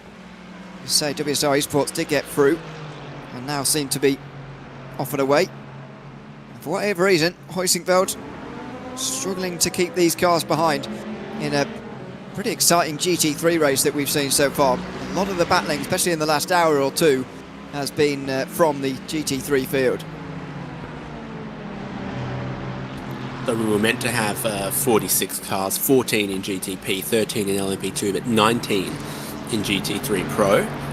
We didn't get one car in LMP2. Team Racing never took the start because of a registration issue, so only 12 cars actually began the race in LMP2. So in pure weight of numbers, GT3 Pro should give you the action, but the way that Monza circuit races with the long straights, I feel like GT3 is the category even more susceptible to forming draft packs, kind of becoming a bit draft locked around this very high average speed circuit. Yeah, I think it is probably the most susceptible, as stops happening all over the place in GTP at the moment. I'll update you on those, but I'll just actually go through the penalties first of all, because there has been some major ones. Nicholas Boy has got 10 seconds of a time penalty for aggressive driving after misjudging space and making contact with the 229 GT3 car. That was going to be evolved by P1 Sim earlier in the day. This is much earlier, by the way. 10 seconds still pending, so that's going to have to be served. Maxime Naz has got a 5-second penalty that he's just served in his latest penalty there. Jeremy Ostring, 5-second penalty for contact, minor instant responsibility with another GT. Tom Rear, top stop and go for a 5-second rule violation. Same now for James Ibram as well in that latest round of pit stops. But this could result in a lead change. If 69 has got to take a 10-second penalty, that's surely going to put them behind grid and go, I would have thought.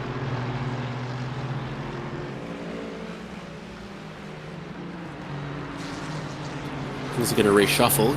We've got Drago Racing in right now, and they've served the penalty. Now they're heading for their pit stall to take service. A driver change wouldn't surprise you at this point, particularly with a few cars out there that haven't had a driver change of any kind yet in the race.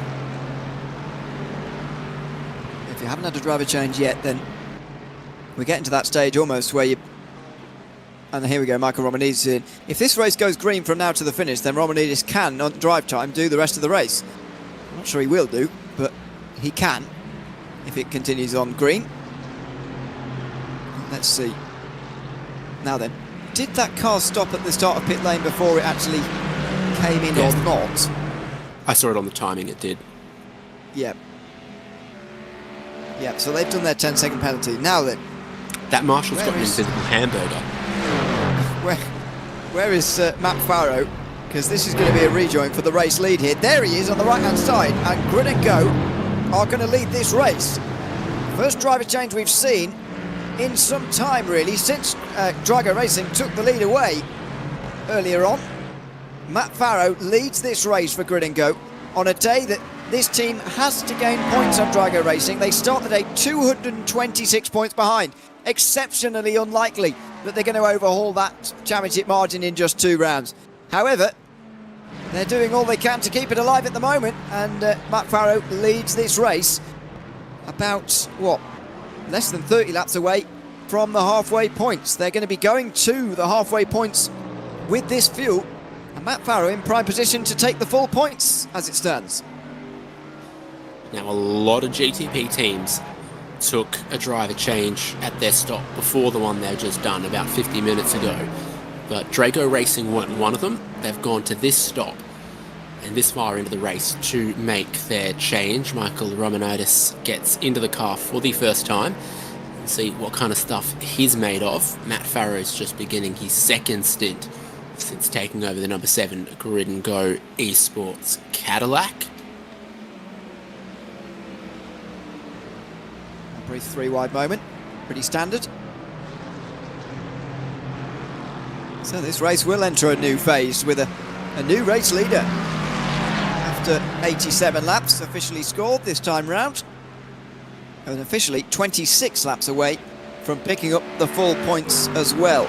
The problem is for Matt Farrow, if he does another 28 laps like he did last time, he will pit on lap 113, which means he'll drive down pit lane and Drago Racing will probably just nip past him as he comes down pit lane, taking those points at the end of lap 113. So ideally he needs to save a lap of fuel and go a bit further, but I've not seen anybody any team do a 29 lap stint in GTP in a full green, no safety car interrupted stint.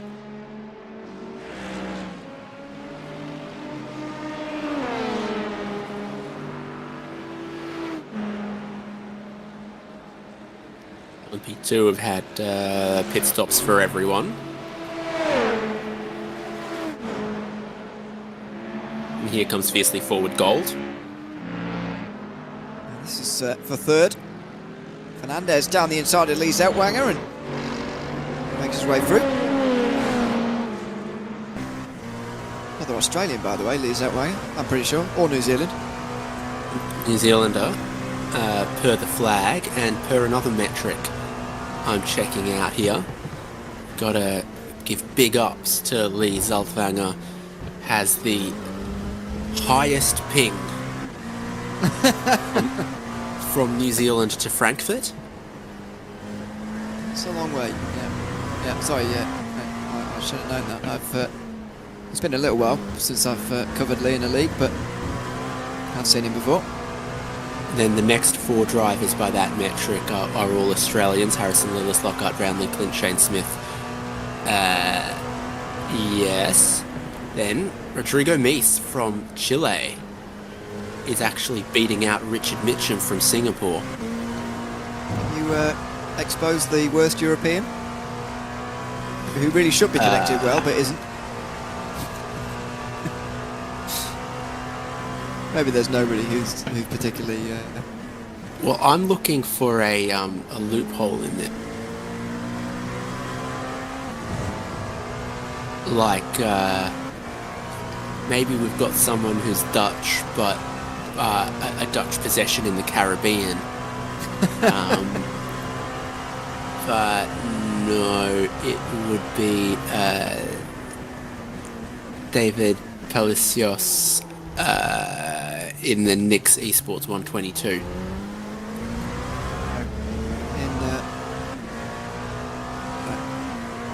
In seventh place at the moment for Palacios, so there you go.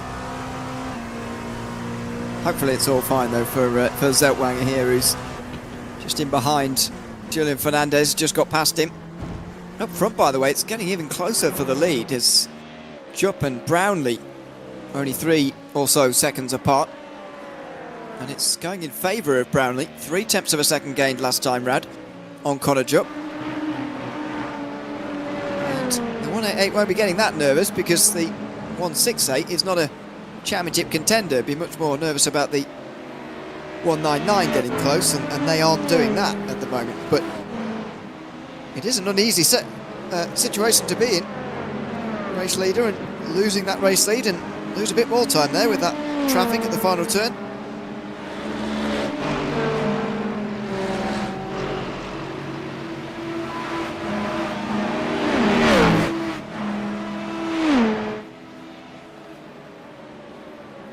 Now to rate everyone's connection by quality. Are you able to do that? Yes, Effect Simulations James Ibram has he's not missing a single packet, all accounted for. Wow.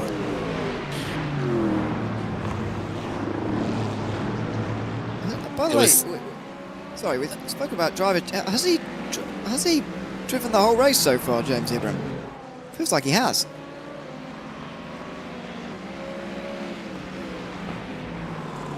Did qualifying as well earlier, honestly. Yep. One of the brave souls to try slick tyres on that wet track. There's one word for it, I suppose. Well, a brave soul. Nothing to Nothing to say about his head. Well, yes. Wasn't a bit too early. Solpec Precision Racing tried it in the GTP qualifying session and very nearly made it work. It was always going to be a high-risk, high-reward manoeuvre, and even if the slick tyres were theoretically looking potentially faster based on some of the sectors, it was always going to be a tightrope act to pull the stunt off as well. On account of small mistakes being unrecoverable. Yeah, and you know, the fact they only had one chance as well, because the conditions just became maybe manageable for one lap. And, I mean, we saw it on board as he came down towards the second chicane. He broke slightly too late, and that was that. Based on his first sector time, he said at the time half a second quicker than any other first sector in that session. He maybe could have pulled that back by 20 metres or so, and it might have saved him, but or maybe 50 metres. But no, it was not to be. Gave us a lot of entertainment though through the qualifying session. Randomly generated weather in IVRA, by the way, and a 83% chance of rain hitting at some point throughout the sessions. We've, as I mentioned, already had that. Scuderia Volpi continuing to go backwards here. That was Lesmo 2, they've just been pushed wide. Jeremy Bonsodo, Lenny Jansenkowski and Daniel Ferguson straight through there as he's been pushed wide, as this big group of 5 returns Team Huizinveld to the front again. Gabi Montoro in from the lead in GT3, and we kick off another cycle of pit stops.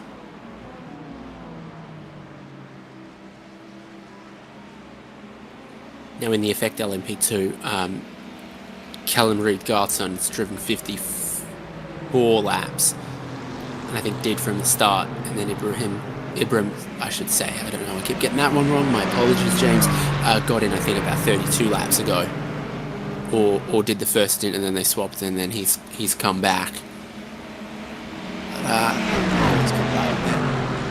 Across GT3 Pro, right now is the time to put the foot down for Manidi Racing, Fast Repair Motorsports and Solpec, with that stop coming for Gabi Montoro and Simify Esports again, sort of 5 to 6 laps earlier than the rest of the field. But Fast Repair Motorsport got themselves a slowdown off the second chicane, drops them a fair bit back behind Manizzi, and Solpec also there as a bit of GT3 field spread happened in the top 4 once they were inseparable. Now Manizzi doing well on an ever-increasingly hot track, 42 degrees Celsius. Must be reaching the peak soon though. We've been going nearly through, well, it's not even 1 o'clock yet, is it, actually, in Sim, so maybe we're not quite seeing the worst of it yet. Maybe it's going to continue to climb even higher, but it's a marked difference from the beginning of this race where we were in the low 20s or mid 20s to begin with. It was 10 AM though, the start time this afternoon, so no nighttime driving in the Monza 225 this time round. We've seen plenty of that over the course of the season. Not as much as some previous seasons actually, but I've seen plenty of nighttime driving. I've seen plenty of weather interruptions as well. Interlagos had the traditional weather, as you might expect as well. Here's Daniel Ferguson, with Team Huizinveld returning to their familiar position of being at the front of this 5-driver group. They're on the defensive and don't actually need to pull on the inside line that time round. Down towards turn 1, they're able to keep the position nice and comfortably. The interest with these GT3 pit stops, I think, coming up for the championship contenders especially, is does anybody short fuel to get to the halfway stage and get a few more points there? Thinking especially of BS Competition, who are not that far behind MG18, who they might overtake anyway, but they're also not far behind Solpec. They could get a top 3 if they short fuel here, BS Competition. Just depends whether they feel they want to, really, at this early stage in the race, and risk, obviously, putting their strategy off course for the end of the day. Well, in this little offset window in GT3 Pro where what was the race leading car has made the early pit stop again, GT Racing are not hanging around. At 146.8, it's only 3/10 away from being a personal best of the race versus what was a much cooler track temperatures earlier on.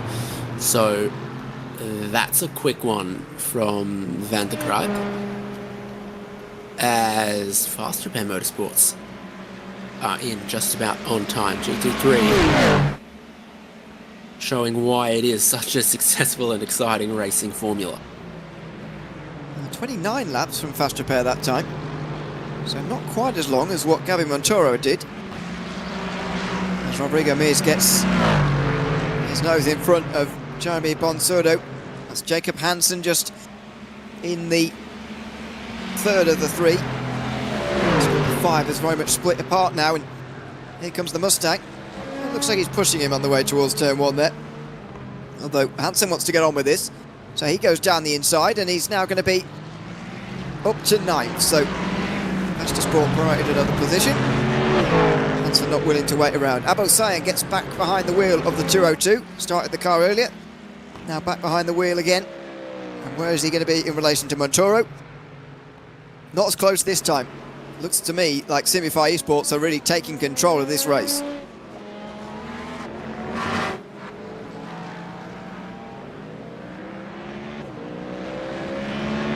Wild to see that Scuderia Volta car drop back to 10th, because there was a time approaching the end of the stint, in a previous stint, where they were 5th and catching a top 4 battle, and they are now 10th and probably 11th once they stop and Simify go back ahead of them.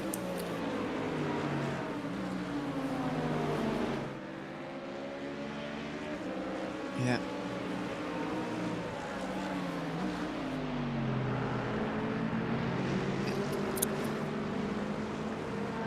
Well, there's a big gap between Simify and Fast Repair actually, but I guess it was like that before. Montoro, as I say, really taking charge of this GT3 Pro race. Here comes fierce competition, and Elias Riker into the pit lane now as well. How did that happen? I think we've had a squeeze on the way into Ascari in the lapping procedure. Sorry, apologies if that was on the stream. I was looking at the timing screen for Elias Riker's pit stop. A flash of the lights from not from Fritz, sorry. He drops in the back of the group there. David Palacios, that would have been. Raymond Denit just in behind as well. This is what happened. It was a squeeze.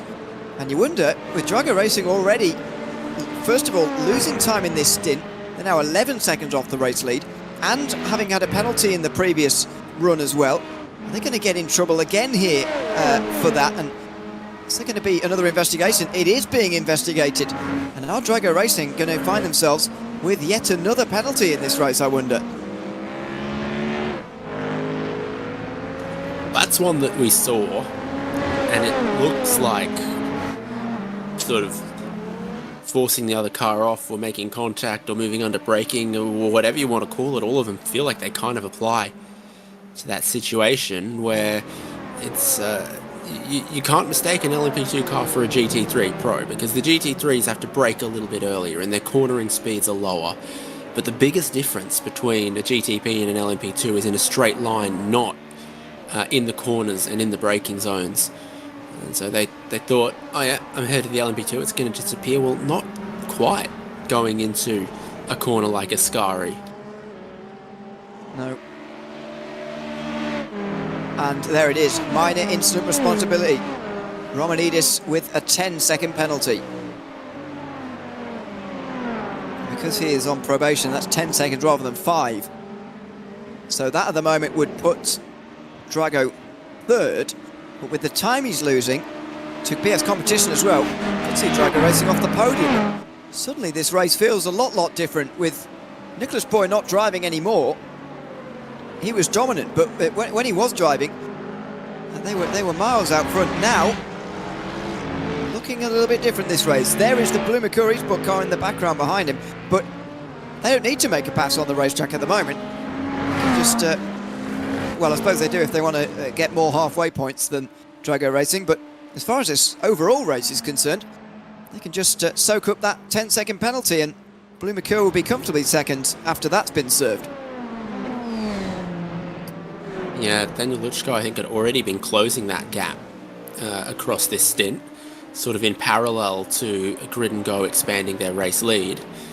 So now Luchko's within 1 second of second place. Some remarkable difference just a couple of hours has made here in this race. We're approaching 3 hours complete here today. I'll say that we're what, 2 hours 50 complete at the moment. The timing screen currently predicting the race to go about 6 hours 10, 6 hours 15. So we are still making it at the moment, and we can probably afford another safety car, maybe two, but not too many. Here come the others in GT3. Another 30-lap stint from Maniti, and also from Saltpeck Precision Racing at the front, but it's all going to allow Simify Esports to retake the lead, and by some margin as well, which should allow them to go on and take the halfway points, the full 34 on lap 113.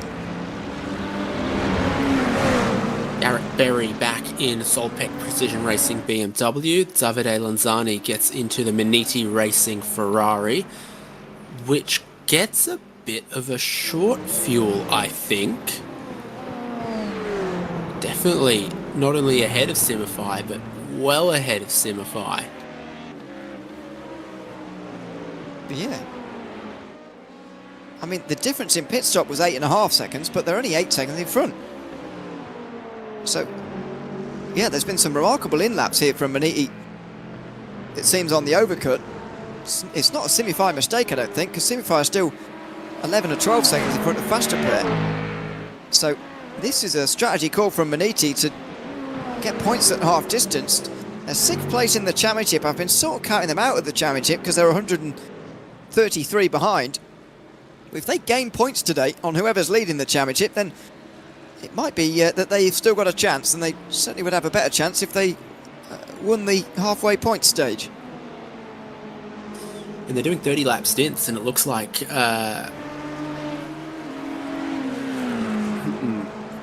yeah, we're 125 to go.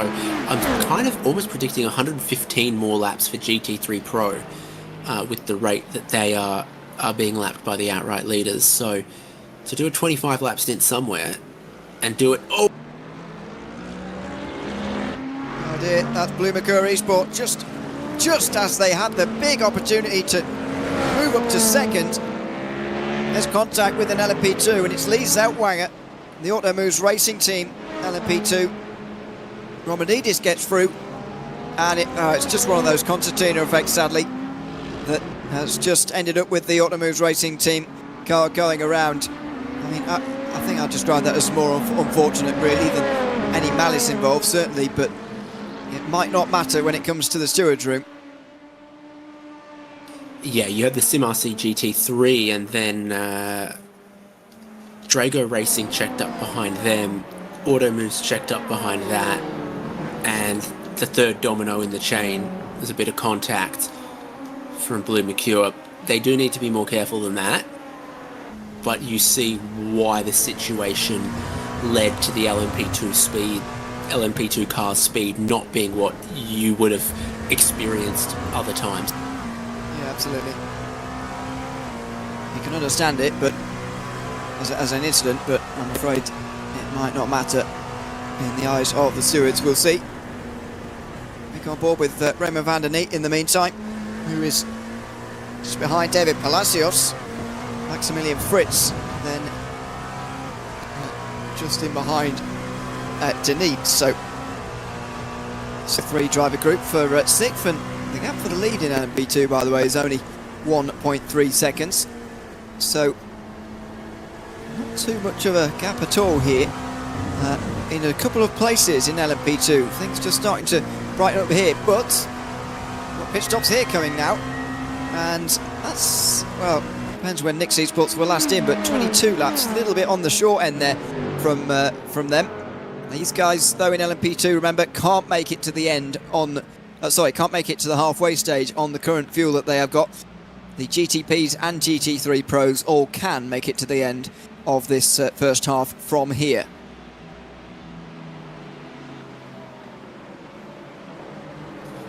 So we've had the driver change for Solpeck at the last stop. Garrett Berry back. There's Riker just behind him. MG18, there's their Mustang just behind too.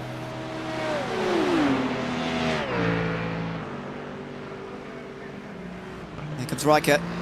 Top 5 on the cards here at an important moment in this race. Solpeck not going to let him have that so easily. Garrett Berry braking a little bit late, got all up over the curbs and able to stay in front of Riker again, so this could be an awkward battle. BS Competition want to get themselves as high up as possible in the next 12 laps or so, but Berry could be a real obstacle to that.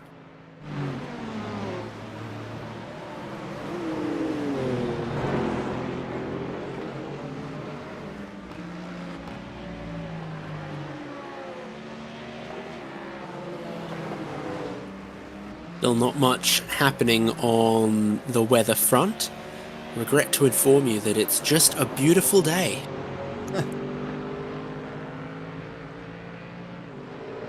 Sadly, for those who want to see rain here, in the race of course, we already had it in qualifying. Get the feeling most of the teams will be pleased that the rain seemingly is going to stay well, though we're not in the window where we can quite see the forecast to the end of the race yet, so you never know in those final few moments. It's fiercely forward pink. Just in front, Rodrigo Mies. So the margins and the battles in GT3 Pro are so tight. And that's where a 5-second penalty, a 10-second penalty is perhaps even more costly for GT3 teams than it is for GTP or LMP2, where a little bit more field spread has taken place. Here comes Riker again. Attempt number 2 in consecutive laps, but Berry's late on the brakes in towards turn 1.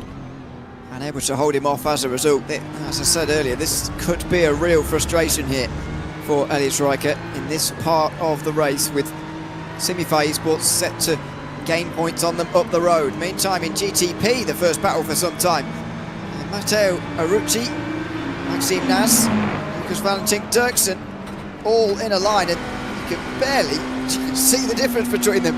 Look how close they are, coming over the start-finish line, and there's some weaving here because of an LMP2. They go 3 wide briefly. Now Dirksen's going to try and make it 3 wide among themselves. Maxime Naz on the inside line, breaks latest though, and he moves himself up into 7th position.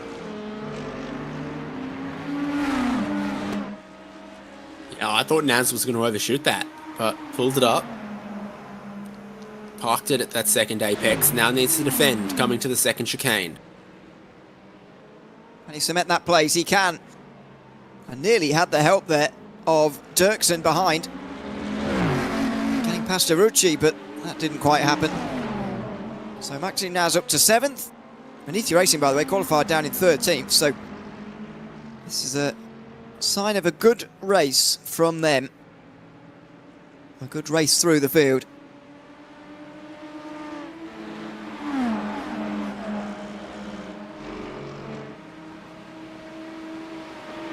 Very little in the way of difference in strategy as well. 7th, 8th and 9th here having pitted all within just the 1 lap of each other. Billon, by the way, just dropped behind Luc Rabier. So number 33 and number 1 are back the other way round again for the first time in quite a long time. Into the pit lane now for the race leader. We're starting to see some 24 lap stints from some teams in LMP2, which is interesting, but get back to that because the lead might be on the cards there, or a lead battle anyway. See how long the stop is for Alexander Delatraz, who gets into the 188 here. The stop for 168 was pretty much full service, so not doing anything unusual on fuel to try and get ahead. Just going to go on and do the same strategy they have been doing for a while here. It's 104 now, also comes into pit lane, Hyperion Racing. Should have already seen the 186 into pit lane, but now we do as well. So 2.5 seconds as he rejoins for Delatraz. They stay in front of Lachlan Capel, but the final 10 laps before halfway, that could be a little bit of a fight for the lead in LMP2. New steering wheel in the BMW M V8 hybrid, not the Cosworth wheel like the rest of them have got. This one with its fancy dancing shift lights, just a little bit chunkier.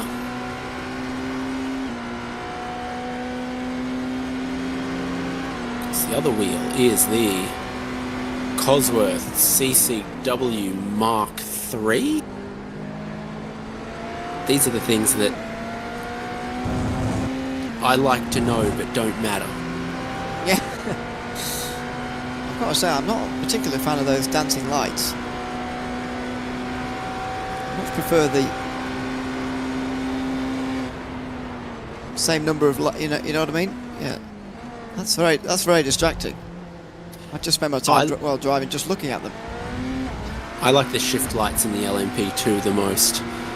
They're not so many lights that it's useless information, but they're not, you know, only 2 or 3. There's like 5 stages to it, and if you see no lights on the indicator, it means you probably should downshift. You're probably way too low in the rev range. And then they come along, and just as the last one comes up, it's shift time. And speaking of LMP2, Lachlan Capel is trying to take the lead here.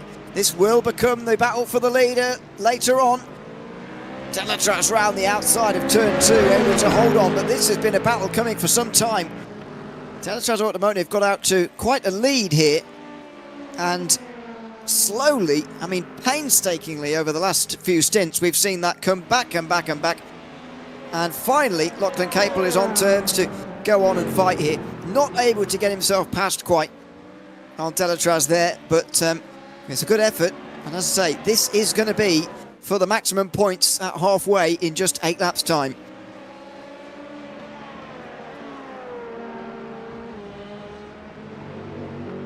Yeah, no one ahead of them that'll make that distance. Auto moves probably on their in-lap right now. In fact, they're probably hitting pit lane right now. Maybe 2 laps is what effect simulations can do. Just 1 more as they're about to reach the line. Auto moves do come in. Knew it.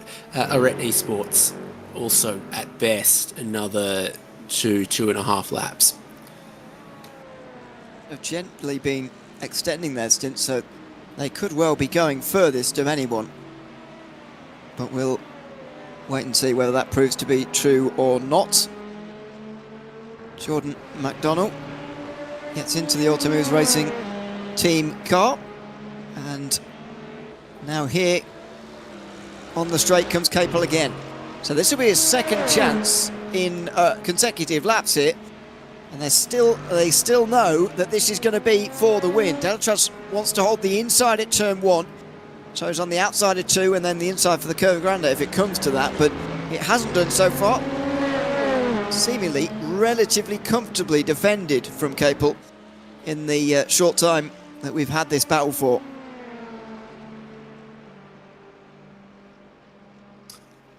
$287 kilometers an hour. Not bad for the current trim that these LMP2 cars find themselves in. Gotta wait behind SimRC for Delatraz. And Capel will follow. Has to, really. In this quiet point of the racetrack, there's not much else, not much other traffic around to help out at the moment. The leader, Matt Farrow, is about halfway round the lap, not that far behind these guys. So 7 laps to go at the line for Farrow, and therefore it will be for these two as well. That's plenty of time for Capel to find his way past as Effect Simulations come in from the lead as well. So the slipstream not looking quite as powerful for LMP2 as it does for GT3, but it's still there. Capel is very close, and this is a high-speed circuit. Delatraz has been moving preemptively to cover the inside at turn 1, and that's been successful so far. Will it be successful a third time in a row? It was a half-hearted attempt last time, really. I wonder whether Capel's just going to wait a few more laps before having another proper go. And yeah, it looks like he's just going to postpone this this move just for a few laps until we get towards the finish here. But I mean, he's not, you know, he's looking pretty good. I mean, he's, as I say, slowly brought this gap down and given himself a chance in the final laps. He's going to give it a go. They're on 7 to go now. That was the race leader passing. So these guys in LMP2 are also on 7 laps to go.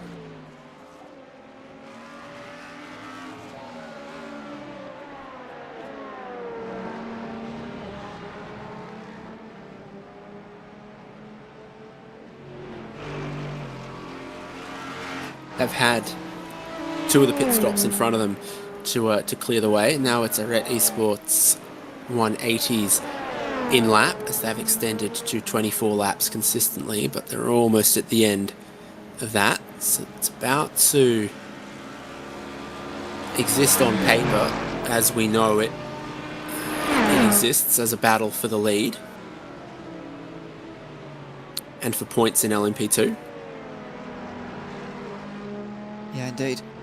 Alright, Esports will now come through to cleanse the field, so 6 laps to go until halfway. Delatraz were wide in Parabolica, almost all the way out in the green concrete, and I think Capel's closer. Does he take this as an opportunity, though?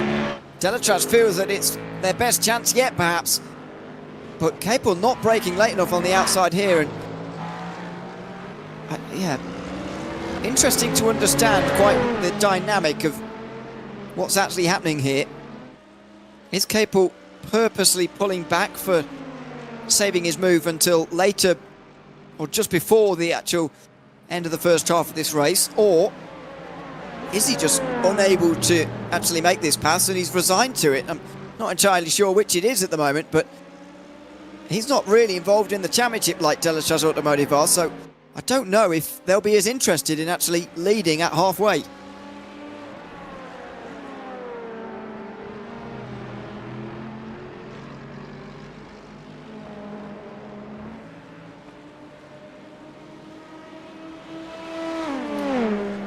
.180 comes out just behind Nick's Esports. Didn't cut that fill short, and no driver change either. So they just went the full refresh on the car, fill the tank, new tyres on. Their teammates in the 108 come in, and Morten Argerson, I think, gets back in there. Traffic in this battle didn't help them on this lap, didn't really have any effect. Now they're in their own nice little pocket of Monza once again. Yeah, they are. It feels those pockets are becoming more common. We haven't lost any more cars in the recent past. We've still got 42 of the 45 who started running here. And that's been the case for some time now. So, yeah, not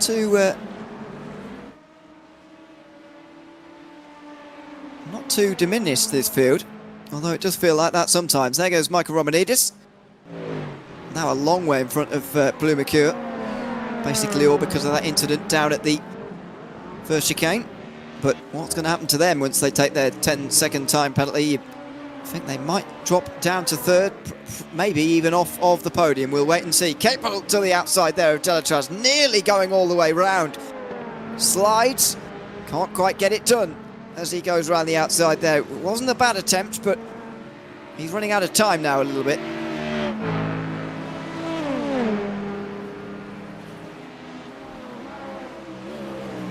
There's something to suggest he's starting to worry Alexander Delatraz, though. GT3 car just ahead of them. Almost disappearing into the ocean of Ford Mustang.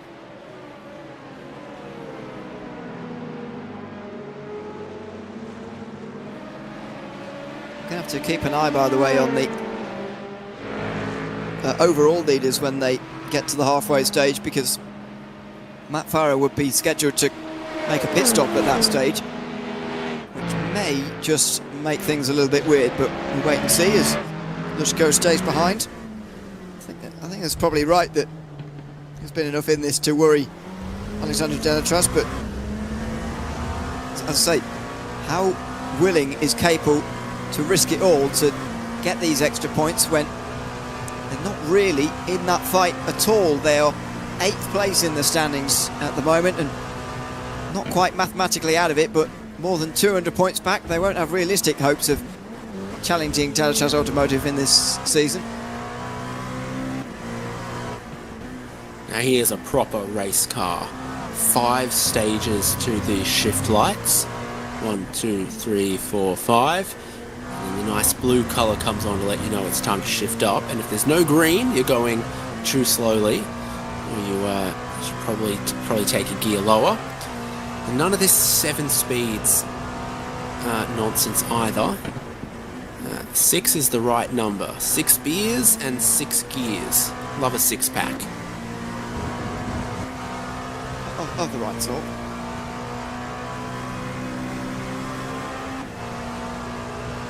And 3 laps to go. This is the biggest the gap's been since the pit stop now. By far the closest battle for the maximum points. Davide Lanzani is still leading for Maniti Racing in GT3 Pro. I thought Gabby Montoro might be able to get on terms in time for lap 113, but that's not going to happen now. Looks like Maniti Racing are going to take the full complement of points, and are they just getting themselves back into championship contention in GT3 Pro? I'll try and do a rundown as to what the points situation is in each of our 3 classes once these are dished out. Obviously it'd be very unofficial, but it's been a hard season to predict so far, and that's only been continued on with this race so far.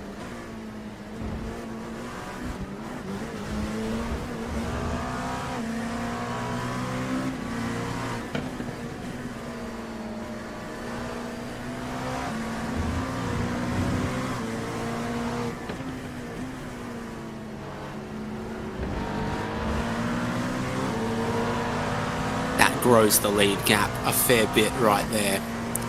The combination of GT3 and GTP traffic.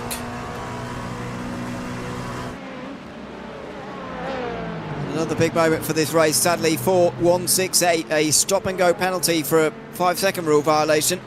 It's going to drop them away, not before the halfway, and it will drop them away in this race later.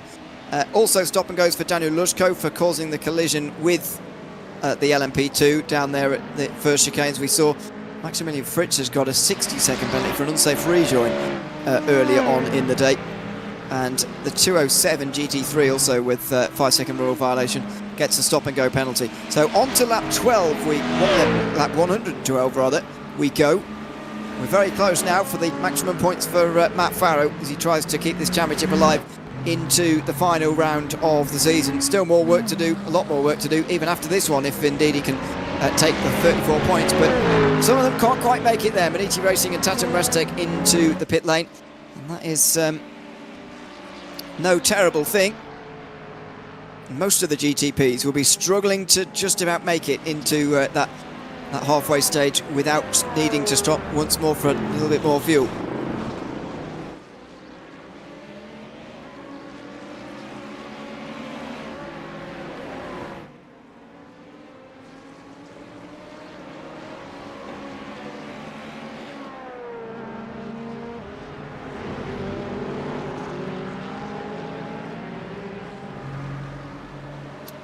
Still making very good pace to try to reach the scheduled and advertised 225 laps. I think Delatraz trying to break a little bit of the slipstream there. It's the Logitech G Orbit Drop Bear Mars.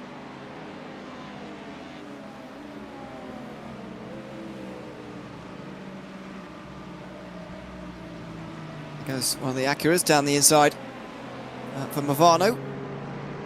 This leading fight. So on to lap 113 goes Matt Farrow. Now he's done 28 lap stints regularly. Well, he's done one of them in the full green flag condition. Did 29 when there was a bit of safety car involved. I suspect he'll only be able to do 28 here as well. The gap that he's created though should mean that he crosses the line actually still in first when he comes into pit lane. Jalbaz can't quite make it either to the end of lap 113. Again, it's not really a huge thing that's going to matter for this season. I mean, Drago Racing are leading by 226 points as it stands. The only reason I'm mentioning it so much is because they did have the chance to actually seal this at halfway in this race, even with half of this race remaining and another 10 hours at Le Mans, but that's not quite going to happen. Side by side through the Scari meantime in GTP, that was Tatum Restek past Maniti Racing. They're both on an outlap there, and Arruti with maximum commitment on the cold tyres. Yeah, and then your leader comes in. Yeah, he crosses the line though, still first though, as far as I can see. That little 10 seconds is pretty handy for that then, versus if you were only leading by 1 second and you came to pit entry, you'd slow up and probably lose it.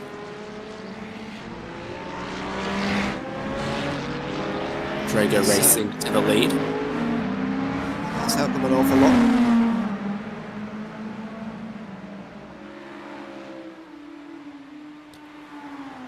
Good news, Ewan. The time now, 1:18 at 2:45. There is a 59% chance of rain. Wow, that is going to change this race completely on its head.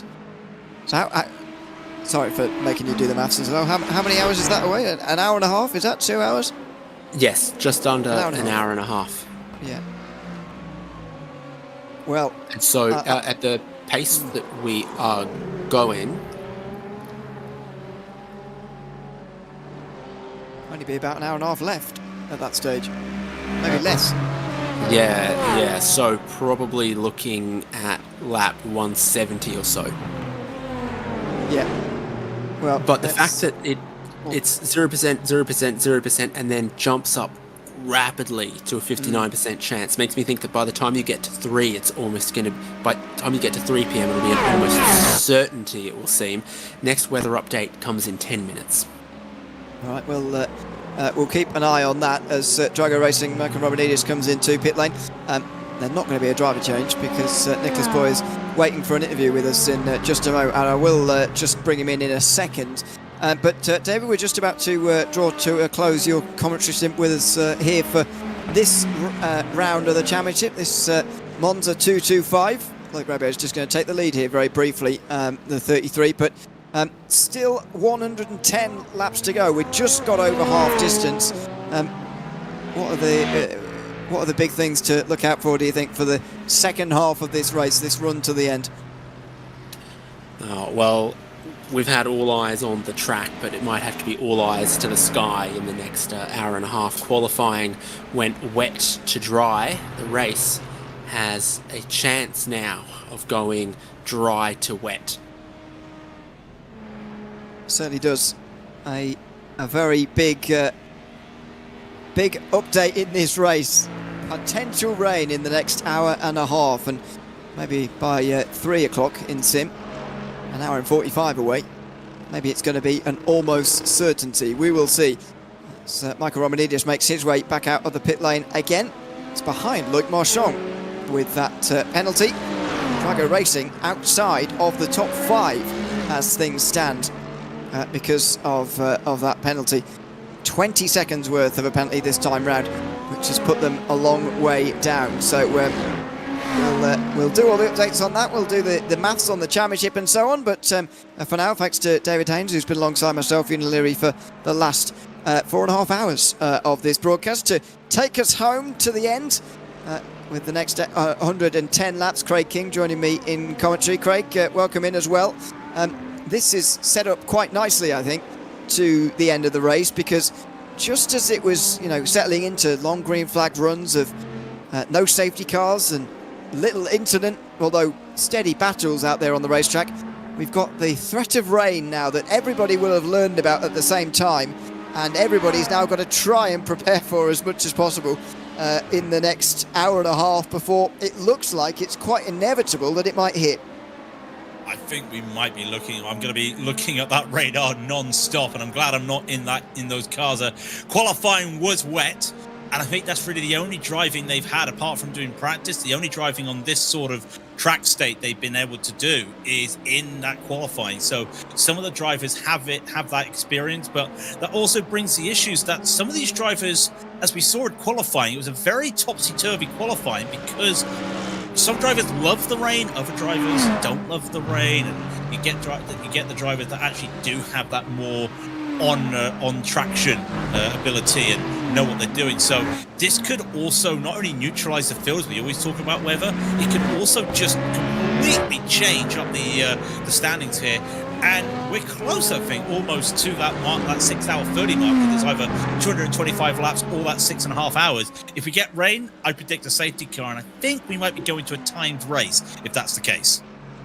Yeah, those two factors combining might well result in a timed race, as you say. A timed race would take us another 3.25 hours, or 3 hours 10 minutes, really, more accurately.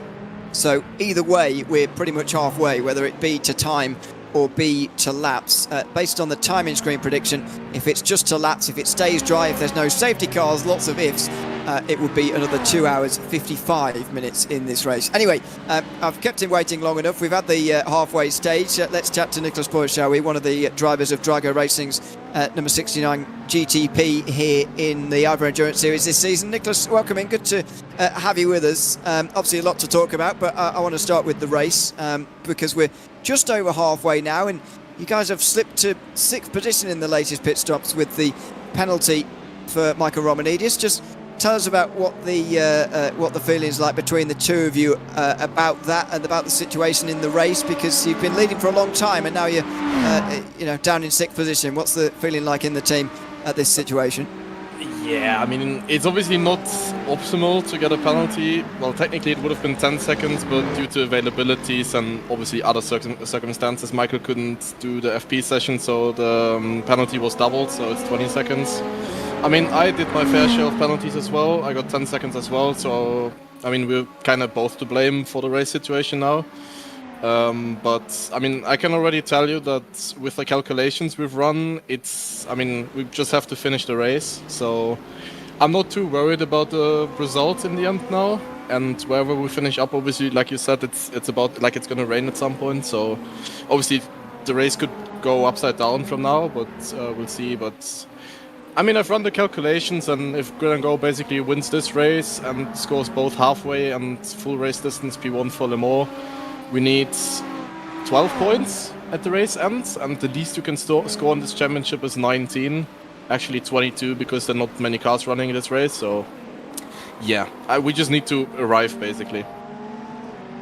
Yes, obviously there's, I think it's 70% in this series to be classified, isn't it, with points? Yeah, it's so roughly in that area. Yeah, something like that. I need to actually double check again. But yeah, anyway, there's a number of laps anyway that need to be completed. As you say, though, that would still be enough for the championship, even if it wouldn't be your best result. Having said that, anything other than a victory would be statistically your worst result of the season, because the season's been such a strong one for you guys. I mean, how have you found it? Just compared to what you were expecting? I don't think we've seen Drago racing in the IVRA Endurance Series before, and you've taken it by storm, really, taking the first 5 rounds. How have you been finding it among the team? Yeah, I mean, I actually joined the team like last October, I think it was. So it was actually after the pre-qualifying. So I wasn't even there when the decision was made to run it. But I mean, for me personally, this championship has been pretty much the go-to series ever since I think 2022, where I started with Mivano in the 2022-2023 season. So, I mean, for me, this isn't new, this championship. I've run it ever since in every season in any car, like LMP2 and GTP. So, for me, it's nothing new, and I think it's a good addition that I'm basically driving or like just there.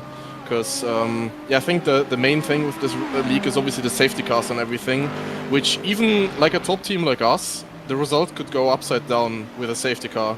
So you really need to know what happens in most of the cases when safety cars get pulled and what kind of decisions you need to make. So I think that was definitely an advantage, and I mean obviously we pretty much have the best drivers in the scene.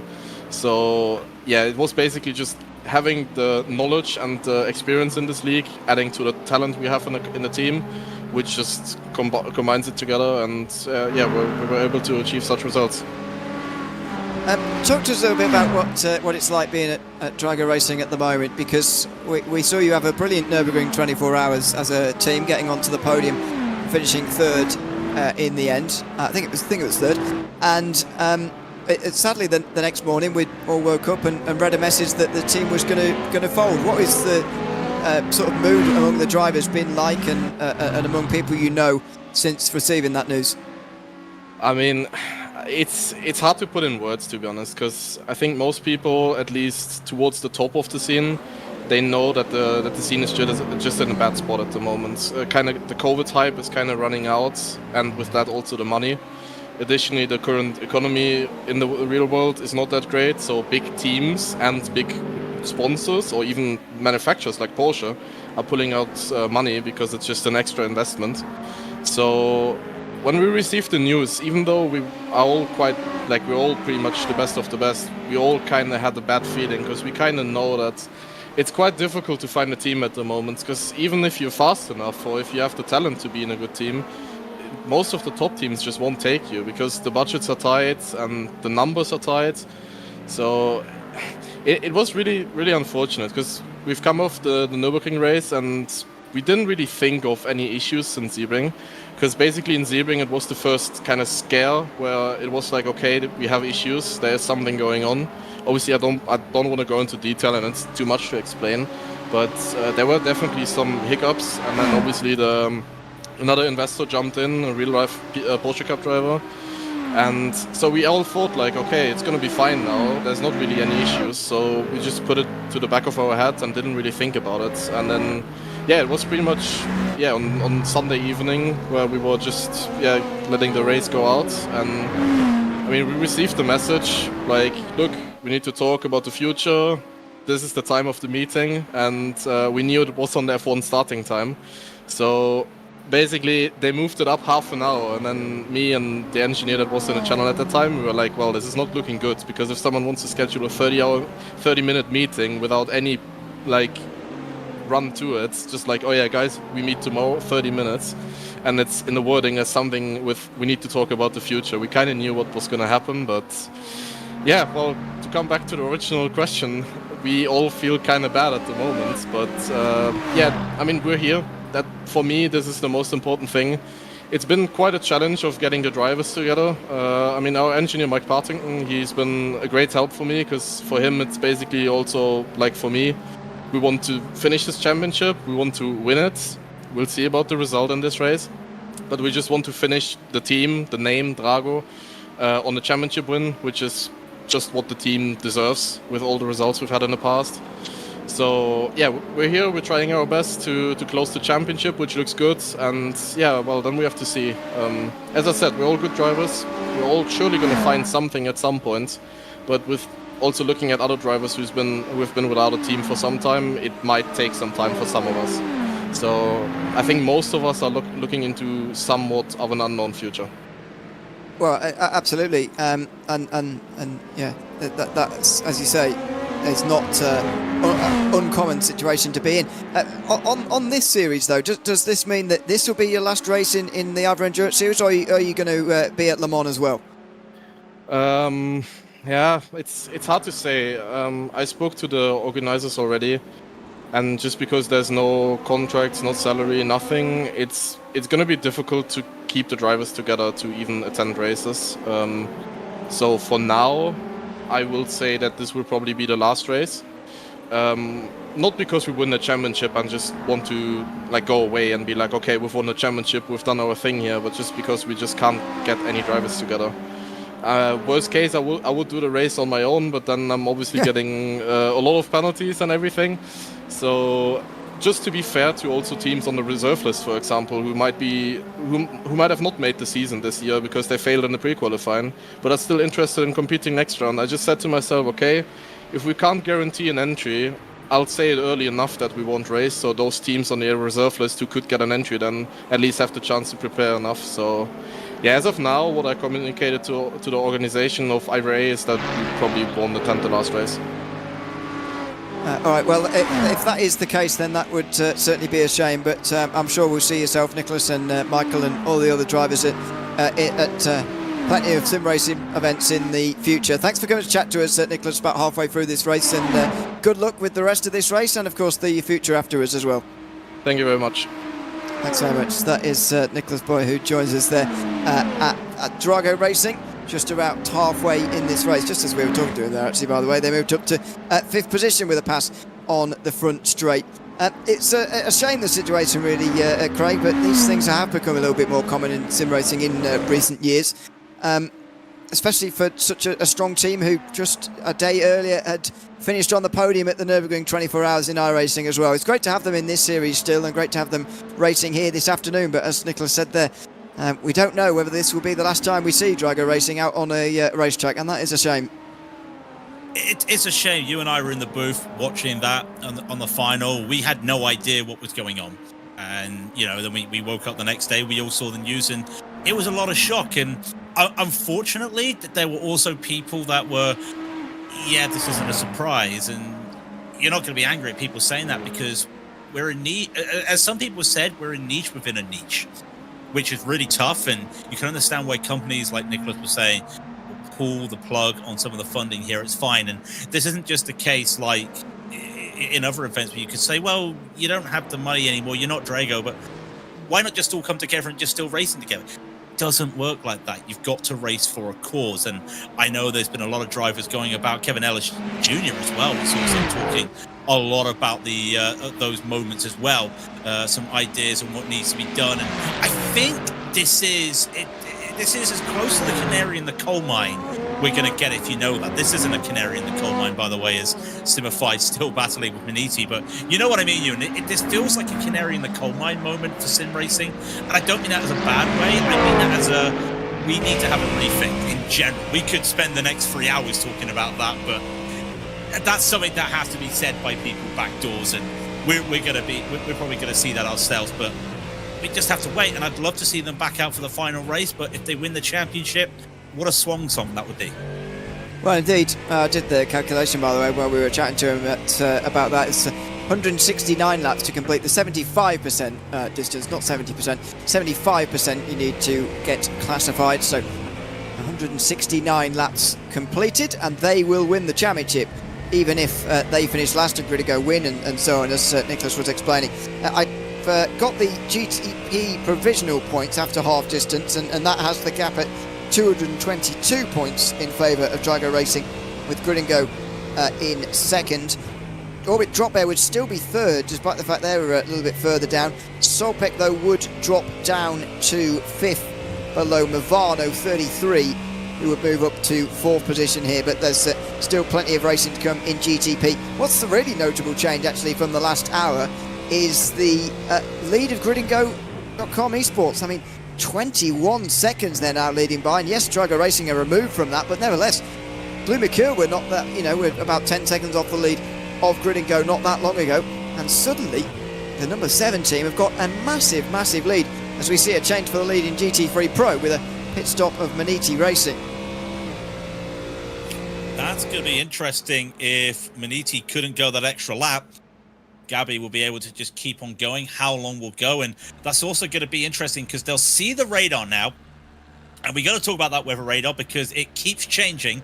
But one thing's for sure, I'm seeing 95 to 99%, and it's going to be completely rain in, I'm going to say, about an hour and a half in the sim time, and we'll start raining about an hour and 15. So that's one to keep an eye out for. If you can extend this as much as you can, that's good. And when you talk about extending, those halfway points are going to be very vital for some of these teams because no one knows what's going to happen in the rain, and try and solidify as many points as you can. Halfway points really making the difference here, and at the end of the day, you get to Le Mans, those halfway points could be vital, and you could say, may have caused myself some damage in the rain here at Monza, but at least we got the points. So Maniti Racing comes out. I think they're the earliest pitter at the moment. I say a couple more at the back of the field, but yeah, they're one of the earliest pitters in the whole of the GTE field.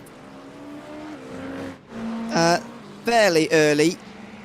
I mean, I should... Yeah, I'll run through some of what's been going on in GT3 because there's been a lot of different strategy going on, unfolding just before the halfway points were dished out, and it's really made a difference to those points, but I'll go through that in a moment. Brzozowski down the inside, meantime, in towards turn 1 on Tatum Restek. That's Bissy forward getting back in front. And this is the number 11 car, which is a little bit further down than maybe it was in previous times. Going around the outside of the Aston Martin now, with officially 100 laps to go, by the way.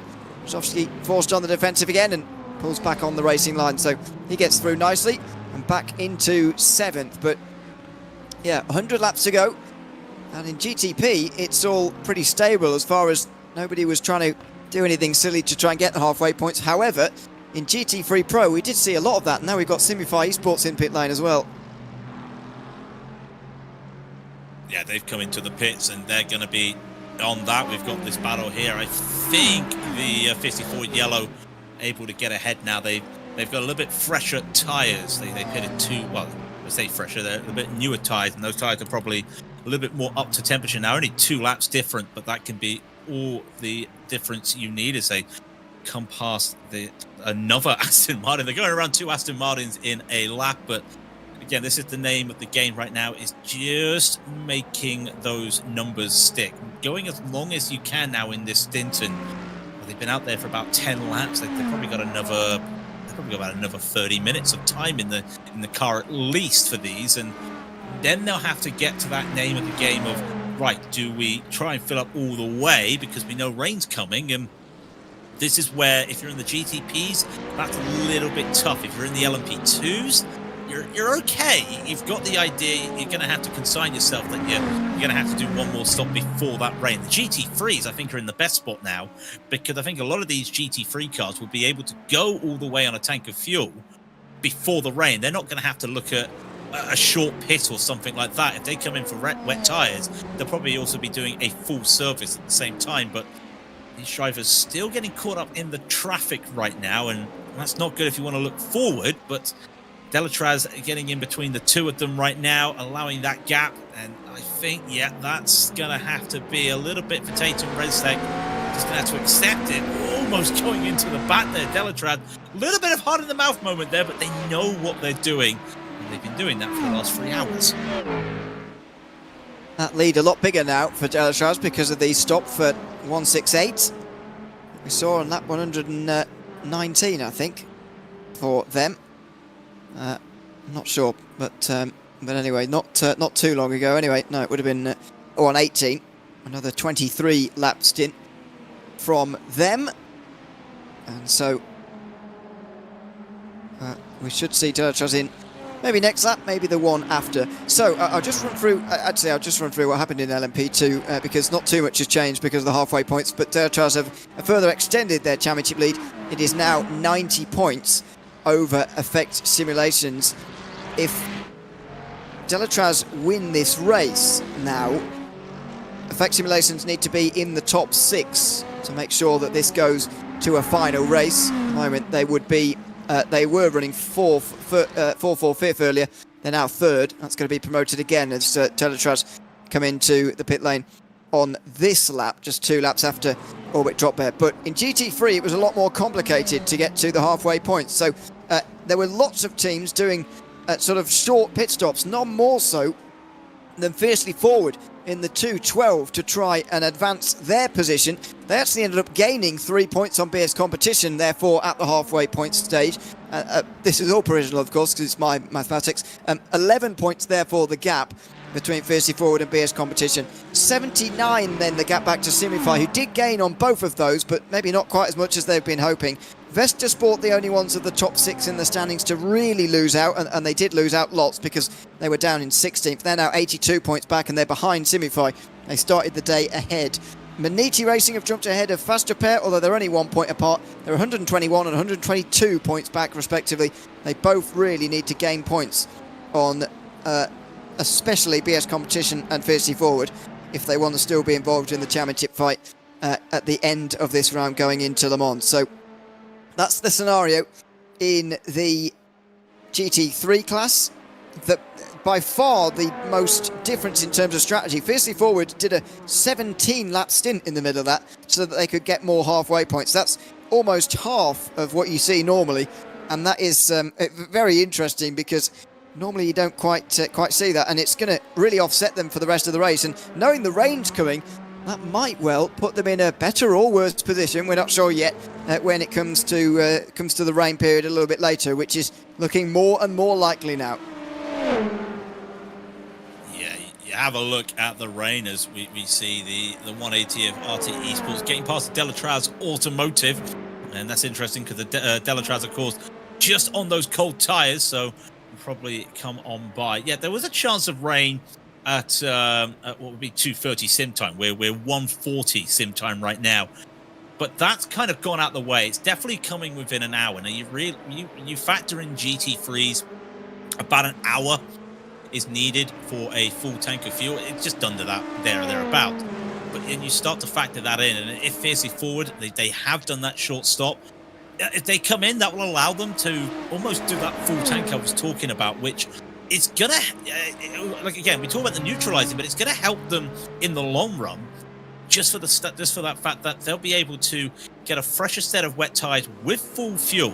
They won't have to worry about having to short stint, because you have to add the factor in that the tires and the fuel go at the same time. If you need to put wets on, you have to take fuel. Are you going to go full, or are you just going to have to do a splash and dash? I think the full stop will help them. As they're the BS Competition car, into the pits they go, and they're just going to chock up as well. I think they're in a good position right now. If the rain's predicted in exactly an hour, I think if the rain comes a little bit early, they might be able to just get a jump on everyone as well. Yeah, I mean, it so depends on when it falls. But the fact that they're all sound so different, and it's not just them, by the way. I've singled out Fiercely Forward, but it isn't just them. It was a 24-lap stint only from Fast Repair, who short-fueled slightly. A normal stint from Simify, but they were off strategy anyway. They've now matched up with Maniti, who did a slightly short stop as well. But if you look at the top 5 in GT at the moment, they're all still out there on their 4th stint of the day, waiting for pit stop number 4. And even last time round, Fiercely Forward Pink did a slightly shorter fuel pit stop as well. So, I mean, all sorts happening here. Lots going on, and a lot to work out. Unfortunately, the lots going on for number 1 is going backwards, I'm afraid. Loic Marchand has dropped outside the top 5 at the expense of Drago Racing in the last couple of moments. And now he's into the clutches of Igor Brzozowski, who not long got past Tatum Restek. Oh, and a snap of oversteer on the exit as well as he's chasing down, coming over the start-finish line. We talk about the rain, but we go to talk about the weather right now. It's 45 Celsius out there, 113 Fahrenheit. It's a very warm track for what most drivers are used to at Monza. They would have been practicing a lot in these conditions, but you still have that little adjustment, that you still have that small lapse of concentration. So that probably was that a little bit too much snap there, trying to get on the throttle, trying to keep up to Marchand there in front from Movano, but it's still safe. But that's the key thing. You look at the temperatures, 45. When in a bit, that temperature is going to start dropping, and it will drop suddenly when the rain comes in. they'll have to pay attention as more running aggressively through the second chicane into the Lesmo as he goes. But this is now the time at the time of the race where you have to just, the halfway stage is gone. You have to now just get to the next part. You're almost accepting that rain's coming, get to it, and let's play it out there.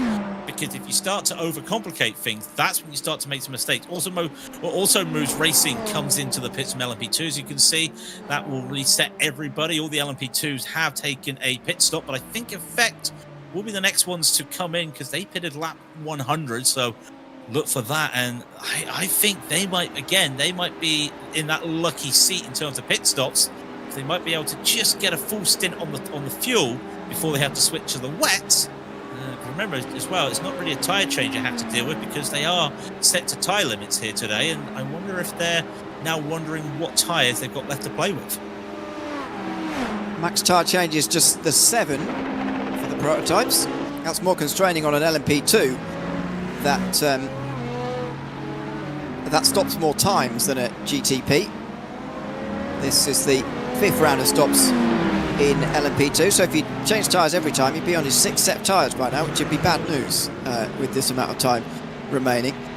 But you really, needed to be double stinting earlier because that's when the track was cooler. This track started at 26 degrees Celsius, and now we're into the mid-40s. So a big difference in terms of the track temperature over the course of the day. However, if they end up having to resort to wet tyres later, then you might as well use them, I suppose, because you're not going to need dry tyres, it doesn't look like, after about 2:30 this afternoon.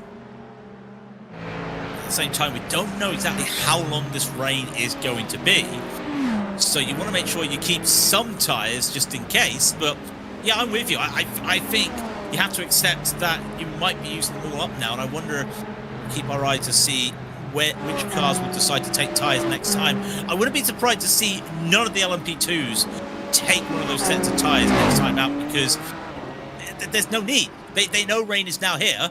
It's on its way, and I'm just trying to see if there's been an update to the forecast. Oh yeah, 98% now at 3:15. So let's just say that's confirmed. We're going to have to now wait to see how long that lasts, when it will go on for, and that's going to be the next moment, as I think effects simulations come into the pits. They're going to be changing drivers as well, and that's always an interesting moment, changing drivers when you know there's going to be a dry to wet. Sometimes you want to add a wet driver in, or a driver that you feel more confident in the wet if you know wet's coming, or you stick to a schedule. But to know that you're going dry to wet, they wouldn't have known that was going to happen in the forecast, but to now think dry to wet, that's going to be an interesting bit. But then you're also aware of the track temperature, you're aware of what the tyres are doing. But right now, if I'm in that effect simulations, pretty happy with my decision to switch drivers out there. And yeah, Callum Reed, Garton into the 199 now. They're looking pretty happy as the track continues to get warm, and that rain is continuing to just loom over the hills of Monza. I mean, it doesn't look much like a circuit that's about to see rain, to be honest, but the next hour or so, it looks like we will do. As we follow this battle through Ascari, an aggressive jink out from Vazovsky there. Like Marchand,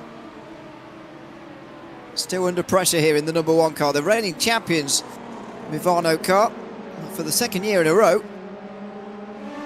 Their number 1 Mivano car has not done so well as the number 33. It was the case last season when number 33 won the championship. The reigning champions had a difficult time of things. Same has been the case here, although the reigning champions have had a bit of a better season this time than last time round, although they are different teams and so on, so it's a little bit confusing. But they're currently holding on to 6th, then Fizzy forward, then just under 2 seconds down to Tatum Restek behind. Next in line, as this steady stream of traffic just continues. All 3 classes have spread apart to a degree now that there's no... Well, there is a few clumps of traffic, as there always is, but it's rather steady now, the rhythm of traffic for these GTPs especially. but very rarely do they get through a lap without actually having to make a pass on a slower car. I actually like that. I actually like having a constant flow of traffic when I'm in a prototype, especially around Monza. It actually, to me, it almost just creates the rhythm. You're not just doing that hard driving, and sometimes you just want, you know, we make the joke that sometimes the slower cars are the moving chicane, but when you're in a prototype, just having that change up of just going through traffic, and I'm looking, there are 5 GTPs in a row right now. These two in the middle, they're separated by about 10 seconds between all of them, but there's going to be traffic coming up. But when you're in the slower class, that's a little bit of frustration, having a constant stream of faster classes coming by you at one stage. But I do enjoy when you're in that faster class, yeah, having the traffic, and you get a little bit frustrated. The traffic ebbs and flows, it comes and goes with you, but at least you know what you're expecting. You know what's around the corner is going to be a lap car, so you're not having to prepare yourself. You're in that mindset when you're in this car. As Igor now looks, he'll probably have a quick look at the relatives, see that a couple seconds up the road will be a GT3, will come by, and just gets ready, knows that he's going to be hitting them about there, and he's probably already thinking in his head, also with Marchand there, where am I going to overtake him? What am I going to do? Where are they going to be? Well, it's going to be on the straights. I'm going to be all right. So they have to worry about that, but it just keeps the brain engaged, I feel. And sometimes that's very good. And talking about engaged, I've just looked at the radar. I do see a streak of blue in the southeast of the track. So we'll have to look. It's nothing to be too worried about, as we see now just the traffic just holding up the 11 and fiercely forward. They're going to be losing a little bit of time. But yeah, it's actually now on the radar. And it's a little bit away, so we don't have to worry too much. But if you say you don't believe what the prediction is, you look at the radar, you know it's coming. And the question is going to be, how much is the rain? How often have you been checking the radar to look for that tiny speck of blue there? I've literally got it. I just in the bottom of my screen there. I've just got it there, just popped out. You know, it is handy. Yes. Sometimes I've also got that up sometimes to make sure I remember which way is north on a racetrack.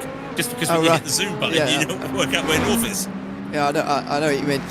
Yeah, that's the tiniest speck of blue. You're right on the ball with that. That's the first time it's appeared. So I'm not sure what time scale we're looking at then in that case of rain, but can't be too far away anyway. We are currently what are we now? Nearly 4 hours into this race, so it must be approaching 2 o'clock. The radar we were seeing earlier gave the chance of rain at 1% by 2:30. That's in just over or just around 40 minutes time. I think based on that weather radar, it might even be coming sooner than that. And again, the interesting thing about this, it's going to be impossible for us to actually predict where this is all going to land. But in terms of the pit stops, we've got people on different, levels of fuel at different times here. And effectively, when this rain comes, there's going to be a number of teams who are benefited by the timing of it, and a number of teams who are really not. So this is even when it arrives is going to be so crucial here. Yeah, when it arrives is going to be the crucial moment, and especially again, who's got the biggest tank of fuel? It's usually these cars, the GT3s. Watching Huskenveld and Vesta battling for 10th, and still important points when you think about it in their battles as well with the Ferrari and the Mercedes. But you have to just pay attention now to the tank of fuel, and I wouldn't be surprised. We know that Fiercely Forward's done short stints. I think Fast Repair as well, they did a short stint. I think they're about 2 laps less than a normal fuel stop, I think, just at the top of my head, maybe even 3. So they're both doing short stops at the moment, and I wonder if that's them just getting ready. I think you could be looking at some of these cars probably doing a splash and dash before the rain come, which means no tyres unless they really need to change the tyres. I think these are 2 of the teams. They just pitted about 4 laps ago, so they'll be looking to take this all to the end until the rain. But now comes that thinking game. All right, I've short stinted. what do we do next? What do we do for the next bit? Well, you kind of resign yourself to the fact if you're fast repair and fiercely forward, you resign yourself to a short stint. For everybody else, I think they're in a good position right now, and it always changes because we've got a rough idea of the time the rain's coming, and it's slowly growing. We don't exactly know when it is. What we do know it's looking like it's going to hit the back straight into the Parabolica and Ascari first. I'll keep an eye on it for when it does arrive, because looks like it's all going to happen very, very quickly here. Well, we've got just about 88 laps remaining here at the Monza 225, the penultimate round of the IVRA Endurance Series of 2025-26. We're just going to step aside for just a couple of moments here and take on some RaceSpotTV fan immersion. Let's go on board with the Team Huizinckveld Ferrari chasing the Vestasport 252 here in front for 10th position. This is RaceSpotTV fan immersion from Monza on board with the Ferrari.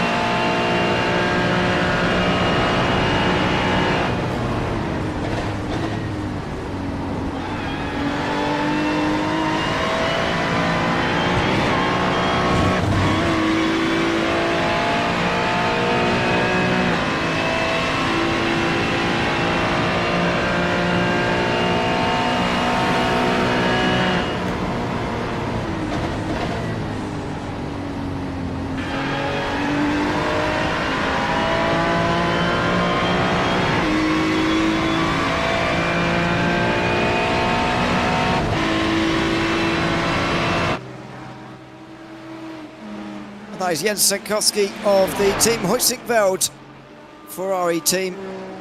Still running in 11th, still stuck behind VerstaSport, just in front of them. By the way, speaking of VerstaSport, the 211 team who are trying to stay involved in the championship fight, based on the halfway points that I've done, 82 points away from PS competition now, with the lead of this championship. They're still down in 13th position. They very much need to advance their position through the latter stages of this race to keep their realistic hopes alive. Well, good evening to everybody watching along here on RaceSpotTV. Good to have you along with the Monza 225 here tonight. Myself, Ewan Leary, Craig King taking you to the flag with Hugo Louise behind the camera all day here this afternoon. It's been a good race so far, but I feel, Craig, as if the most dramatic moments are still yet to come, because in the next half an hour to 45 minutes, the chances of rain are startlingly high, and when that does arrive, so far we've not actually seen it's going to be very heavy, actually. It doesn't look like it is, but even so, it's still going to have an absolutely massive impact on this race. The fact is going to be longer than just a quick splash and go in terms of the weather. It's not going to be a quick drizzle. It's going to be in for quite a while, so it will wet this track. It will absolutely neutralise, and drivers are now in that prediction mode. They're working out what they need to do and roughly where they're going to be. So now comes that name of the game of, right, what do we need to go? Fiercely Forward Black just coming into the pits, and well, they're probably one of the cars that are now starting to work out what they need to do. They'll probably go all the way. We'll see how long they spend in the pits, because if they short stint, that's an eye-opener to everybody else, and into the Logitech GODBM due to the Orbit Drop Bears. They've come into the pits as well in the 68 car, so that's going to be interesting. Delatraz Automotive here still battling the Orbit Drop Bears Mars team. It's just there. I don't think they served their stop and go yet for that penalty that they had for pit lane infringement. So while it's still close together between the two of them, I think that it may have a different effect later on. But if you're Drop Bears, you want to be taking this stop and go early, but still going to be trying to fight this moment there. And Cable there just banging side by side. Real good to get there through the first chicane together. I feel the outside line for the Curva Grande is not going to help. He's going to try and fight this, but very interesting. I think this is almost a time of a little bit of desperation now. Try and get that track position before the rain. It's been a long time coming, this overtake for Lachlan Capel. He had a stop-and-go penalty to serve at the previous pit stop, or the one before that, which has just given Alexander Delatraz a bit of breathing space. But again, he's liked that defensive shape as Delatraz. He's liked that inside of turn one. That gives him the outside of two, but I think most importantly for him, gives him the inside for the Curva Grande all the way round, which he's really benefited from. Lachlan Capel has not been able to sort of make this his own here. He's not been able to stamp his own authority on this, and he's sort of stuck behind Delatraz. I'm not sure how desperate he will be to be leading going into the rain, but I think that rain will be a motivator to make the move. If that rain wasn't arriving, you could say, well, why doesn't he just save fuel for a bit? Why doesn't he just sit there happily in second for now? Because they could that could be beneficial to them. But I think that rain will act as just a bit of a motivator. There's a slight contact, and Delatraz able to keep the position again here. But Capel's so close again here.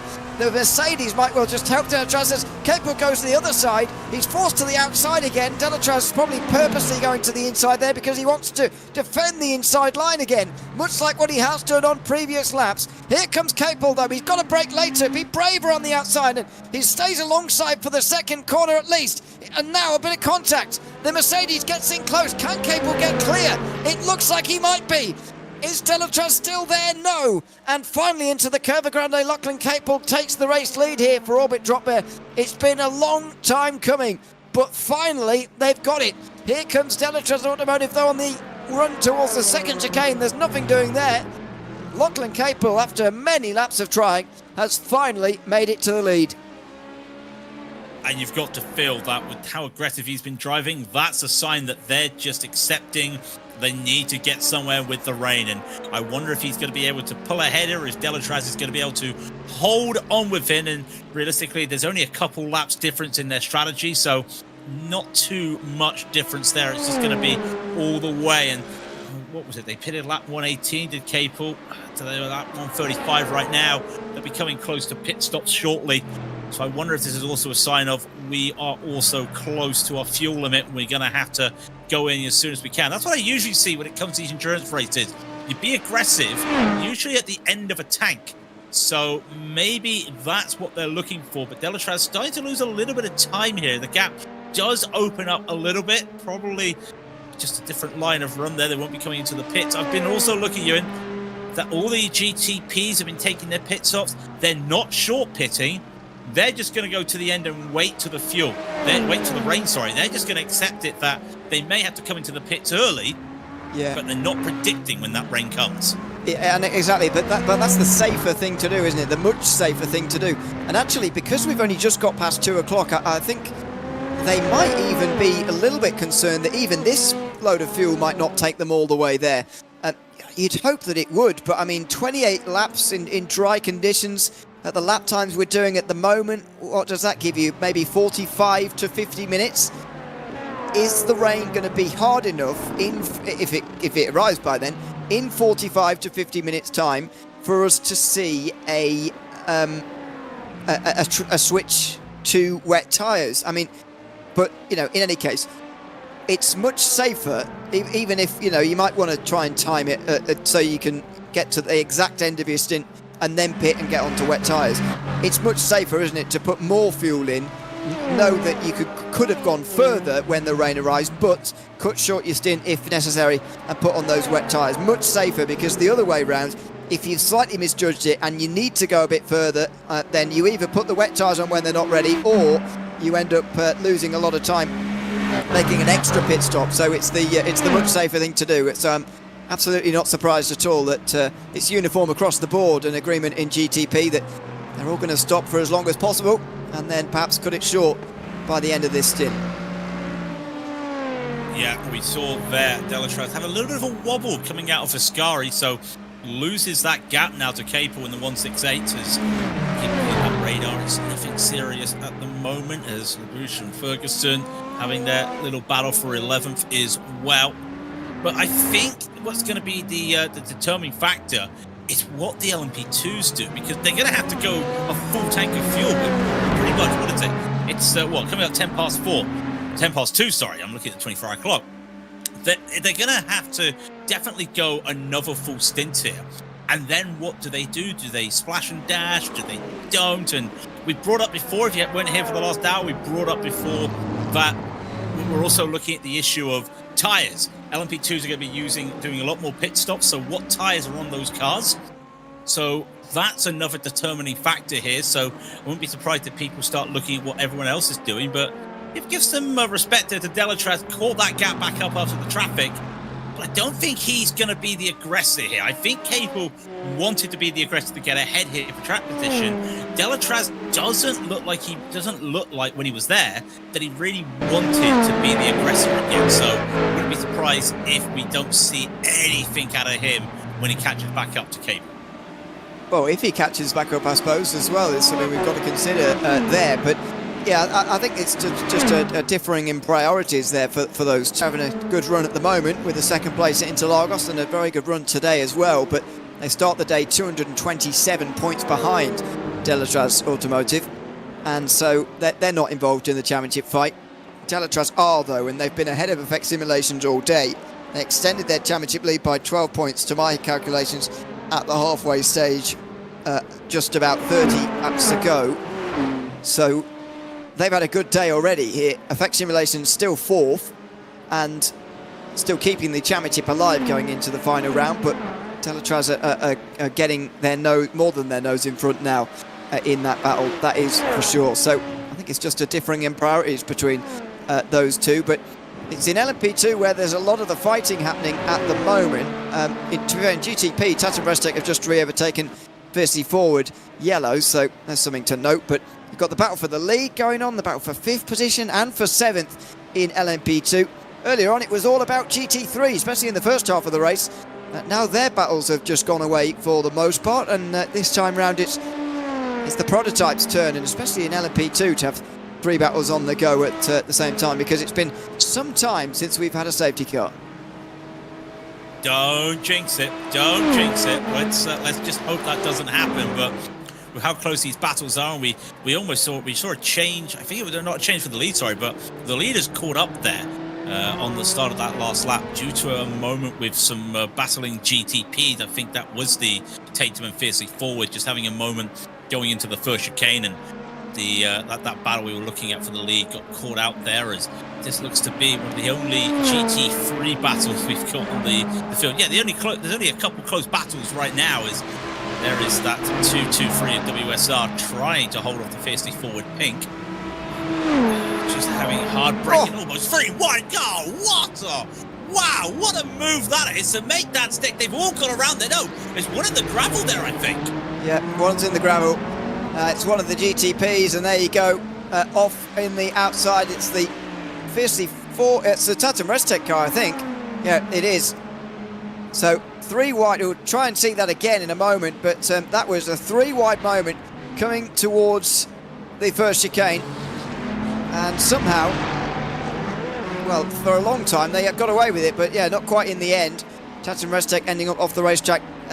Brzozowski getting that position back again then for Fiercely Forward, and remarkable really that the GT3s were pretty undelayed because of that. I mean, the Team Hoisingberg car was able to keep its position despite all of that going on around.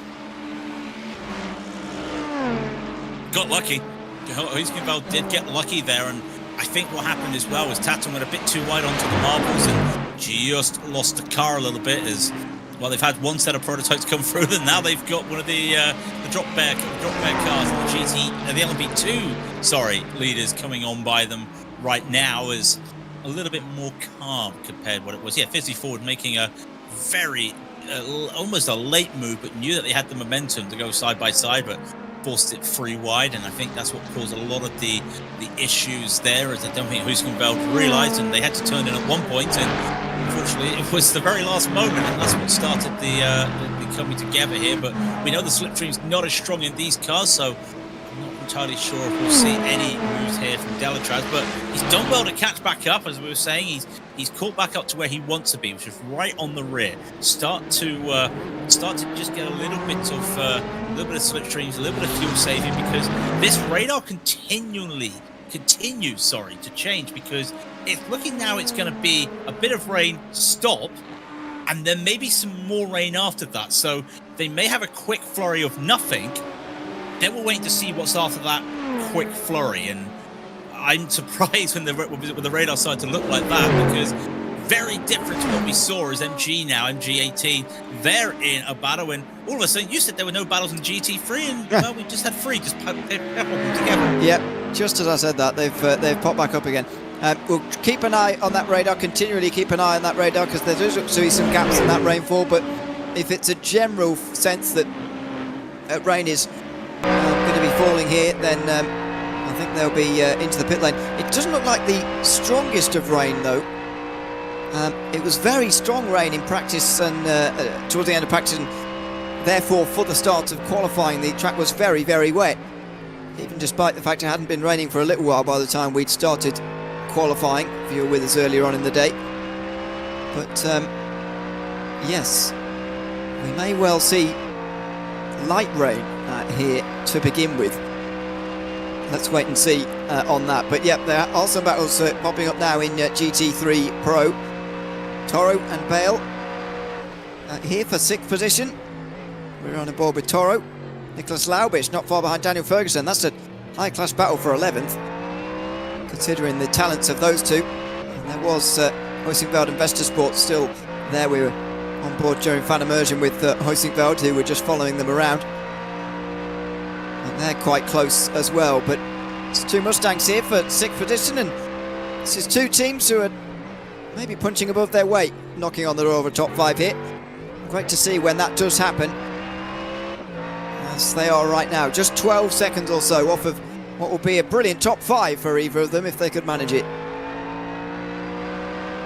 Well, still a long ways to go when you think about it. We're still, what, another, well, less than about almost 80, just under 80 laps to go, and that's still going to be another couple of hours, or maybe even longer if this rain does get heavy. And you look at this, I think the GTPs might be the better off when it comes to this rain coming. The reason I say that is the way the track started drying up at the end of the qualifying for GTP. I think some of the drivers maybe even considered, well, what if we try and just slash in for some slicks and just try to go as quick as we can there and just see, because the track was starting to show a real strong racing line.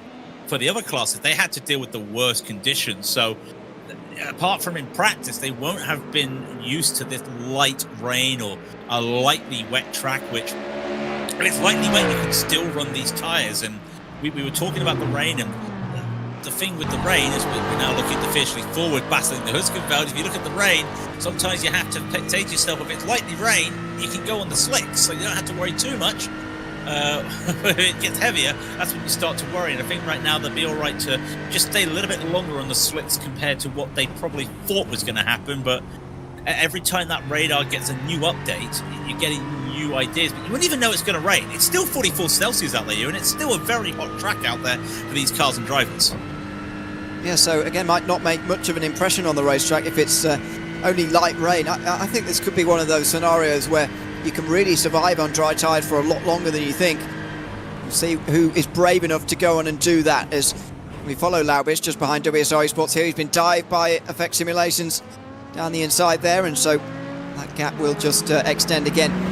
James Ibram, by the way, just texting us in YouTube chat to say that he thinks Effect Simulation, here's one of the Effect Simulation drivers, he says their championship really died when they were rear-ended under safety car at Interlagos last time out. One of those discussions for a sort of final race of the season, sort of post-mortem, if you like, on their season. But he seems to already be not giving up just yet, but not fancying their chances at winning this championship from here in LMP2. It's certainly a two-horse race now. Team Racing were one of those contenders, by the way, in second in the championship going into today, but a registration issue took them out before this race even began. They didn't even get out for qualifying here today, so a real shame for them. But that's the sort of thing that can happen in sim racing sometimes with a registration issue. That's what befell them a little bit earlier. This is a new battle, by the way. Sam Sutton just behind Philip Schiff. These two, by the way, just over a minute off the leader. And the reason why that's a little bit dangerous is because it means they're not that far away from being lapped.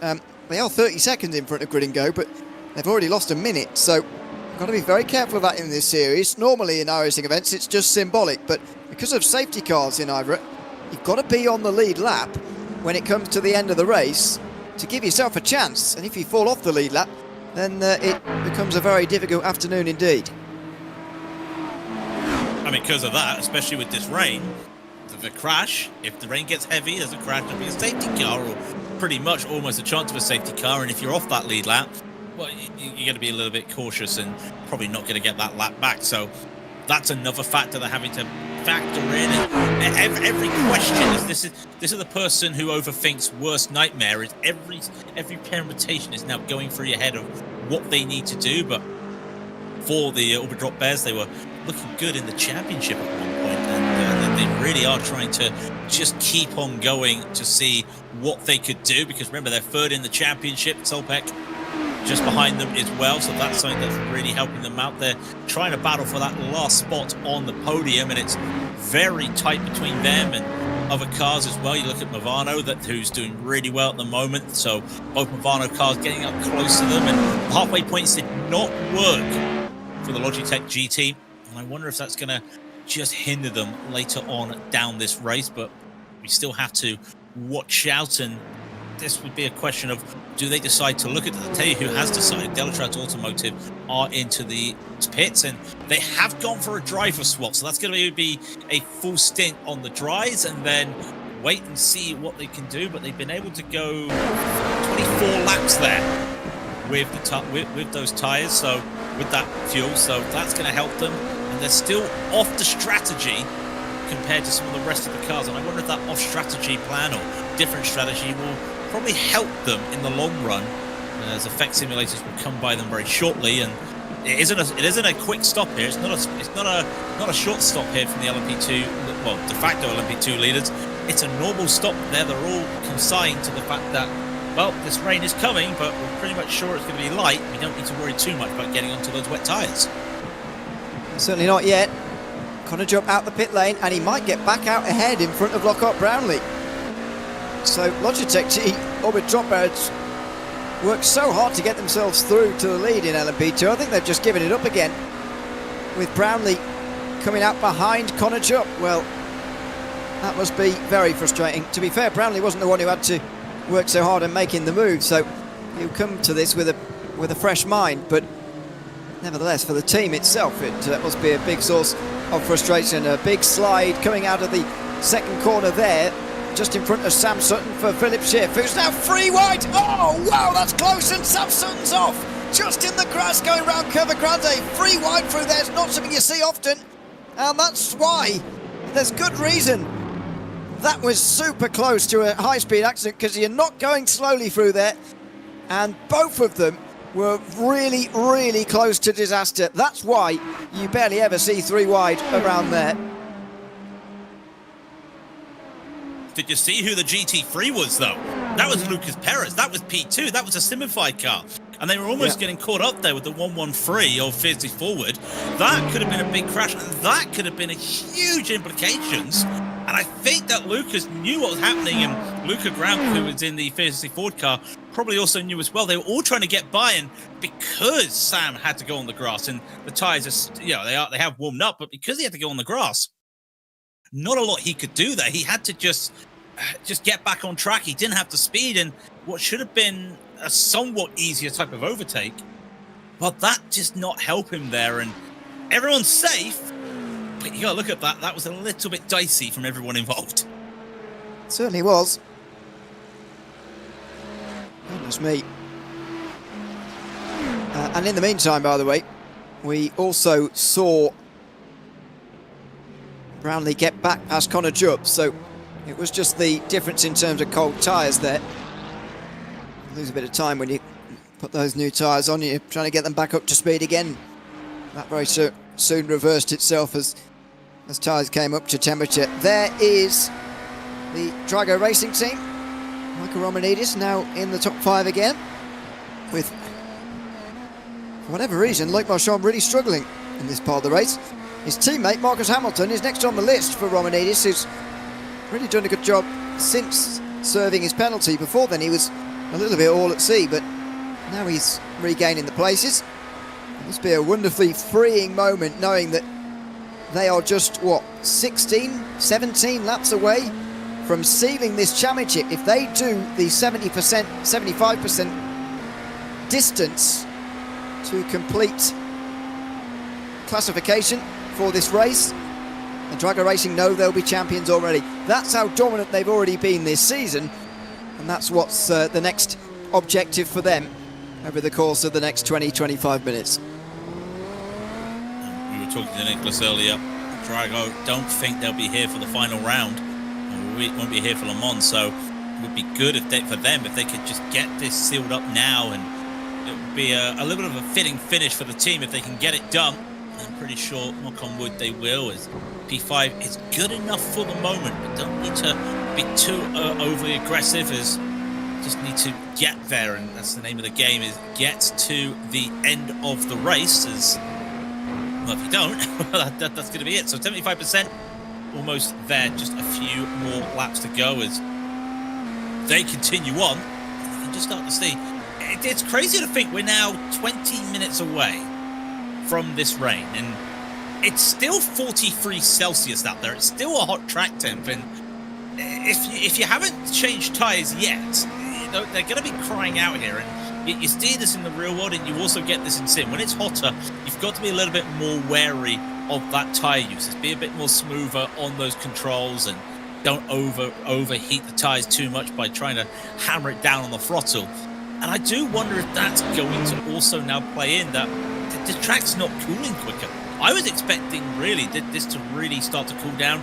The wind hasn't picked up either, so that's going to be a non-factor, which I think would be very much helpful for the drivers. But this track, I mentioned it before, Ewan, I'm quite concerned. This is a hot track going into the weather. That's going to be a huge culture shock. I thought it was going to gradually come down, but no, it's just going to plummet when that rain hits. Probably. I mean, it's still 2:30 in the afternoon, so the natural dip is only just really beginning, and won't really have begun quickly enough for it to have too much of an effect here on this track temperature. The rain itself is going to have much more of an impact on that. We're just about 10 minutes away from the first light chance of rain in terms of percentages, and therefore about 20-25 minutes away from a heavy chance of rain. That's the Absolute Motorsport Absolute car having a slide and a half spin through Lesmo 1. Looked very overcast when they were doing that. Maybe sun going in and out behind clouds now, because it is getting a little bit more cloudy. The anticipation in this at the moment is the real interesting thing. The unpredictability really as to where this race is actually going to go from here. What's going to happen from now? Because we've had over 150 laps now of dry running. We've had about 125 now of green flag running. I have a feeling all of that might be about to come to an end, and this race take on a completely new phase very soon. I hate to say it, Ewan, I see green in that second wave of rain. And that's still going to be about another, 40 minutes away. And when you think we're 15 minutes away from the rain should be hitting, and I think it's going to be a little bit longer till we get the heavier stuff. So let's go back to that. We know that in the lightest rain, some of these cars can drive on the slicks, and you see that also moves are in the pits. Effect simulators are in the pits as well. They'll be looking to hopefully not take tyres right now and just keep it safe. I say that, in fact, they've actually switched tyres. As you can see them just in the background there, they've gone up onto the jack. So they are going for a tyre swap as the rain's just coming. That's a little bit scary, but they also know that you're looking at about a 20-lap stint on these. You're looking at about a 20-lap stint. I think you can do a decent amount of time, 24 laps, sorry. I think you can do a decent amount of time before that rain comes, or rain comes really heavy. But I think we're going to be seeing a lot of slick running until that heavy stuff comes. But that's now just turned everybody into basically go hard now. Let's stop the fuel saving. Let's just start attacking. That's what we're seeing right now. A lot of battles happening as the orbit drop bears, still getting hit up by Maniti here. Maniti trying to put the pressure on. Maniti are gonna not get this done because traffic is not helping them. But they know the rain's coming. They know what they want to do, and I think Maniti are just going to go in attack mode right now. Got a better run out of Ascari. Can't forget though that Sam Sutton recently overtook them, so not the other way round. So I'd be surprised if Schiff has suddenly found a lot more speed than when he had before. So now comes across the line within the slipstream of the Porsche in front. It's going to move past one of the LMP2s and maybe a chance. No. Yeah, Schiff's going to stay behind at this point, I'd imagine, because what I mentioned earlier, something getting past quite recently. That might be the way that the only battle in GTP runs for a little while. Still a couple of ones in GT3. We've checked in recently with the Hoisingveld and Vestersport 1. Here they are again. Hoisingveld now in front in 8th place. Jan Sinkowski won't be too far away from a pit stop, these two. Probably 7 or 8 laps until they make their way down onto the pit lane. Speaking of the leader, Davide Lanzani into pit lane now. So all of these GT3s are close to a pit stop here, but I think all of them are going to have to come in before wet tyres are really viable, which must be very frustrating for everybody. I think that's going to be the issue right now. I think that they're just going to have to what is their plan right now? They've not gone on the jacks, so they've just decided it's going to be a normal fuel stop here. I don't think they're going to be looking at... I think they're even just going to completely fill this car up right here. Yeah, they're going to just fill this car up, and I think they're just going to go as long as they can on those tyres, on what they've got. Is we're seeing the Logitech guys go through. Maniti finally out the pit. That's a full fuel service there for them. Didn't see them go on the jacks there for a moment, and no moves here from Vesta, as I thought they might have been looking to use the traffic to their advantage, but I think they're just going to keep it in. In fact, there was a little wobble there from the 252 there of Huskenveld. They're not coming in either. I think they've got another 5 laps before they come into the pits as well. So another car coming in as well. That's the RTE Sports in P3 for LMP2. They're getting ready, and now they have to accept, well, everyone has to accept, that they're going to have to do a little bit longer on these slicks. We thought they'd have to come onto the wets sooner rather than later, but I feel like they'll be probably doing more of a stint on the slicks in the wet than we expected.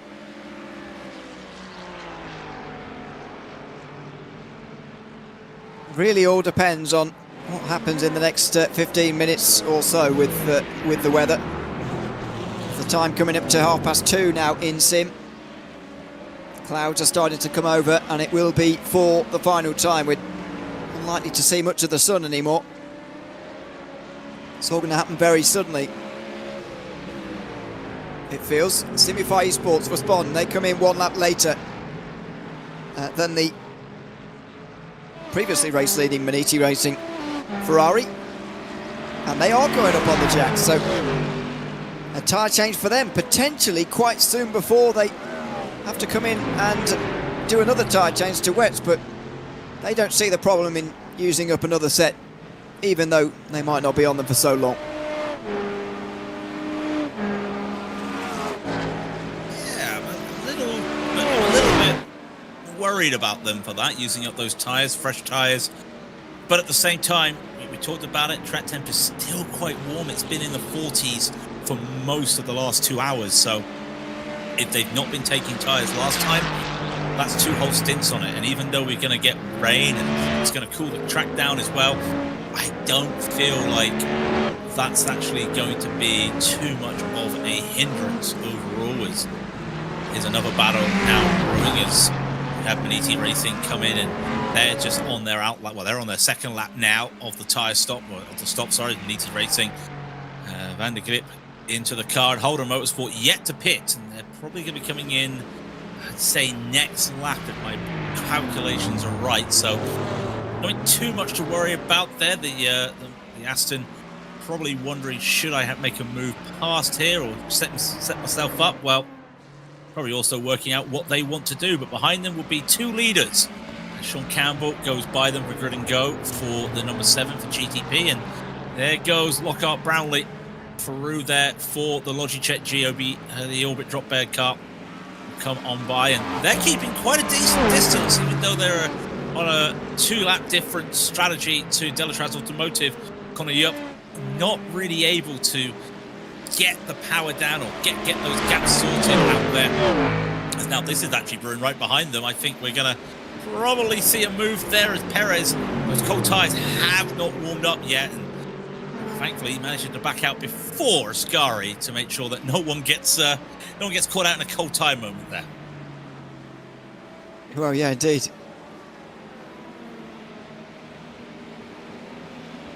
So 65 laps to go at the line. According to the software, that is another hour 45, let's say. There's only 2 hours remaining of the time limit, so if it rains, then it's pretty sure we're going to be racing to time here, and it looks very likely that the rain is going to fall. There's the Maniti Racing car back out onto the circuit again, just in front of Holder Motorsport. They are the best placed of those who've recently been in. Maniti only slightly short field, I mean very, very slightly. Maybe they took a lap or 2 out of that tank because they thought, well, not going to need a whole hour's long fuel fill. But they do have to worry a little bit if it really arrives very soon, because the likes of MG18s, could be Volpic, can still go 4 or 5 laps further from here. And so if the rain falls in that period, then suddenly they'd be the ones in the lead of this race, really, and not Maniti, who have got to hope that this race stays away for a little bit longer. I think that's why they also went to just go for a fuel stint, full fuel here. Just accept that, well, the rain comes and we have to go for wet tyres. Well, we can still just pick up on the fuel. So this is them trying to feel the rain out when it turns up, and it's still a long way away, because I think it was it's now 2:35 sim time. Rain's still meant to be due around 2:45. You've still got another 10 minutes to go, and don't worry about that. That's going to be about another 5 laps or so. Put 5 more laps into the tyres. There it is. It's looking dangerous, but that first bit is drivable on slick. So I think that's why they've gone for the full fuel here. And there goes the 207. They've had to come in. That's on schedule. What will they do if they go full as well? That might not work for Maniti. I think Maniti might be a little bit worried, but again, might be fine. Full fuel, that's fine. Let's see how it goes when it comes to the rain, because sometimes you can actually survive in the wet. Indeed. There's the look over the atmospheric conditions here. This race is going to enter its most interesting and exciting phase very shortly, I'd imagine. There's the old banking. There are and the trees lining it. They're ready to receive a drink, I think, those trees. And they're certainly going to get that over the next half an hour. We'll keep an eye on it. But out front, I haven't spoken too much about the leaders, but Sean Campbell is currently at the head of the field. 22 seconds. His current gap over Blue Mercury Sport. 35 seconds over BS Competition in third, and there it is, in fact. There it is. We hadn't actually reached the peak of the chance of rain yet, but we knew it was going to arrive, and it now has. Yannick Steinhoff into the pit lane for BS Competition, but frustratingly for him, he can't go to wets now. He might go for a no-tyre call. Elias Riker's going to get into the car, maybe more comfortable in the wet weather conditions, but they can't change to wets now, surely. They are going to change tyres, but surely it can't be to wets, and it's going to be a frustratingly short stint on those new dries. That's a little bit of heartache there, just as it comes up. But again, we talked about it. This car, these tyres can take it, but you've got to warm them up.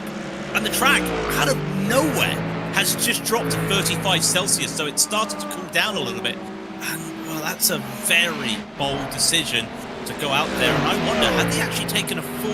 Yeah, he's taken full fuel as well. So, again, they're trying to hedge the bets. I think they've seen that light rain that we've been talking about. The light rain is probably just going to be okay. So when it gets harder in about 20 minutes, this isn't going to make too much of an issue now. It's just going to hope that it gets better. But welcome out the pits. BS Competition down again. But they've come in at an unfortunate time. What do the other cars still? Solpec have to pit. Scuderia Vogt have to pit. MG18, as we said, have to pit as well. Husqvarna and Vespa, we've been watching those teams. They all have to pit as well. And what about the GTPs, the LMP2s? Well, they'll be coming near pit stops as well. This rain at the moment isn't too lethal, but they're going to have to start to work out what they're going to have to do when it comes a little bit later. But this has come earlier than we expected. Well, so, yeah, certainly on the early end of what was expected here.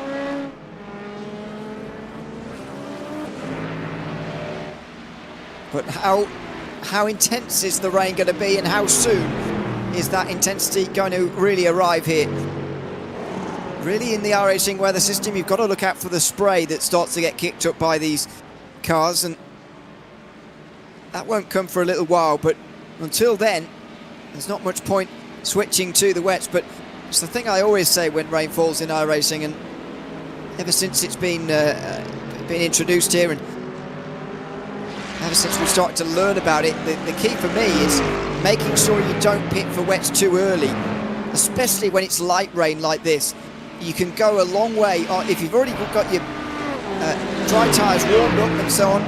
You can go a really long way on warm, dry tyres, and so watch out for that. over the course of this crossover point here. Watch out for those who go a little bit early. The 2-1-1 now in pit lane, they had to stop anyway. Again, for some of these teams, must be really frustrating the way that they've, or the position at which they've had to come into pit lane. 2-1-1 into the pits. They're not changing tyres. So they're going to, I think they changed tyres last time as well. Here's the battle for LMP2, and I think the rain has just started to get the drivers just a little bit more apprehensive. This is the worst part of the track. The back half of the track is where we're getting the rain first. So anything the back half gets, they'll get it first. So you just saw a small bit of a slide there. It shouldn't be too much slick here. There is a rub it in line, but if it stays like this, you're going to be looking at about the next 5 laps that rub it in line probably a little bit lethal as another car comes in there. I think that was the 243 drops in as well as that's actually the 243. Yeah, that's the Team Australia car as well. Impulse in. Solpec coming from the lead at GT3. This rain's come right at the time that the GT3 window's open for this. Well, I wouldn't say penultimate stop, but it's going to feel like it could be third from last stop. What does Solpec do? They're not going for tyres either. They're happy enough with where they are. Track temp drops again, by the way, and it's now 26 Celsius. It's going to drop very sharply now. There's no doubt about that. But what about in LMP2? I mean, it's all about now who's comfortable in these conditions and who can adapt to them quickest. And Lockhart Brownlee lost 6/10 of a second last time round to Connor Jupp, although again the normal interests and layers to these battles like traffic and so on do still have to be factored in as well. Just as that happens, the gap extends to over a second there between these two, so there is an hour 50 remaining in the time limit of this race. Still 60 laps to go, and as many have commented, we're probably going to see the time limit if the rain falls.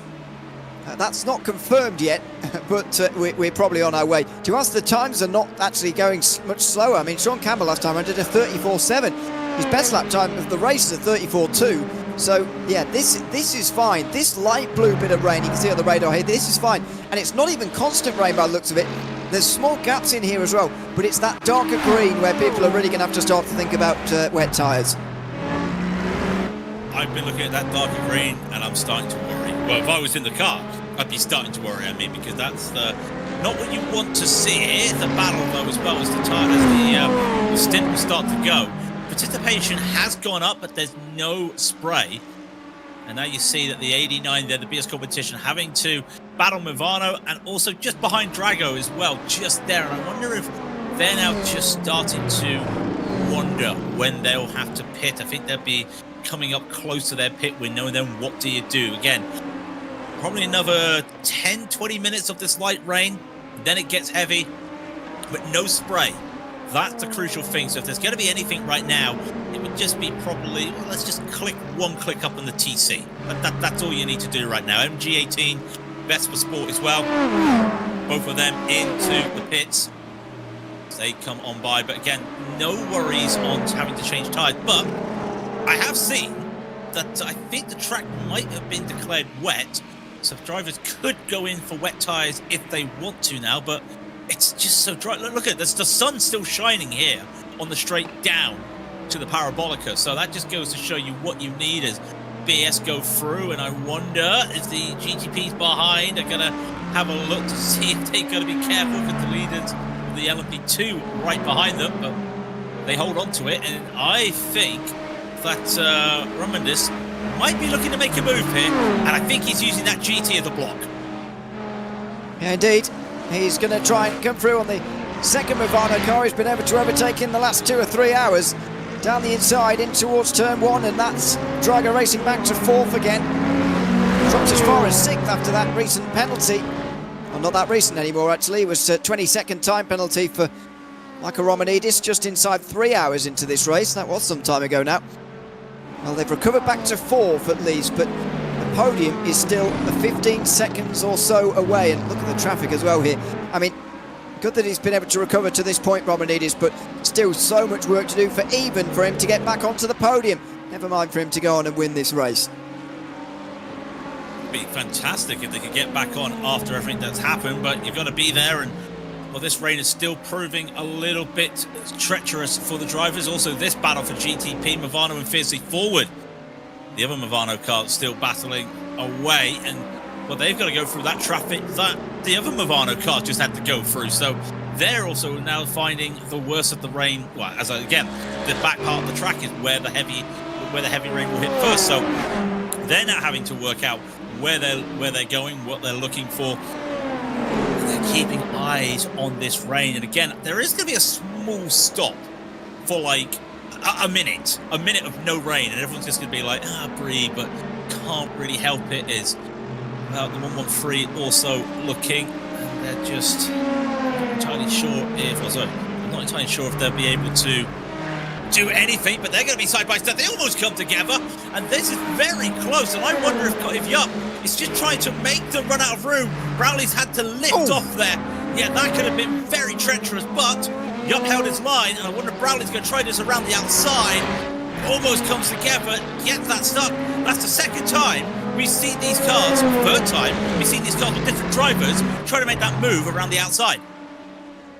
Extremely close to a bit of contact there as Brownlee decided to switch from one side to the other, and he was forced to be fair, but even so, here he comes down the inside and back through again by the looks of things, although Yup not giving up. They give each other the room. Oh, wow, that had to be a save there from Brownlee because he was in the gravel. Bit of a slide. You can see bits of water starting to be kicked up now. It's really starting to rain that little bit heavier. The water accumulating a little bit more now. We're not in wet tyre zone, I don't think yet, but it's making it a little bit more slippery for those who are still out there. Here comes Brownlee again. It seems that every single corner at the moment, somebody's getting a run on somebody else, and he backs away this time round, and probably sensible into Ascari. Just looking at the lap times, well, realistically, those lap times still aren't changing. They're still doing 41s. Granted, Brownlee was a 43 last time due to the traffic, and this lap's going to be slower as well. As BS competition coming for the GTPs, we'll look to see what they do as they can see that weather going. But Brownlee still battling hard. This lap time here won't be representative in terms of trying to see, are we coming near to that crossover? But a lot of water getting thrown up onto the windscreen. Now you can see that Logitech car having to now go onto the full wipers, and this is not going to be helpful for them as there's a GTP coming right by, and now the slipstream, the spray starts, and they almost get all together here as they're going to have to go around the Huskenveld car, Stadowski. They do it, but now I did see spray there. I did see spray from that GTP, and again another free wide, and it's starting. Now you're starting to see the spray. You're starting to see a little bit more, and then the sun comes out of nowhere, but that spray is now a factor in this race. Yeah, it is.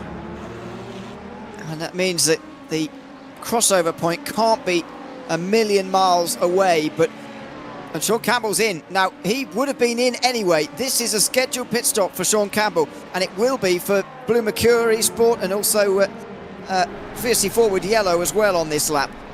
However, what do they decide to do? Sean Campbell's up on the jacks. That suggests to me he's going for the wets, to be honest, because you don't want to put cold dries on at this stage, do you?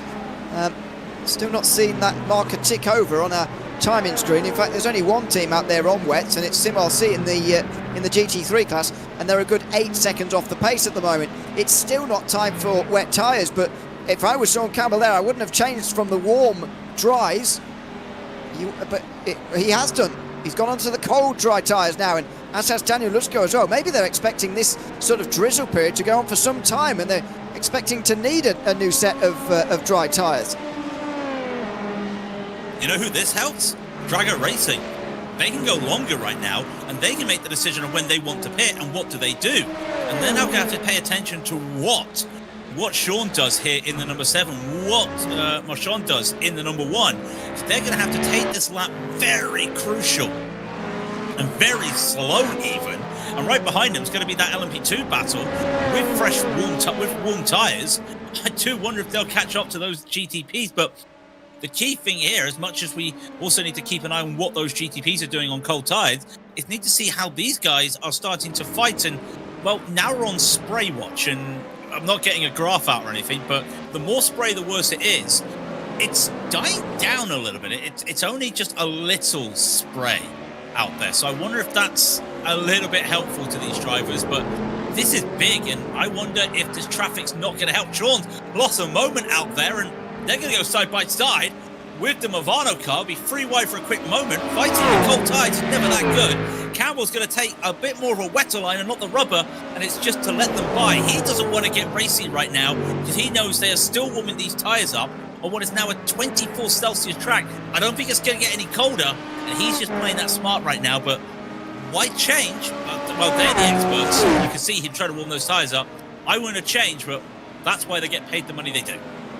Indeed, they are the experts, and we'll leave them to it. But yeah, that is an unusual one. Another, well, it's not that unusual if everybody's doing it. Drago Racing also doing it. Michael Romanini's been in the car for a while now. Surprised that Nicholas Boy hasn't decided to regain control of that car yet, but maybe he'll do it for the final stint of the race. Could be the penultimate stop for these guys at this stage as well. If it all goes to plan from here, then it will be, but if they make an extra stop for wets, then obviously that will add an 8th stop into the equation this afternoon. So Loic Marchand's going to lead in front of Sean Campbell, who's probably still getting the tyres up to temperature.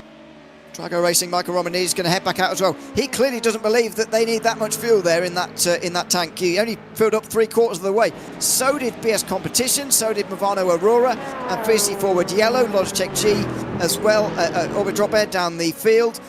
So not many actually brimming the tanks here, but Sean Campbell and Daniel Lusko did, which is going to compress the field. I mean, Sean Campbell's still going to get the lead that he had before, but the field behind is going to be compressed compared to what it was earlier. That doesn't help Blue Mercure, who are now not as far ahead as they thought they would be in that P3. Brings Drago Racing back into that battle for the podium because there's only a few seconds between them. And yeah, everybody from Blue Mercure, behind Blue Mercure up to Tatton to basically 4th down to 7th. All shorts fueled there. And what's interesting is they all basically took the same amount of fuel with the exception of the 33 Movano. So I wonder if they're looking to even just, that's probably an extra lap of fuel they did, as in goes the Movano's into the pits right away. They're going to come in as well. So what are they going to do? And I wonder if they might also follow everybody else and just go for a short stop here, as we're watching Brownlee still battling. And these LMP2s, they're going to have to pit shortly as well. And this track still isn't really wet enough to say we need to go on the wet tyres. So I wonder if they probably won't take tyres this time and probably go for a splash themselves. So that's the next eyes we got to keep on, is what will the LMP2s do when they go for their pit stops? Will they go for the quick splasher? I think the heavier rain's going to be, it's probably even looking another 10 minutes or so. So will we see a splash from these drivers, or will they just go to basically fill up the whole tank when a splash, and splashing an LMP2 is barely 3 laps? Yeah, we'll see these calculations in a short while, because you do often forget that there's so much discussion about the tyre compound they're going to use at the moment and so on, that you do forget about the fuel and what to put in the car. So interesting that they've done different things here across the board. So everybody stopped now in GTP. We've gone through another cycle here without actually getting wet tyres on anybody. The LMP2s will be next. Lockhart Brownlee will be next. I wonder if they, in 2 or 3 laps indeed as well, I wonder whether he might well take a risk and take on the wets at this point, because it is only going to continue to get wetter. And I've got to say, we are seeing a little bit of spray now, and we are starting to see maybe the first signs that this circuit is going to be fine for wet tyres very, very shortly. Here we go up towards the line. What is going to happen? No change. So at least one more for Brownlee, but I think, I mean, I'm undecided, I don't know, but the risk might be worth it for Brownlee to come in and actually change tyres at this point, because you could kill 2 birds with 1 stone with this pit stop, potentially, if it works out. I'm not going against you because one of us has had to have each side, but I do feel that keeping the tyres might be helpful for them in, I wouldn't say in the long run, but just in this moment when the rain comes, they can see the radar, and I bet they're having their own discussion about it out there. We haven't even talked about the GT3s for a while because of this rain. As you see on the bottom, you've got the battle for fifth right now is Scuderia Volt trying to hold off Solpec Precision, and big time battle there for Solpec, hoping to help for their battle in the championship. What do they do? As you can see now, the rain's gone. We're in that little moment I talked about where we're going to get no rain, but we've still got that spray. So if you're the LMP2, you could probably last again, but they know that the next set of rain will be a little bit heavier. So what will they do in that? And there you see it there. There was that little gap. We go back to the battle. I wonder if that gap's just made the decision better for everyone. As the rain's just come back, just in that short time of talking, the rain's come back. I thought that little gap would have just made that decision easier for drivers, but nope, it's not changed a thing. No, yeah, I mean, this is going to happen depending on what camera shot we're looking at, whether it might look like it's not really raining, but it will be. Oh, this is the start of the thing that's going to start to happen as well. It's going to be involved by 3-1 Sim. They're getting into the side of an LMP2 there that was trying to go around the outside, and that's a word of warning to all the prototype drivers as well here. You know, you might think that it's going to be fine to run around the outside of GT cars like in the way that you have been previously, and there's not many corners around here where you end up doing that anyway, but in the ones that you do, it is worth remembering these are wet conditions now, and you might not be able to make some of the moves that you were making before. Yeah, that back half of the track looking really wet now. The driver is just sticking to one line, and this is the driest part of the track right now, not just because the sun's on it, but just because it's not getting the rain as early as everyone is. Well, I would not want to be Tom Ryer or Lucas Bell right now, getting caught up by lots of prototypes as they're trying to make their way through. And these were the cars that had that moment. There's that rain, and we keep looking at it. It's important, but you can see it's going to be a different shade of blue because it's got a little bit of green in what's coming. I just mean the next bit we're going to see the next one, not that massive dark green. But it is opening up, but you can see where it's coming from. And I love that we've got the loop on. I'm trying to do my best weather forecaster here. I think that is going to hit and it's going to stay. That big gap at the bottom, I don't think we're going to see. We're going to be in this for the long run. As I keep looking at that forecast, it says we're in it for the long run as well. Yeah, as I said earlier, the trick often with iRacing weather is to stay out on drives for longer than you think sometimes. Nicholas Laubish is in. He's the final of those and making a scheduled pit stop, by the way, in this cycle, although there's not really cycles in GT3 anymore. It's just sort of pitting whenever you're ready, really. Lockhart Brownlee also into pit lane, so a huge stop there in LMP2 to come as well. On this lap, 24 laps done by Brownlee this time round. A change of tyres from Laubish, but not from Brownlee, who I suspect is thinking, well, it isn't time for wets yet, and I don't want to use another set of dries, contrary to what the GTP prototype drivers were doing, who were all reaching for another set of dry tyres. Brownlee doesn't want to do that. He's just going to carry on in the current tyres. Laubish, though, does go up on the jacks and change his tyres, but only to another set of dries. It's going to help them, though. It's going to help them in the Logitech car. It's going to help them get out of the pits pretty quickly, get onto the tyres. Don't have to worry too much as the rain, every corner is a different story, and that's the thing with rain. When we get later into the race, it's going to be, again, one corner is going to be very good, the other corner is going to be absolutely soaking wet. So you come through the first part of the track, not too bad. You come through the second part of the track, here comes the rain, and you know that it's not causing much because about 5 minutes ago there was spray on the cars down here on the run to Ascari. There's nothing here at the moment. It's dried up a little bit, but then when you come around these corners, you come through Ascari onto this de facto back straight, it starts to look different. Spray has been kicking up. Spray's been kicking up as well in this battle in the GTPs as well. Well, they're not having it their own way at the moment as they're side by side with the Drago Racing, and that's going to be very good as Luxo can just get this by. This is the driest part of the track at the moment, and I think they'll get that done. Drago Racing, even though they are still on a different strategy right now because remember, they short-stopped. They're back into P2. Yeah, indeed. I mean, they will have to make that up with the fuel, as you say, but for them to even be back in second right now is quite remarkable, really. With 50 laps to go. Times are starting to slow a little bit, especially from Sean Campbell last time round, who was the slowest one in GTP last lap. 50 laps to go and 80 minutes remaining. At the moment, we're still going to laps, but not for much longer. Connor Juck, 28.5 seconds in the pit lane that time round, pretty much responding exactly what Brownlee did. That's 2/3 of a tank from the both of them. Brownlee didn't take tyres, not sure about Juck, but those are the two competing for the win in LMP2. Auto Moves can still go on for another 5 laps, so they'll be hoping for an intensifying of the rain soon and hoping they can get on the wets shortly as well. But still, we are seemingly quite some way away from actually seeing the wet tyres.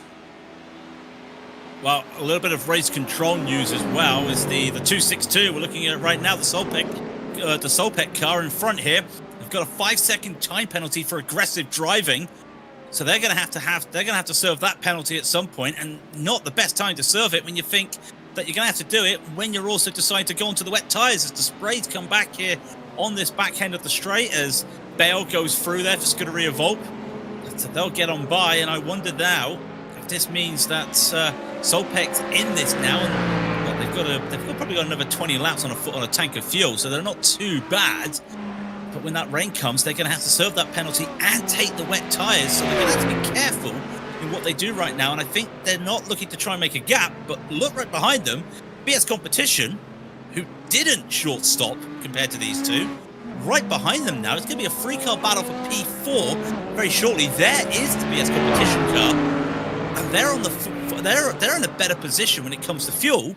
Because, as we said earlier, they can go all the way on this set of fuel and the set of tyres before this rain stops, and every moment we look at the radar it's a different story. And I think I've probably seen drivers probably tear up their plans about 5 times now. It's almost like they're trying to work out how to get a man in the moon. They don't know how they're doing it. They're changing it every 5 seconds.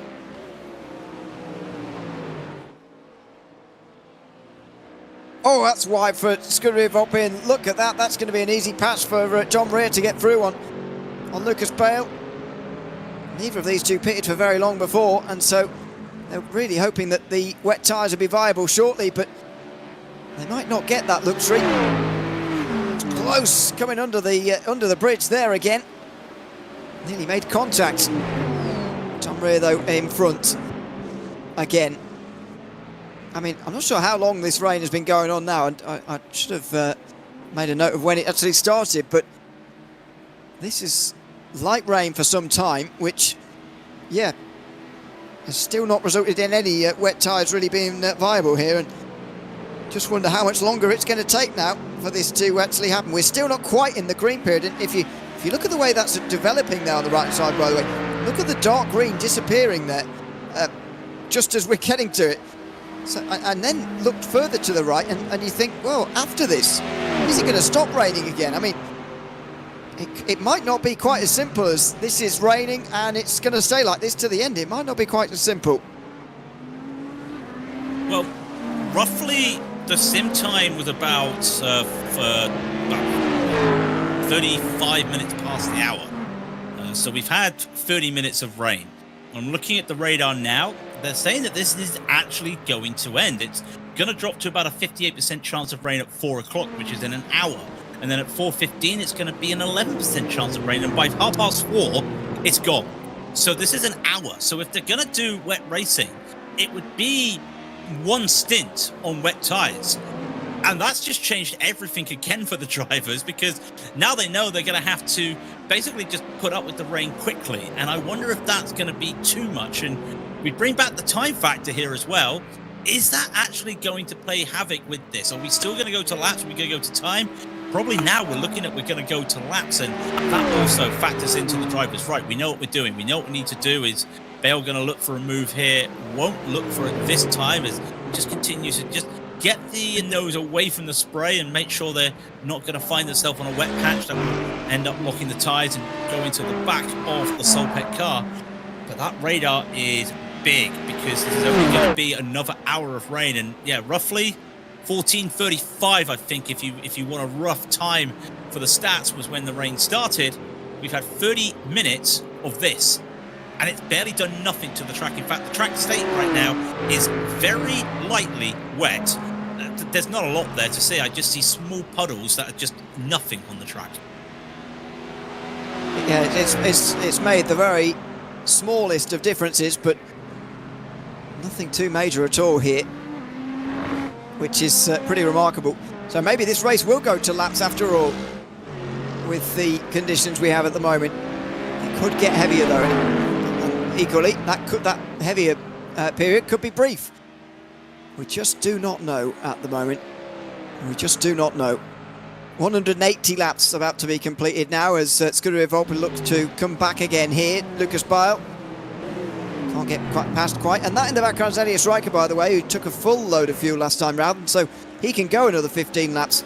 These two ahead can't, and the longer this goes on, the more I think, well, maybe those who short fueled expecting them to need wets pretty soon are going to be proven wrong here, because they might just brave this out on dries, and so surely those who've fueled up to the maximum will have the biggest advantage.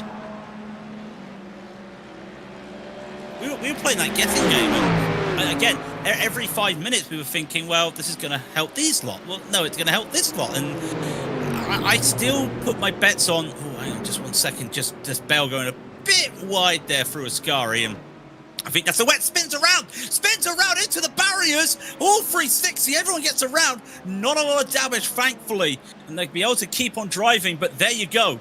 That just goes to show that the track, while it's not exactly saturated, just this small sheet of water is enough to cause some issues, and that car was never looking good. Look at it, came around the corner and it was already losing it. I wonder if that was a combination of just too much curb added with that wet AstroTurf on the exit there. I think this is the sort of thing we're going to start to see now in these conditions. Maybe not, wet enough for wet tyres, but these dries we're barely hanging on in some scenarios with the grip. That's the sort of thing I'd expect to see a little bit more of for the remainder of this race. But yeah, there's thankfully not too much damage for Lucas Bile that time around. And to be fair, the line just looked all wrong from the very beginning there, which might have been a bigger factor.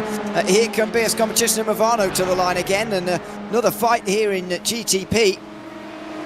Movano looking to get back back ahead of BS Competition. To the top four. The number one car, unfortunately, is not having such a great day, but the 33 is flying the flag for them.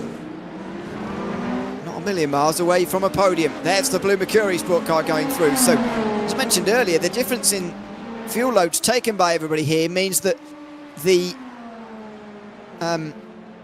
field behind Sean Campbell, who's still got a rather large lead, has really compressed here and created battles like that. We saw Bell go into the pits after that spin. Driver swap, as we can see. They've gone on the wet tyres. As now you're seeing Loic trying to make the move there, and that's a bit risky. Worn tyres, wet track. Knows what they're doing, but really trying to get ahead of BS Competition here. They know how important it is to get up to the back of Blue Mercure right now, who's getting a runner away from this right now, and that's the last thing they want to see, is have them start to run away, trying to almost come together. There is Vesta as well, in their own little battle in the top of the screen with a hold-up. As wide goes Bonga in the 89, and BS starting to struggle, and this is the part of the track that everyone's struggling with, and all eyes will be for the GT3s. What will Scuderia Volt be doing on the wet tyre? That's a big surprise at this stage of the race. But again, the track is only declared very lightly wet to go onto the wet tyres, and in fact, new pitter as well also moves into the pits of the LMP2s.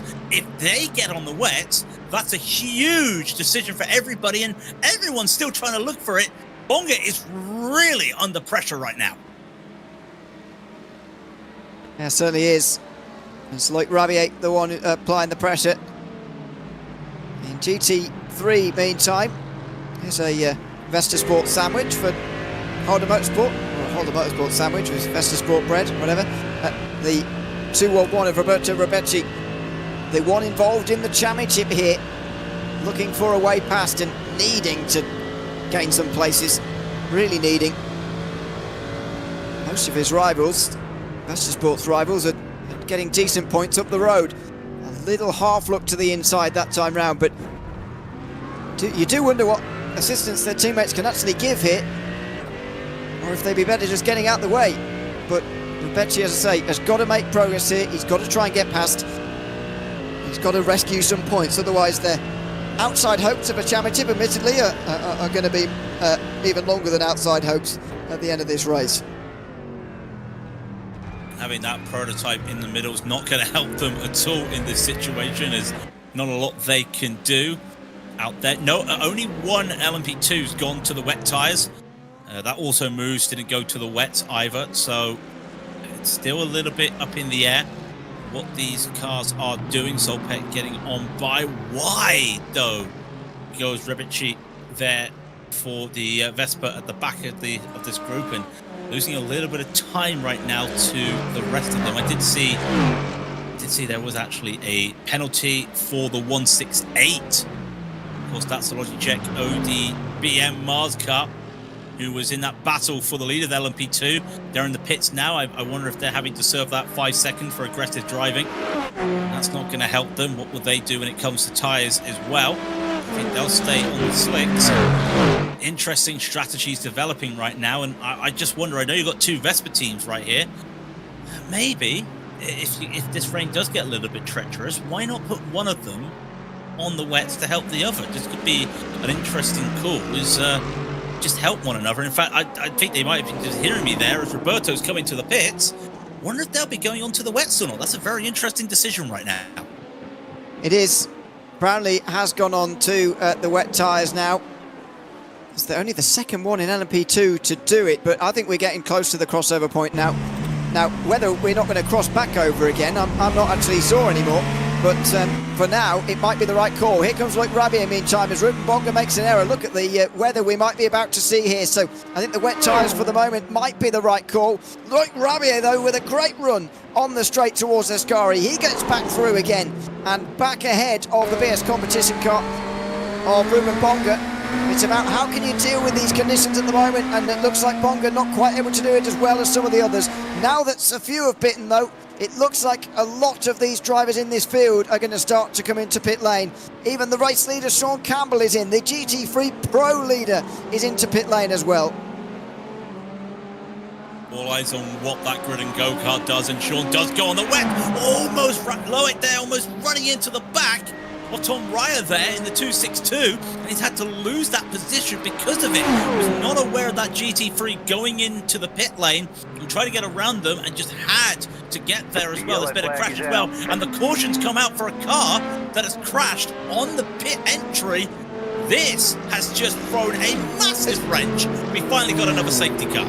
Is it Blue Mercure Esport, I wonder, who have crashed into the pit wall? Because they've got a meatball. It is. Just on the entrance to pit lane. Daniel Lusko's got a meatball. It is him. Wow, how has he managed that? That is quite extraordinary, and the safety car comes out immediately as he's half blocking the pit lane anyway. So how does this happen? Oh no, I mean, they should, I think they knew that they were going to be speeding, so they tried to turn out of it, but should have just taken the speeding penalty in hindsight, because in trying to turn out of it, he's just hit the pit wall and wasn't even close to staying on the racetrack there. I wonder if that was a late call. I wonder if that was a late call. Get in the pits, we need wet tyres. Because that's what it looks like to me, that it was almost like wasn't going into the pits, and then at the last moment, I know that you try to keep the speed up and dart in as late as you can, but you've got the pit entry line as well to figure in. So I wonder if that was just something that they did to try and get a late call in there, seeing what the grid and go-kart did, seeing what Sean Campbell did. But I'll tell you what was interesting about that, a lot of the LMP2 drivers were in for their pit stops as that caution was just happening. Not on purpose, because they saw it. So that means half the LMP2 field are on wet tyres now, and they're going to have to get these tyres warmed up, well, as the track's starting to get absolutely wet, because this heavy rain is now hitting, and we're going to spend a little bit of time in the heavy patch under safety car, where they'll be able to carve some of the rain water out, but that's also going to be an issue because you're still going to have to find your way and drive, and if you're not used to the spray, that restart, that's going to be very treacherous. So we'll get there when we get there, but I'm now going to be wondering who's brave enough to stay out on the slicks, and I think the answer is going to be nobody. I think so, but depends how quickly that rain passes through, because some of these camera angles still look like they're very dry. So we'll see. First of all, we've got a wave-by period to go through. But I'll just run through the top 5 in each class while they do, because just help us to try and figure out where everything is here. So, Michael Romanidis leading for Drago Racing. He's on dries. So is Ruben Bonga, who's second in BS competition. Movano a third for Loic Rabier. Sean Campbell just pitted onto wets, so he's barely got them up to temperature. And we'll see whether he decides to come in to change that decision or not in this pit stop phase. But he's fourth in front of Fiercely Forward. In fact, most of them are on dries, apart from Sean Campbell on the lead lap there. There's 10 on the lead lap. Top 5 in LMP2, Delatraz and Fiercely Forward are first and second. They're both on dries. Then the next three, Lockhart Brownlee, Aaron Regal and David Lewinsky, are all on wet tyres. So they're the top 5. And then Nürburgring Esports, the only others on the lead lap, also on dries. And then in GT3, Faster Pair Motorsport are leading the way. They're on dries. So are Simify, BS Competition, and MG18. Maniti came in just before the caution to put on wet, sorry, and that is how they run. So hard to know who's going to be where, really, and what they even decide to do here. I don't even know what the right decision is going to be here. Well, that's why I'm not a race technician. I just drive the car, because I'd be saying, let's get some wets on now. Let's get some wets on now. I think that would be my call, but you've also got to trust your team and what their decision is, and it's starting to get a little bit wetter now. The participation is about 9% participation on the track. It's getting a little bit wetter. I do wonder, as the heavy stuff is now finally hitting the final couple of corners, and it'll be very soon, probably coming around this corner. There goes the rain. How heavy will it get as you start to see the spray kicking up? Even the pace car is starting to put some spray in. That looks a bit more noticeable coming around Lesmo 1 into Lesmo 2. That looks a little bit more spray than usual. And those drivers having to do wave rounds that are on slicks, well, they're going to have to be very careful as they go and get by as another car goes around. I think the Huskenveld car is just getting a wave around. There it is. Yeah, there's Maniti. That's going to be treacherous for them getting around. Maniti's all right. They're on wets. But the other cars are on slicks, so they have to navigate getting around this track, because the heavy stuff is in. When the pits open up in a minute, I do wonder, Drago Racing, they'll be coming in, BS competition. But remember, we were talking about Fiercely Forward and Maniti struggling about maybe going a lap down? Well, I'm pretty sure that just saved them. They did not go a lap down. They're still on the lead lap, so that, they might have just won the lottery there. Well, I mean, yeah, I mean, it's it is sometimes about how your look is. We'll see whether it turns out to be the advantage that it looks to be at the moment. I mean, I'm not sure we're sure what is actually best here in terms of the tyres. I think it is probably wets, but based on the radar that we've seen, I'm just not sure that this heavier rain, which is going to bring about these wet tyres as we're seeing here, I'm not sure this heavier rain is actually going to last very long.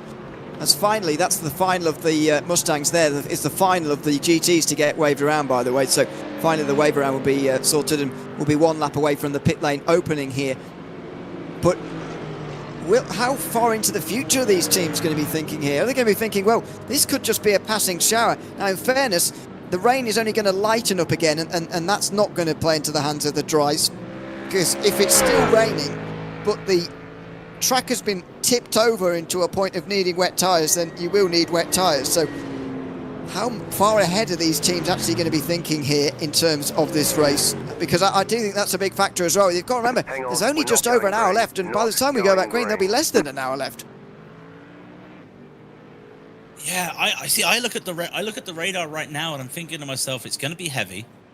And I think even though it's only going to be a short, heavy shower, it's still enough that I feel with the spins we've seen on the very lightly wet track, because the track is now declared lightly wet, so we've gone up from DEFCON 4 into DEFCON 3, to say it like that. I think to myself that we're looking at this situation where the track is probably wet enough that you have to navigate a stint through the wet tyres, and then it is going to be light rain after about, what are we talking about? 30 minutes, I reckon. We got 30 minutes of rain, heavy rain, and then it gets lighter.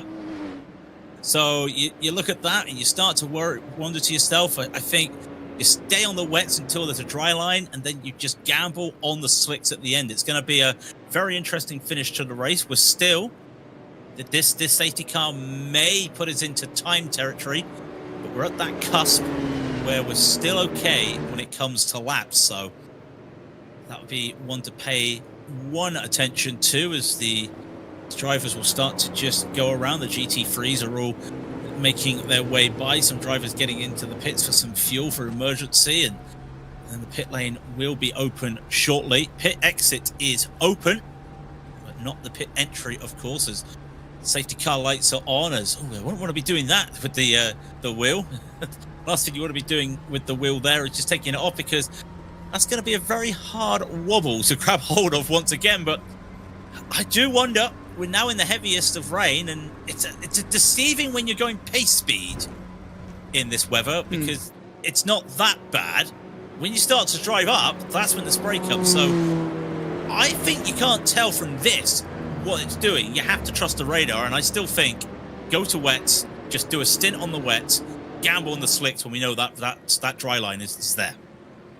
Yeah, well, if it arrives, of course, because like I said, if this rain is sort of going to tip us over the edge into proper wet conditions, I don't think it's going to come back again, even if it is just dry. Sorry, that didn't make sense at all. Even if it is just light rain, sorry, it's not going to come back to dry again, is what I mean. So I think the right call probably is wets here. There's no easy decision. There's no easy decision. I think the team who would have wanted a safety car least was definitely Grid and Go Esports. I mean, they were leading by, it was approaching half a minute by the time that they had come into pit lane. They are not even in the lead anymore, and they might stay out here to give themselves the lead back again. But nevertheless, they have had their lead absolutely slashed here, and that is not ideal at all. Lots more taking wets in the LMP2 category, as you can see here, as these GT3s tiptoe around to the back end of the train. I think the pit lane will be open this time round if race control deem GT3s to be close enough. But in GT3 Pro, we've got top 12 on the lead lap, so bear that in mind when looking at that list there. So into the pit lane then. The pits are indeed open. Who is going to stay out here? Even Grid and Go have come into pit lane. So I'm not sure what they're going to do here, whether it's just a top up on fuel because they know everybody else is changing tyres. They feel they can get away with a little bit more fuel before they head back out onto the racetrack again. But surely it's got to be wet tyres all round here, considering the temperature will be going out of these tyres rapidly as well. So out comes Sean Campbell first. No surprise there, as all of those on the lead lap come in GTP. Sole Pit Precision Racing, by the way, stay out to get their lap back again. They're already on, they're still on dries. We've seen a few stay out in LMP2. Orbit Drop Bear, Arret Esports and Automoves Racing Team stay out. Delatraz in, along with Nürburgring Esports and VSC Forward of the LMP2s. And in GT3, Maniti and Scuderia Volk stay out, but they're already on wet tyres, so they will be fine. Everybody pretty much is on the wet tyres from here until probably the finish. It's about track position. Where are you going to be in relation to track position here? That is the real discussion as they make their way back out onto the racetrack for what's going to be less than an hour by the looks of things when we restart. Crucial development just in that pit lane. I noticed that Drago Racing missed their boxes. We're seeing the radar, and there is that heavy stuff that we were looking at. It's going to be heavy again, I reckon, for about 20-30 minutes. That might just clear up, but we thought it was going to dip and we were going to get lucky with the lighter rain. know it's gotten heavy, and I notice some of the curves are now starting to get wet, and they are at the avoidance stage right now. There's some puddles just brewing around the curves here through the second chicane, but Drago Racing made a mistake in the pits, and they also spent longer in the pit. They did a driver swap as well. I think some other drivers did do their own driver swaps as well, but losing out on that track position did cost them. They are down into 4th place, but after all the issues they had, this is fine for them right now. They're back where they want to be. Everything neutralized. Which car was that we just saw off in the gravel? Did you catch who that was? It looked like Delta Sport. Yeah, it was. You don't see that very often. Spinning under safety car here. Now, are they on dries still somehow? They're no, on dries. They're not. Oh, are they? Oh, they are. You're right. Yeah, sorry. 5 laps down, but they're on dry tyres, trying to get a lap back, but they're not going to, because, oh no, as they were trying to come past a couple of cars to get their lap back, they've spun.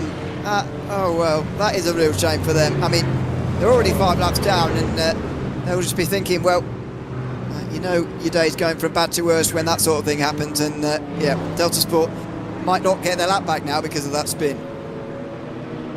Just seeing other teams that are on dries. Well, Solpec's on dries, but they're going to be into the pits right now. Hyperion Racing still on the dries, but again, I don't think Hyperion have come into the pits yet. No, they haven't come into the pits either. So, and also Daniel Ferguson, we saw that the 223. The WSR Esports yet to take the tyres. They're trying to get themselves back on their respective laps, and I think that's why, to try and do that, just reset everything. They reset the whole field, neutralize. But in this short time, I've noticed the track is getting really tough to manage. And in fact, I'm just watching that 104 Hyperion is having to crawl around as more drivers go into the pits. These drivers that are trying to get that lap back said they're trying to drive on a wet track right now, a moderately wet track with slicks. It's not achievable right now, and I'm just saying, don't be surprised if we see a car lose it again under the safety car, because there are drivers still out there on slicks. Yeah, that's a good point. There are a few of them. I don't know if you noticed in the previous run, by the way, Daniel Ferguson going for the wets early. He's gone now to the dries just to see what it was like, I think. And he's now in again. So I wonder whether he's gone back to another set of wets now. He's realised, actually, that's never going to work. He was already almost last in the lead lap anyway, so I don't think it's going to cost him very much at all. But, yeah, it looked there as if he was trying a few things out before properly going in on the wet tyres now. Again, easy to forget about fuel in this scenario, but those GT3s might be tempted to do a splash and dash here as well, if they're especially towards the back, because there's only an hour and 5 to go. Yes, Monza is one of the most fuel-thirsty circuits in the world.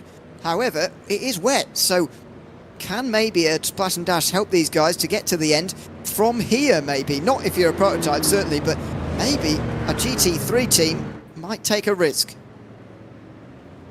Well, we're at 5 hours 29 minutes now-ish. So it's going to be another hour and 1 minute, or roughly in that save, that's to be an hour and 4.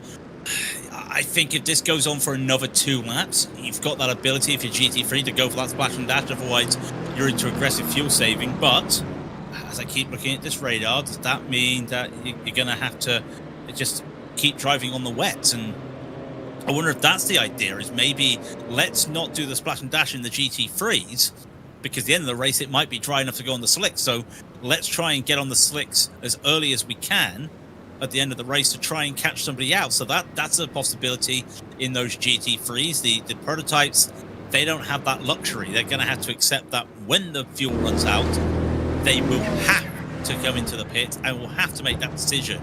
And that's when we may see some of these cars do short stops next time by. Definitely the GTPs, I feel, probably do a short stop to try and see if they can just drag out the wets and then go full fuel on a set of dries. So that's an idea out there. That the LMP2s probably not looking at that, but some teams have done those short stops before, and that could really help them. So that's another factor here, is Solpec coming to the pit. Everybody is now on the wet tyres. I think that's the only decision here, because I'm struggling to actually see where the racing line is now. It's that wet, and this is what the drivers were worried about. I don't think it's as wet as it was for qualifying earlier. It's a little bit lighter than what it was for qualifying, but now you've got everybody around you. You're not just on your own, so that's another factor they got to play in right now. Is there's the number 1 car, Movano. They're all just trying to get heat in the tyres. And for Sean Campbell, I do wonder, he might enjoy this. Remember, he has a victory in the rain to his name with the Daytona 24 last year. He's the only real driver out there that can say that he's very experienced in the wet in a prototype, because not been a lot of wet racing in prototype racing recently. Well, it has been it hasn't been in racing for that long, and there'll certainly be drivers in this field more pleased to see it than others. Let's put it that way. But there are 11 on the lead lap now in GTP. Still waiting, by the way, for a couple of things to be sorted out, as somebody in prototype coming in now. This is going to delay us going back green again. But this is what I mean. I know I see the comment in YouTube that was mentioning about the rain getting heavier. Well, yes, that is the case right now, but look at it going on after this. Now, because this rain has happened and there's only an hour left, I personally don't think it's going to be either viable or worth it to change from wets to dries anymore. Really, I think that's too long of a, sorry, not long enough of a time. But this is just a short band of rain, so if this does move through very quickly, we might see a few risk takers. But as I say, I personally doubt it. I think we're in for wets from here to the finish now. I always like someone rolling the dice, and I think we may see that, but I doubt you'll be seeing it at the front of the field.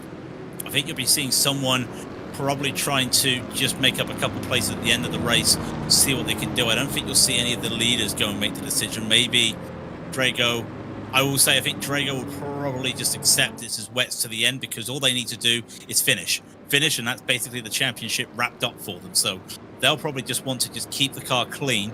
And to be fair, they are at that 75% range about now, so they're okay. They're going to get points regardless, but they want to make sure they've got enough points that they don't have to have that worry of what other drivers are doing. Because remember, we don't know if Drago will be here for Le Mans, so this would basically be them trying to just get that victory and get it, well, not the victory, get the championship confirmed.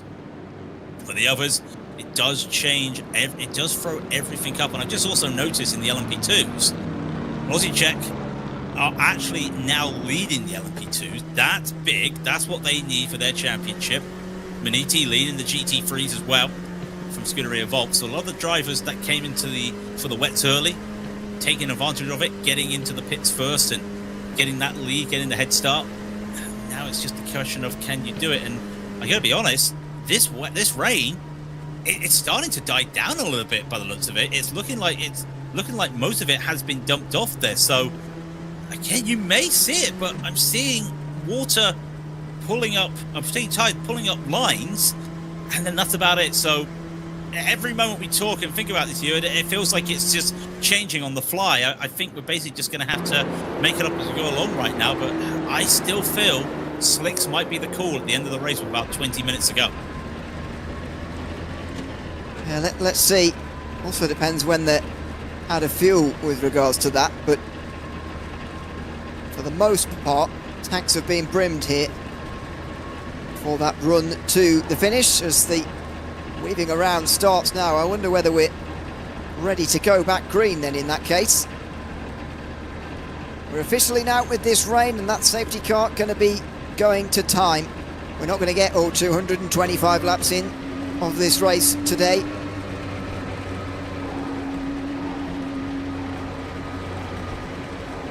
Let's see if we get back green this time. Hearing that there's quite a few. I think everybody's back from their wave bars and so on, so we might well be ready to go. 59 minutes, the lights still seem to be on. Yeah, they are, so we're not quite ordered correctly, it must be, down the back end of the field. Must be some correcting to do back here, or something. But as I mentioned earlier, 11 cars still on the lead lap in GTP and overall. 8 in LMP2 and 13 still in GT3 Pro. With regards to these championships, it's already confirmed that Drago Racing are the champions. They only needed to complete 169 laps at most, and they've certainly done that now. So the least surprising thing out of today is that Tiger Racing have sealed the title with the round still to go. With Effect Simulations having a disconnection not that long ago, they're now a lap down, and maybe with a maximum of a 9th place finish, are in danger of having the championship sealed here today as well. If Delatraz finish in the top 2, then that would happen. And in GT3, well, who knows what's going to happen here in this championship, because Maniti Racing leading the way are going to be gaining points. PS Competition have fought back well so far. They're 4th at the moment. It really depends who's going to finish where in that class, and to be honest, I've got no clue as to what order they're going to be in. As has been the case throughout this season, and is being the case again right at the very end here, GT3 is by far the most of the most interesting of the championships. I think we could just throw a D20 and just try and work out what's going to happen for the GT3. It's very interesting to see that battle, but we are being told the race will restart this lap. So the drivers did get heat in those tyres last time by. They're going to have to work on that once again, and dare I say it, the rain is starting to yield, but cautions do breed cautions. I'm just saying it. It's a wet track, and there might be some drivers looking to try and get the jump on the restart, so this might not be the only caution we see now to the end, because this track is looking like it's going to be wet for quite a while.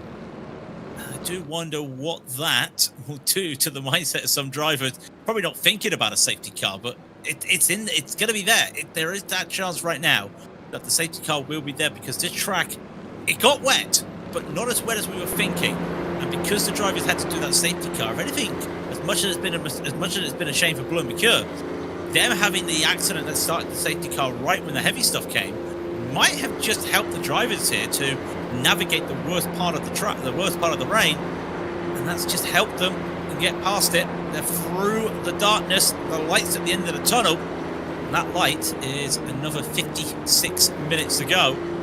All eyes on the grid and go. What will Sean Campbell do? Well, he's got to go at the right moment, but how will he try and dictate the pace of this race right now? Can he hold off both Mavanos? That's a tough one. Both Mavanos right behind him is going to be very tough. And what will Drago Racing do?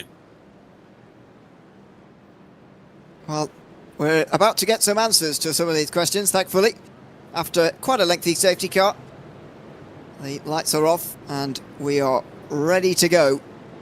It looks like for the final 55 minutes of this race. It would have been a scheduled 35 laps remaining, but even in dry conditions it wouldn't be possible to complete that amount of time. There's still a bit of moving going on in the background, although it seems to be mostly weaving to get tyres up to temperature again. So Sean Campbell in control of the field. GTP, everybody with one more stop to come. And Campbell goes just halfway round the parabolica to try and catch the others off guard. It's the two Mavanos next, followed by Drago Racing, the champions in waiting, and then PS Competition to round off the top 5. Look at the spray coming down towards turn 1. It is the wettest we've seen it in this race so far. Even if the rain is starting to lighten up already, Campbell holds the lead nicely in towards turn number 1, and comfortably as well. When you're the leader and you get to dictate when to go, it is an advantage. Meantime, the same's not true for the other classes, and it looks like Ryan van der Grip is already under pressure for the lead in GT3 Pro. Gunther van der Polis is alongside in this and dropping down again. So van der Grip lost it initially. Now Garrett Berry gets back into second position, and the battle for the lead in GT3 Pro gets ever more interesting as they crowd in behind the Maniti Racing Ferrari. Here comes Garrett Berry on the way towards the second chicane. He's not going to go for it just there, and Ryan van der Grip just about holds on to his lead. They come to the part of the track now where the rain's basically stopping as well, so they will have to deal with that. This was what happened on the start here, on the restart. Just tried to get it on the brakes. The car was just sliding around, trying to slow it down. Did, but took such a tight line. A little tap there with Maniti, just pushed him wide onto the gravel. On that wet gravel as well, the car just completely came to a stop. That was unlucky there, just a little bit of a small racing moment there, but getting hard onto the brakes did not help. More battle, still battling. right here as that's the next esports getting in behind. One car almost going around. That was Marius Romanfanger for Nürburgring Esports. So everyone just getting caught out here by the lap traffic as they're trying to navigate the spray. These tyres that haven't been up to real racing temperature for a while, and everyone around them. Yeah, it is going to take time to get these tyres up to temperature as well. Here's the WSR Esports having a spin through Lesmo 1 there, and the others skipping around them. That's the 223 car. Let's just shuffle back a couple of extra positions, and to be honest, given the fact we've got through one lap with that being the major incident, that is pretty good going. As Touch and Restec go over the grass now as well. That's the fiercely forward car, meantime, missing its front bumper, and that looks like Nicolas Laubitz, who's just in behind Lucas Perez, although it doesn't seem to be affecting him too much. Here comes Laubitz, despite the fact he's missing a front bumper. He's looking right and left and trying to go down the inside. He's late on the brakes. He's going to get caught up there on the inside, though, and staying in front. Simify Esports' Lucas Perez just able to keep Nicolas Laubitz behind him. Done a good job there to keep it behind him in this weather, with everyone just dealing with the drag of the water. Losing the front bumper is not going to hurt you too much right now, but you've got to feel that fiercely forward car is really going to struggle if this track starts to dry up quickly in the rain. Where is it? It's gone. It's gone, absolutely gone. I'm surprised how quickly this rain is done. It's almost a whole safety car period has been under that heavy rain, and it's just left this deluge that they're trying to get around. They can't even take a normal racing line. They're having to just find all the wet spots around here as more drivers having a moment. We saw a couple of GTPs in the grass at the first chicane. It looked like it was a fiercely forward car just losing the brakes there under the water. So Reynolds right now in the Solpec car trying to catch up to that number 9 in front of Tatum Rez, who's not having it their own way right now in the wet. There goes Valentin Dirksen right behind as well. And that was the car that had that moment on the last lap going into turn 1. Just too much onto the brakes, into the water, losing it as they go side by side in the GT3s. Yeah, not Van der Grip, but instead Gauthier Van den Polis getting back in front to second again. Berry overtook because of the mistake made at the first chicane on that restart, but looks like that Scuderia Volpe Mustang is very, very quick indeed, and Garrett Berry couldn't keep him behind. Over the start-finish line, he can't see a whole lot, but he knows now that he's got 2 in front rather than just the 1, and these 3 have broken away from the rest in GT3, and this is good news really for Maniti Racing anyway, even if he is under big pressure, Van der Grip, from that Mustang behind, because most of his championship rivals are not involved in this top 3. These 2 other cars with him now are not championship contenders. That's what you want to see, because you know that these battles, you can take the battles because you know you need the points, but you also know that you don't have to be that aggressive because they're not in the contention, and the drivers that took advantage of when the rain came to really try and get a jump off, and that's a real big gap now, almost 4 seconds between Maniti and BS Competition. This is the BS Competition battle, looking on Simify as well as Perez in the middle here of a BS forward sandwich, as you could say. Just a small slide on the throttle there, still trying to find grip, and that the track is still wet enough around those corners at Lesmo 1 and 2 that you have to be a little bit cautious, but he's got a good run here, and I wonder, knowing that the top 3 have now started to run away a little bit, with this much time left in the race, he's going to have to try and attack us around the outside, so he's going to really put the pressure as they paddle on up the hill into the Parabolica. They do have a quick touch, and I wonder if he's be able to hold us around the outside in the wet. They do come together. That was always going to happen, and he actually holds this around the outside in the wet around the Parabolica. And in the end, through comes Nicolas Laubitz on both of them. This is 3 championship contenders, all fighting really hard through the Ascari, and now down towards the final corner. It looks like Simify have got it, but it's BS Competition really losing out this time around. There was meantime a battle for the overall lead there, by the way, as Grin and Go and Movano were side by side briefly. Drago racing up to 3rd, so past the reigning champions, number 1 car, but Sean Campbell holds on to the lead at least. There it is. And there is the second place Bravano car, knocked back quite significantly after that. And Drager Racing actually in the conversation for maybe taking that second place away. So far, number of penalties coming in, but not too many big ones for the overalls. However, Lockhart Brownlee has got a 5-second time penalty for aggressive driving, so they are leading Orbit Drop Air, but they could drop away with that penalty. I wonder if we're going to see Nicholas go for the dive here, the late send, just there on Rabia, and it does stick, albeit having to use that car, having to use that Acura to just slow him down a little bit. I'm not sure that would be very favourable in there. Trying to go for a late move, but he knows he needs to catch up. He wants the victory. He wants to try and get it and try and catch up to Campbell. Former teammates, I wonder what's going to happen between those two when they get there and a charging fierce competition, almost take the field out. How did everyone avoid it? It's me. This is what was expected really from the final parts of this race when rain has come down and suddenly all of this is just completely up in the air. The battle in the lead in LMP2 is side by side again, by the way. That's the way fierce competition.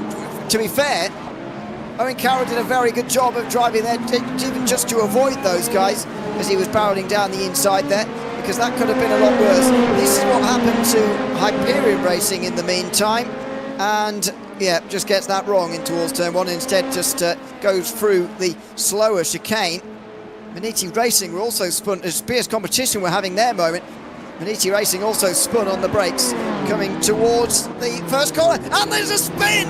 Oh, Autoboost Racing Team were in prime position to take the lead there because of the penalty for Orbit Drop Air Motorsport, but David Levinsky goes into a spin, and that now puts them way down the field. Drops them to about 6th place, and that was a bit unlucky. Here's that move, trying to make that move, and I wonder if the door was closing a bit too early there from the Drop Air drivers. I do wonder that was probably a bit too late on the turn in there, or early on the turn in, closing that door. I'm not entirely sure. Goes in for that move. Oh, he's actually there. No, I changed my opinion there. He got there a bit too late. I think he just had a moment more driving as well. Zolbeck now just battling around, trying to get around the outside of the Tatum Reds car there. What a move that is. Through the parabolic around the outside, and now they're under pressure from the other fiercely forward car. That's Dirksen looking to get a good run here, and he will, but he'll have to do this around the outside of the first chicane, and Niccolo Ferroni decides it's not worth it. I'm going to just yield. I can't see where I'm going. Let's just play this safe in the moment. He knows that in this weather, he's a little bit off the pace to the others. Yeah, so much has changed but since this rain has started to fall. So much about this race is different now in terms of who is quick and who is not. And I was talking about this with David earlier on. It's always fascinating when you get a race where qualifying conditions are different to the race, whichever way around it is, because of that difference in pace. Oh, and another bit of side-to-side contact, and there's more! Oh, it's going to be off for the Mustang. He's going to go wide there, although he keeps it on the road. He's going to go round the outside of the Parabolica, and he's going to be in the lead briefly, but Ryan van der Grip and Guglielmo Vanyapolis here are in danger of getting each other both off the road now. They're in danger of heading off the road together in a big, big way. Here they go. Are they going to rub again on the front straight? Look at how close they are. They're both fighting for the same inch of tarmac, and again they touch. Ryan van der Grip decides to brake early this time, and the Mustang's going to take the lead. I think he might have decided, well, this is going to be, Volpico is much quicker than we are at the moment, and we've got a championship to fight for. So van der Grip lets him go, but that was aggressive defending and aggressive attacking through the final part of the lap there. And that could also just be, look, championship's more important right now. You could be racing, yeah, 100 points would be great, but every point's a winner here. Vesta has had a moment as well with the first chicane. Marici's had a small spin. I wonder if that was a small spin or a small touch, and the weather has brought that neutralizing factor that we were saying was going to happen around here. Now, more positions being done there. That was Rosa for NGC. getting past the Nürburgring Esports car, is losing out again. And you start to see, we talked about it, the Rain Masters, as we always talk about. Some drivers there. Here's the Vespa Esports. Yeah, just too far there, trying to keep it under control. And that's rubber in there. Tried to take the normal line and almost hit another car, but that inside line, rubbered up. Not a lot you can do. Fiercely forward, can't see anything. Dirksen is trying to get by around Blake Reynolds. Side by side, and Blake Reynolds is going to get through here, I think, with that line. Oh, a bit more contact. This is a real resurgence for Solpeck, who are just coming good at the right moment here. They come into today 5th place in the point standings. And an overtake here, getting back to 7th would, getting back to 8th would at least limit the damage that could have been done. They've been a lap down for most of today. In the background, more side by side as well in the lower field, but Blake Reynolds in the slipstream again towards Ascari. Be forced on the outside here, and in any case, either way is not an ideal place to be, and so he has to back out of it. But just shows that this safety car has just created fighting all the way through the field. Look at Connor Jupp now, up to 2nd place in, at the moment, championship winning position with still 1 round to go. Teletrans Automotive would seal the title as it stands. They've got Fiercely Forward right behind. It's not over yet. They've got to navigate this field. Now they also got to keep themselves clean as well. We've seen how aggressive, and not really aggressive, we've seen how battling the drivers have been at this moment. So Fiercely Forward still got a chance here as Luca Graham trying to work out, where do I go, what do I do? Multi-class traffic's not going to help us right now, because now you've got to factor in that the lead GTP is going through the GT3 traffic as well. First time in the wet for that, so that's a factor as well, keeping on that. There is Sean Campbell, Drago Racing. What a recovery it was. It was only 2 hours ago we were talking about Drago Racing down in 6th place after a couple penalties. Here they are right now, right behind Sean Campbell. And I do wonder if this could make it another win for Drago Racing, but to get there, they're going to get past Brilliant Goes star driver. Yeah, Sean Campbell's not going to make this easy at all here. Nicholas Boy, though, is very, very quick in his own right, so he will be fighting hard to come through. Oh, it's wide from Campbell there. Boy over the inside curb a little bit nicer. But what's the run at the exit of the corner like? Nicholas Boy probably did slightly better there, but through the traffic, this is where it's going to get very difficult. There is the BS competition car in 6th place. And then you've got one of the Vestasport cars just next in line, unfortunately for 2:11. In fact, they've dropped all the way down to 13th. Could almost spell the end of their championship hopes, by the way, with the points the way that they are at the moment. Just over 40 minutes to go, though, so a lot of time remaining. Although it feels a bit like a sprint race at the moment. Here comes Nicholas Boyd, looking left and right, trying to find a bit of space where he can see where he's going. Oh my word, and he nearly hit the back of that GT car there. Unsighted in the spray. He was so close to making contact there. The closing speed was extraordinary, and he very nearly hit the GT car. Sean Campbell stays in front, and nearly Nicholas Boyd fell by the wayside completely without the interference of Sean Campbell there. It's so difficult to see what's happening here in the spray. Even in what is not really very heavy rain conditions, it's still a very tricky task seeing where you're going. And now they're separated by lap traffic again as well. That lap traffic may also help again in a moment when they come up to Lesmo 2. What does Campbell do? He's got the top 3 right ahead of him next time, but he doesn't get there too early. And look at Campbell trying to find a little bit of wet patches there to cool the tyres down, and it's actually helped him. Doing that moment there has allowed him to just get a bit of a space here. And I reckon this could be more traffic that he puts in between himself and Nicholas right there. And yet Nicholas can't get past any of these cars. Campbell's going to get past all 3 of them. Brilliant. That's going to add a second to the gap. And that's just what Campbell needed to see. He needed to see that Drago Racing car just disappear from his radar. And he's now having to just fight back, but they're through the GT3 traffic. Nicholas is going to have to try and get back on this, but the gap now 1.5 seconds as they just all go around the lead GT3s. Lead GT3s unscathed at the moment, but look at Berry going a little bit wider there. They're all trying to find because this track is now starting to be a little bit drier and the rain's not falling, they're trying to find those patches to cool the tyres down there, looking for every chance they can to keep the tyres warm. Look at them going right there. They're having to just yield and weave through the prototypes to see where they're going. And it nearly had disastrous consequences we saw last lap. This is BS Competition having trouble on this lap as well. Into Parabolica, sliding, oh, and into the wall as well. That front left would have taken some damage there. And BS Competition are down to 7th. It also shows the just the difference a late safety car can make here, because that sort of error earlier in that long, really long green flag run that was almost 5 hours long in the end, you know, you make that kind of error and you don't lose too much, you lose the same amount of seconds, but in terms of the positions lost, it's much less. But now everything matters much more in terms of mistakes, because mistakes matter so much in terms of losing the amount of positions you do. It's just unbelievable. You lose so many places for just the same mistake, and so that's going to be on the mind of all these drivers as well now at this stage in the race. Had a few more penalties coming out while we look at this. 252 had a 20-second for restart infringement. 207 having 2 sets of 20-second penalties. 269, and that's going to be a little bit of a hindrance there. The 269 will be picking up a penalty for it's a stop and go penalty for pit lane infringement.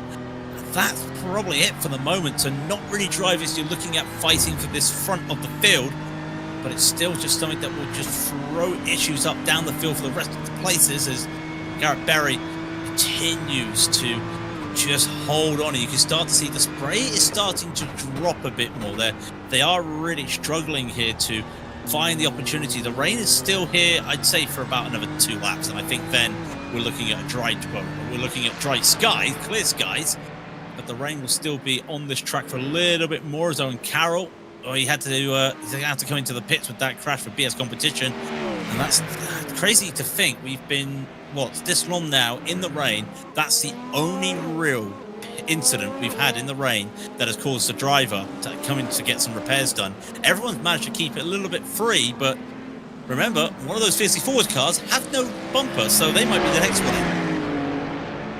Yeah, it's remarkable that they're getting away with that. Not in the meatball sense, but in the sense of actual in terms of speed. Given this is such a straight line speed circuit, it's not like they. Oh, and now they have got a meatball. Just as I've said that, they have got a meatball. I wonder whether they've made a slight bit more of contact that's given them that now. But that could be disastrous for their championship. And don't tell me it's their teammates. Oh no, it's their teammates that's caused it. The 11 going for a spin has created an obstacle for Laubish that he hasn't been able to avoid. And the other fiercely forward car, the championship contending one, is now out, and there's a safety car out. That will help them, but they've got a meatball now to serve and a big repair job now before the end of this race. Third safety car of the day, surely the last one now as well, with 35 minutes to go. It's out there on the racetrack. I said it. I didn't want to say it, but I had to say it. Cautions do breed cautions, as they say in America, and that's a big-time caution with this much time left in the race. It's going to be a little bit of a shootout to the end of the race, which they're not going to be driving in anger around this track to dry the track up. So this is going to be wet to the end of the race. And with this caution, what are we going to see when it comes to fuel strategy? LMP2s will probably dip into the pits when it's open. GTPs may dip in as well. The GT3s will be fine, but this is the crucial thing. Where's the rain? It's gone. It's pretty much gone. But the track's still so wet. I can't see anybody going onto slicks now just due to the fact we're going to be going around into the caution. This has put another spanner in the works. I'm running out of spanners at the moment, Ewan, but it's put more spanners in that a toolman's got in his box. It is. I mean, we're never going to know, but I feel like we wouldn't have got to the dries anyway. As I say, we'll never know now, but I feel like we wouldn't have got there anyway. But you're right, we are going to see the prototypes in. We're probably not going to see the GTs in now, apart from Laubish, who needs to do a long repair there, and that will be the run to the end. We'll see how long we have remaining. I mean, the previous caution was 20 or 25 minutes, so that would leave us with very little time remaining. But the thing that extended the previous caution, to my mind, was the driving around on dry tyres so much while trying to catch the back of the train because of the strangeness with wave arounds and stuff. That's not going to happen again, I don't think, because everybody's on wet tyres pretty much. Having said that, Holder Motorsports' Philip Regensberger is showing up as being on dry, so I feel like that can't be true. But anyway, we'll have a wave around first if anybody needs waving around, and then we'll get the pit lane open. I think that the race was green for long enough for this to be a long yellow and not a short yellow, but I will double check, because you can't have a long yellow for too soon after another. Within 15 minutes of any restart or the start. So we were going for longer than 15 minutes. So we will get a chance for everybody to come down pit lane. Otherwise, we wouldn't have done. But no, we will get a chance for everybody to come down pit lane. And as you say, the prototypes will need to. Just checking, Holder are on wets. They haven't pitted, so that's just a small slip up there. But no one's going onto the slicks right now, and rightfully so, as the cars are all going. If this is the long safety car, that it will look like we'll be looking at a free lap shootout. And then what do these tires have? And again, what do they do when it comes to fuel? They don't know when this is going to go green, and you know that the prototypes have to come in for fuel. And I think the GT3s, they can fuel save now to make sure they don't need to go in once again, so they'll be all right to the end, one would think. But we'll wait to see how that goes. But how do you play it now? How do you start to play this game of how many laps we've got left to do? Technically, well, you'd be looking, if it's a 1 minute 50, it's 2 minutes at the moment in the wet. Is it that 150 maybe? You're looking at about another 20 laps maybe, 15 to 20 laps. You're going to have to pretty work out that you're looking at 15 laps maximum on the fuel. I wouldn't be surprised if they try to go into the pits as late as they can, but if the pit lane's open, and it is, they're going to have to go in, and I think this could be a very brave call. One team is going to have to try and work this out to perfection. This is the pit stop that is going to decide, in my opinion, who wins this race, because I just can't see drivers making overtakes at the very end of the race unless it's desperation. Well, there's just over half an hour left, Hang on, and not going green, not as going expected, green. the prototypes are in and the GTs are not. Although not every GT is staying out. Fabian Polis has come into pit lane from Scuderia Volpin. That's an interesting call. Any tyres changed here? Not for Sean Campbell.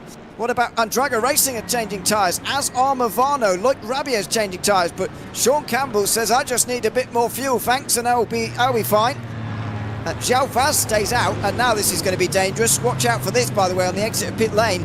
Let's hope everybody knows that this is a closed pit exit and that they don't all crash into the back of one another, because we have seen that in the past. Let's just hope that everybody's safe here. The pit lane should open in a short while, the exit, and now they'll all be able to get back out onto the racetrack, and a bit more safely as well. So, João Vaz has decided to stay out for Fiercey Forward Black. I can't imagine he can make it to the end, but it'd be interesting to see him try.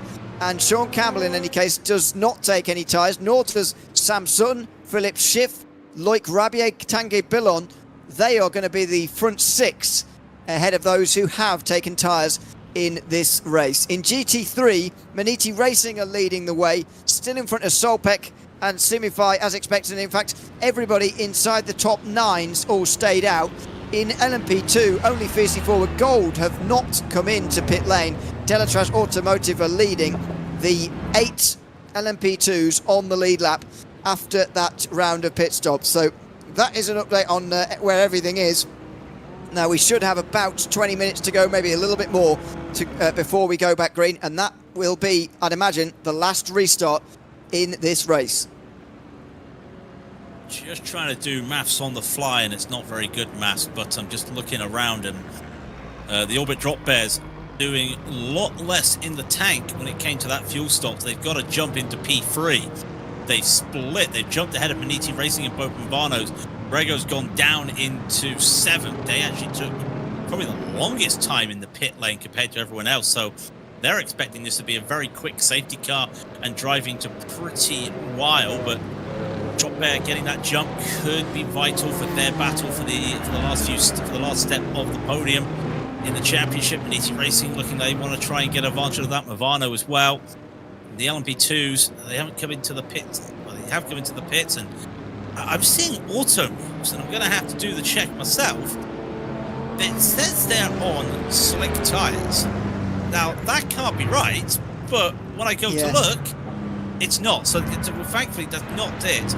But some drivers taking the fresher tyres, I don't think they're going to be able to get them up to temperature in time, because they won't be warming them up behind the safety car, not as much as they would be attacking. So this is where I think for the likes of Sean Campbell, that might be an advantage to stay on the same tyres. But some of these LMP2 drivers not taking tyres might be a winning strategy right here. Yeah, I think there's no real sizable downside to not taking tyres. I can't imagine that they'd be too worn through, to be honest, these wets when they came in there. I mean, I don't know, but they hadn't have done many laps on those tyres.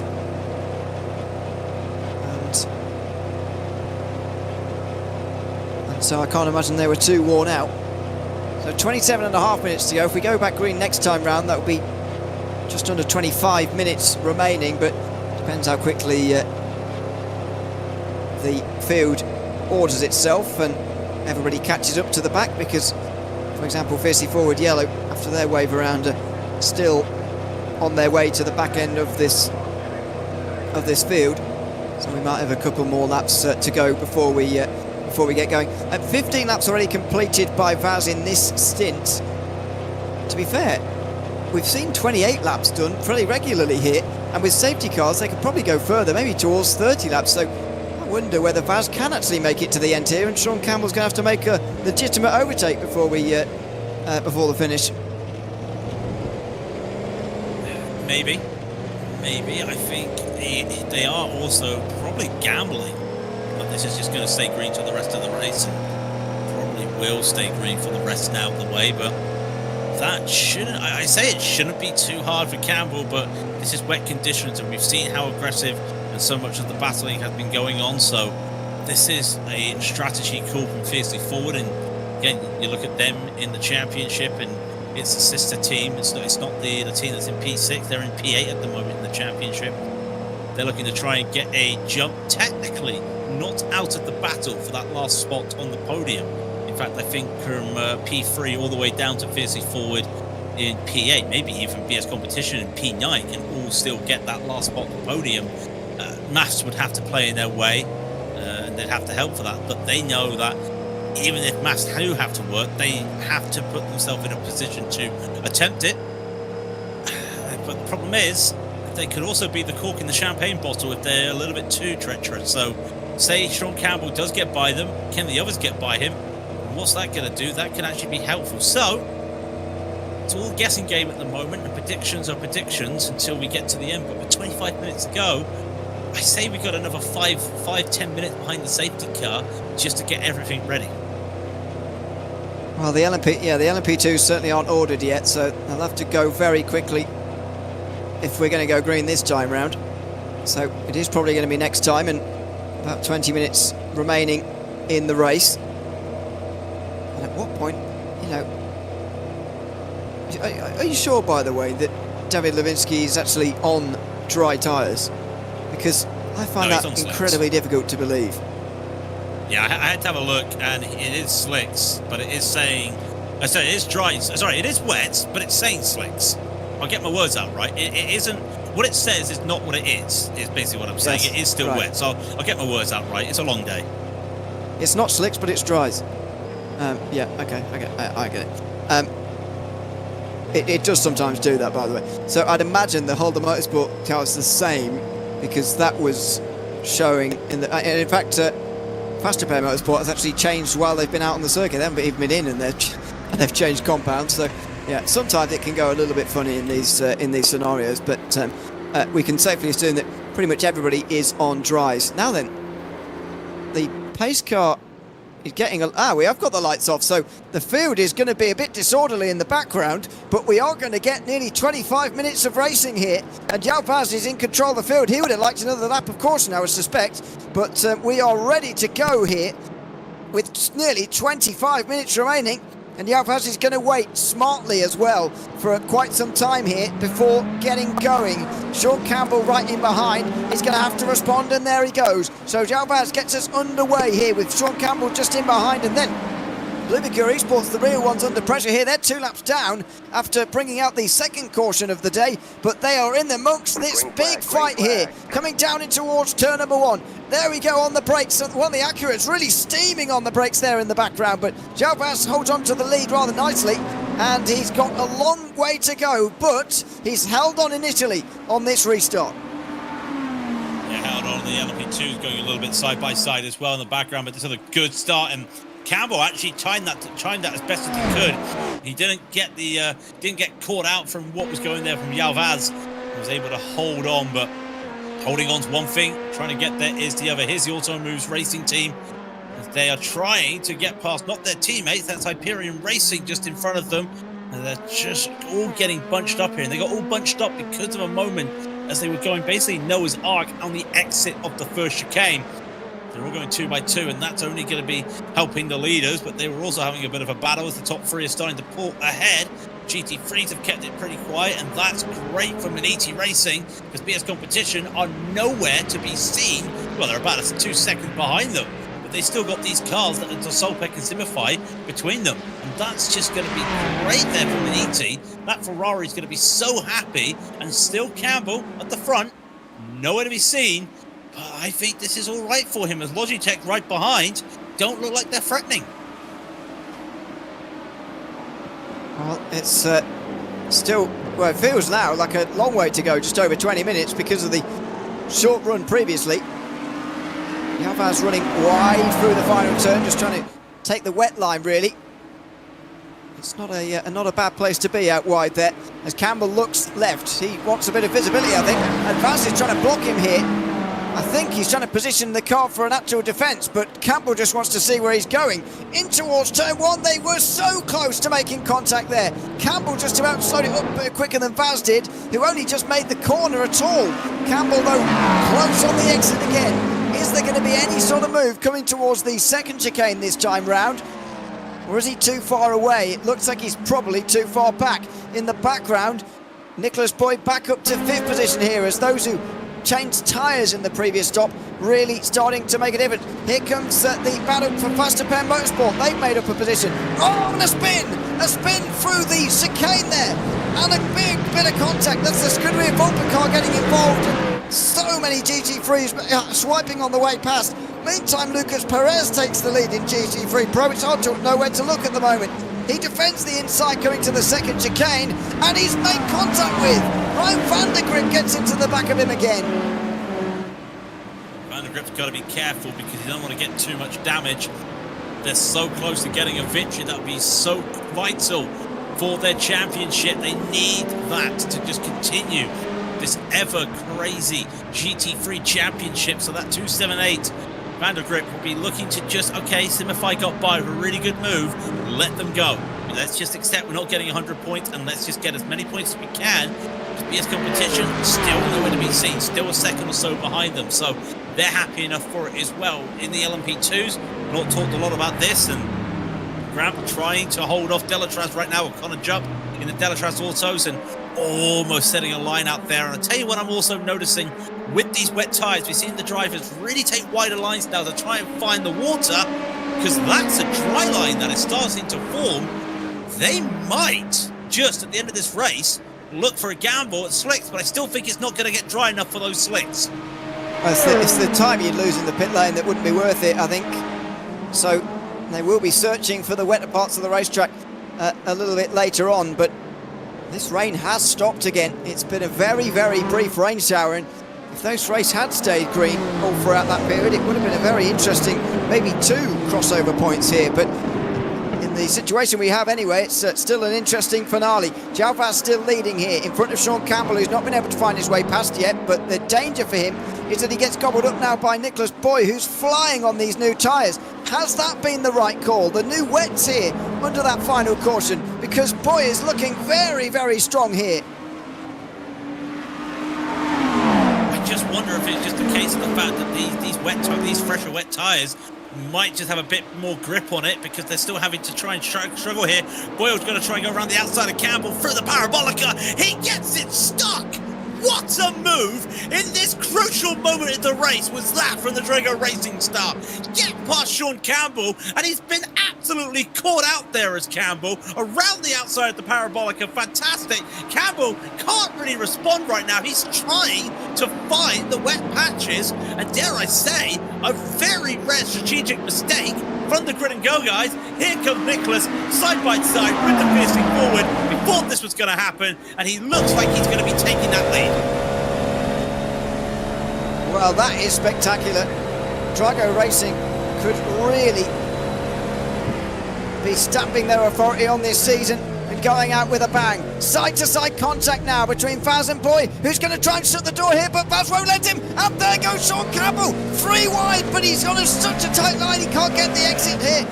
Wow, that's a really impressive move there from Nicholas Boy. An impressive attempt from Campbell, but he can't do it.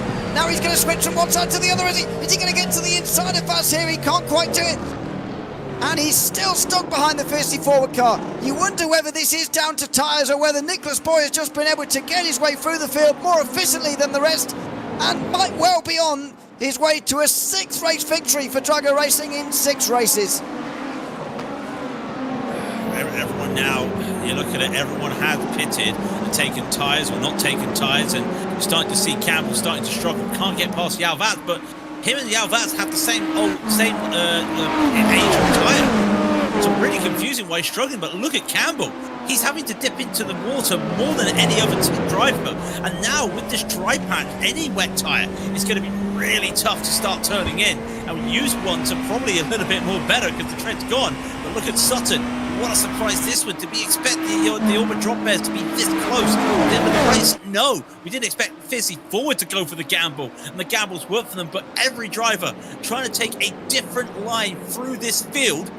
And even now behind, Sutton's gone too wide, and the Buer-McCurd, well, they're on different laps, will come on by, but that allows the Movano car of Loic Rabia to get through.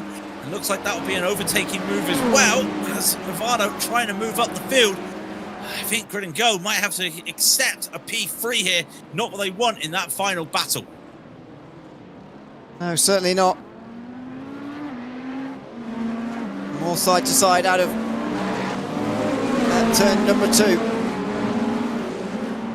This is just a very busy end to the race. I mean, there's no other way to describe it, really. So, the 9 on the lead lap, barely any gaps, intervals above a second. In LMP2, Delastraz Automotive leading the way. If they finish first or second, they've won the championship tonight. And in GT3, it's still very much up in the air, but Simify Esports leading by some distance is going to put them in the conversation for the championship. Fiercely Forward might well be out of the conversation for the championship now with their late trouble. They're currently running down in 16th place, 2 laps down. PS Competition 4th. They will likely be championship leaders going into the final race of the season. There goes on the outside line Sam Sutton. Oh, and that's very close. And a side-to-side bit of contact there with the number 4 car as Loic Rabia tries to follow through. The 4 car is a lap down, so no surprise to see everybody trying to get through so quickly.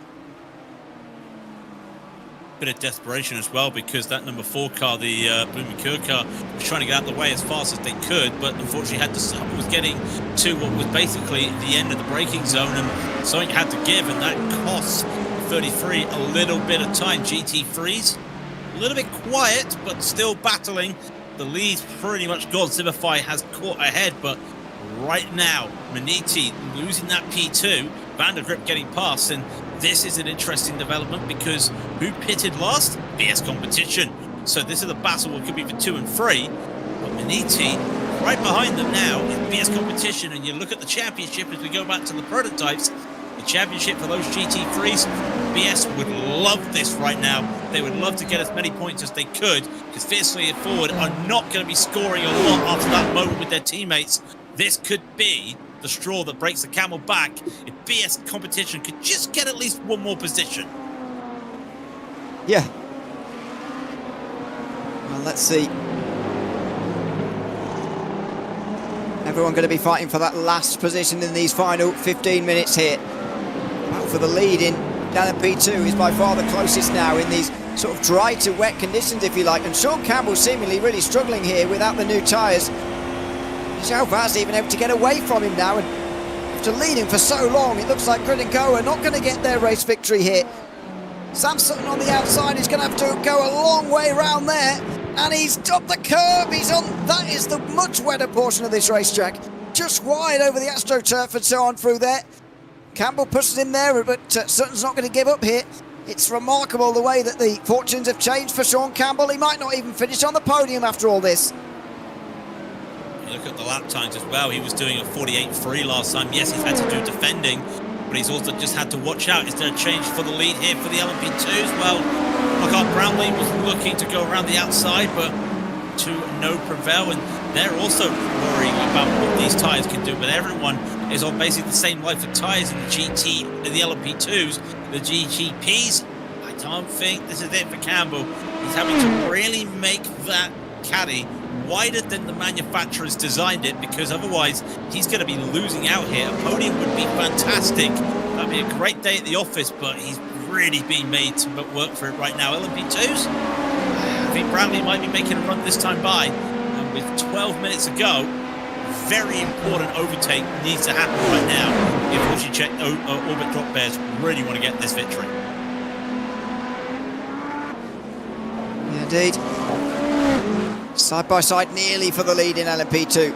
Connor Jupp still able to hold on to the lead there with Lockhart Brownlee just behind, and I think a big slide through turn 2. Now, as I mentioned, Delatraz Automotive only need a top 2 in this race to win the title tonight, with Effect Simulations having that disconnection and dropping a lap. In fact, the last 2 rounds really have just not quite gone their way.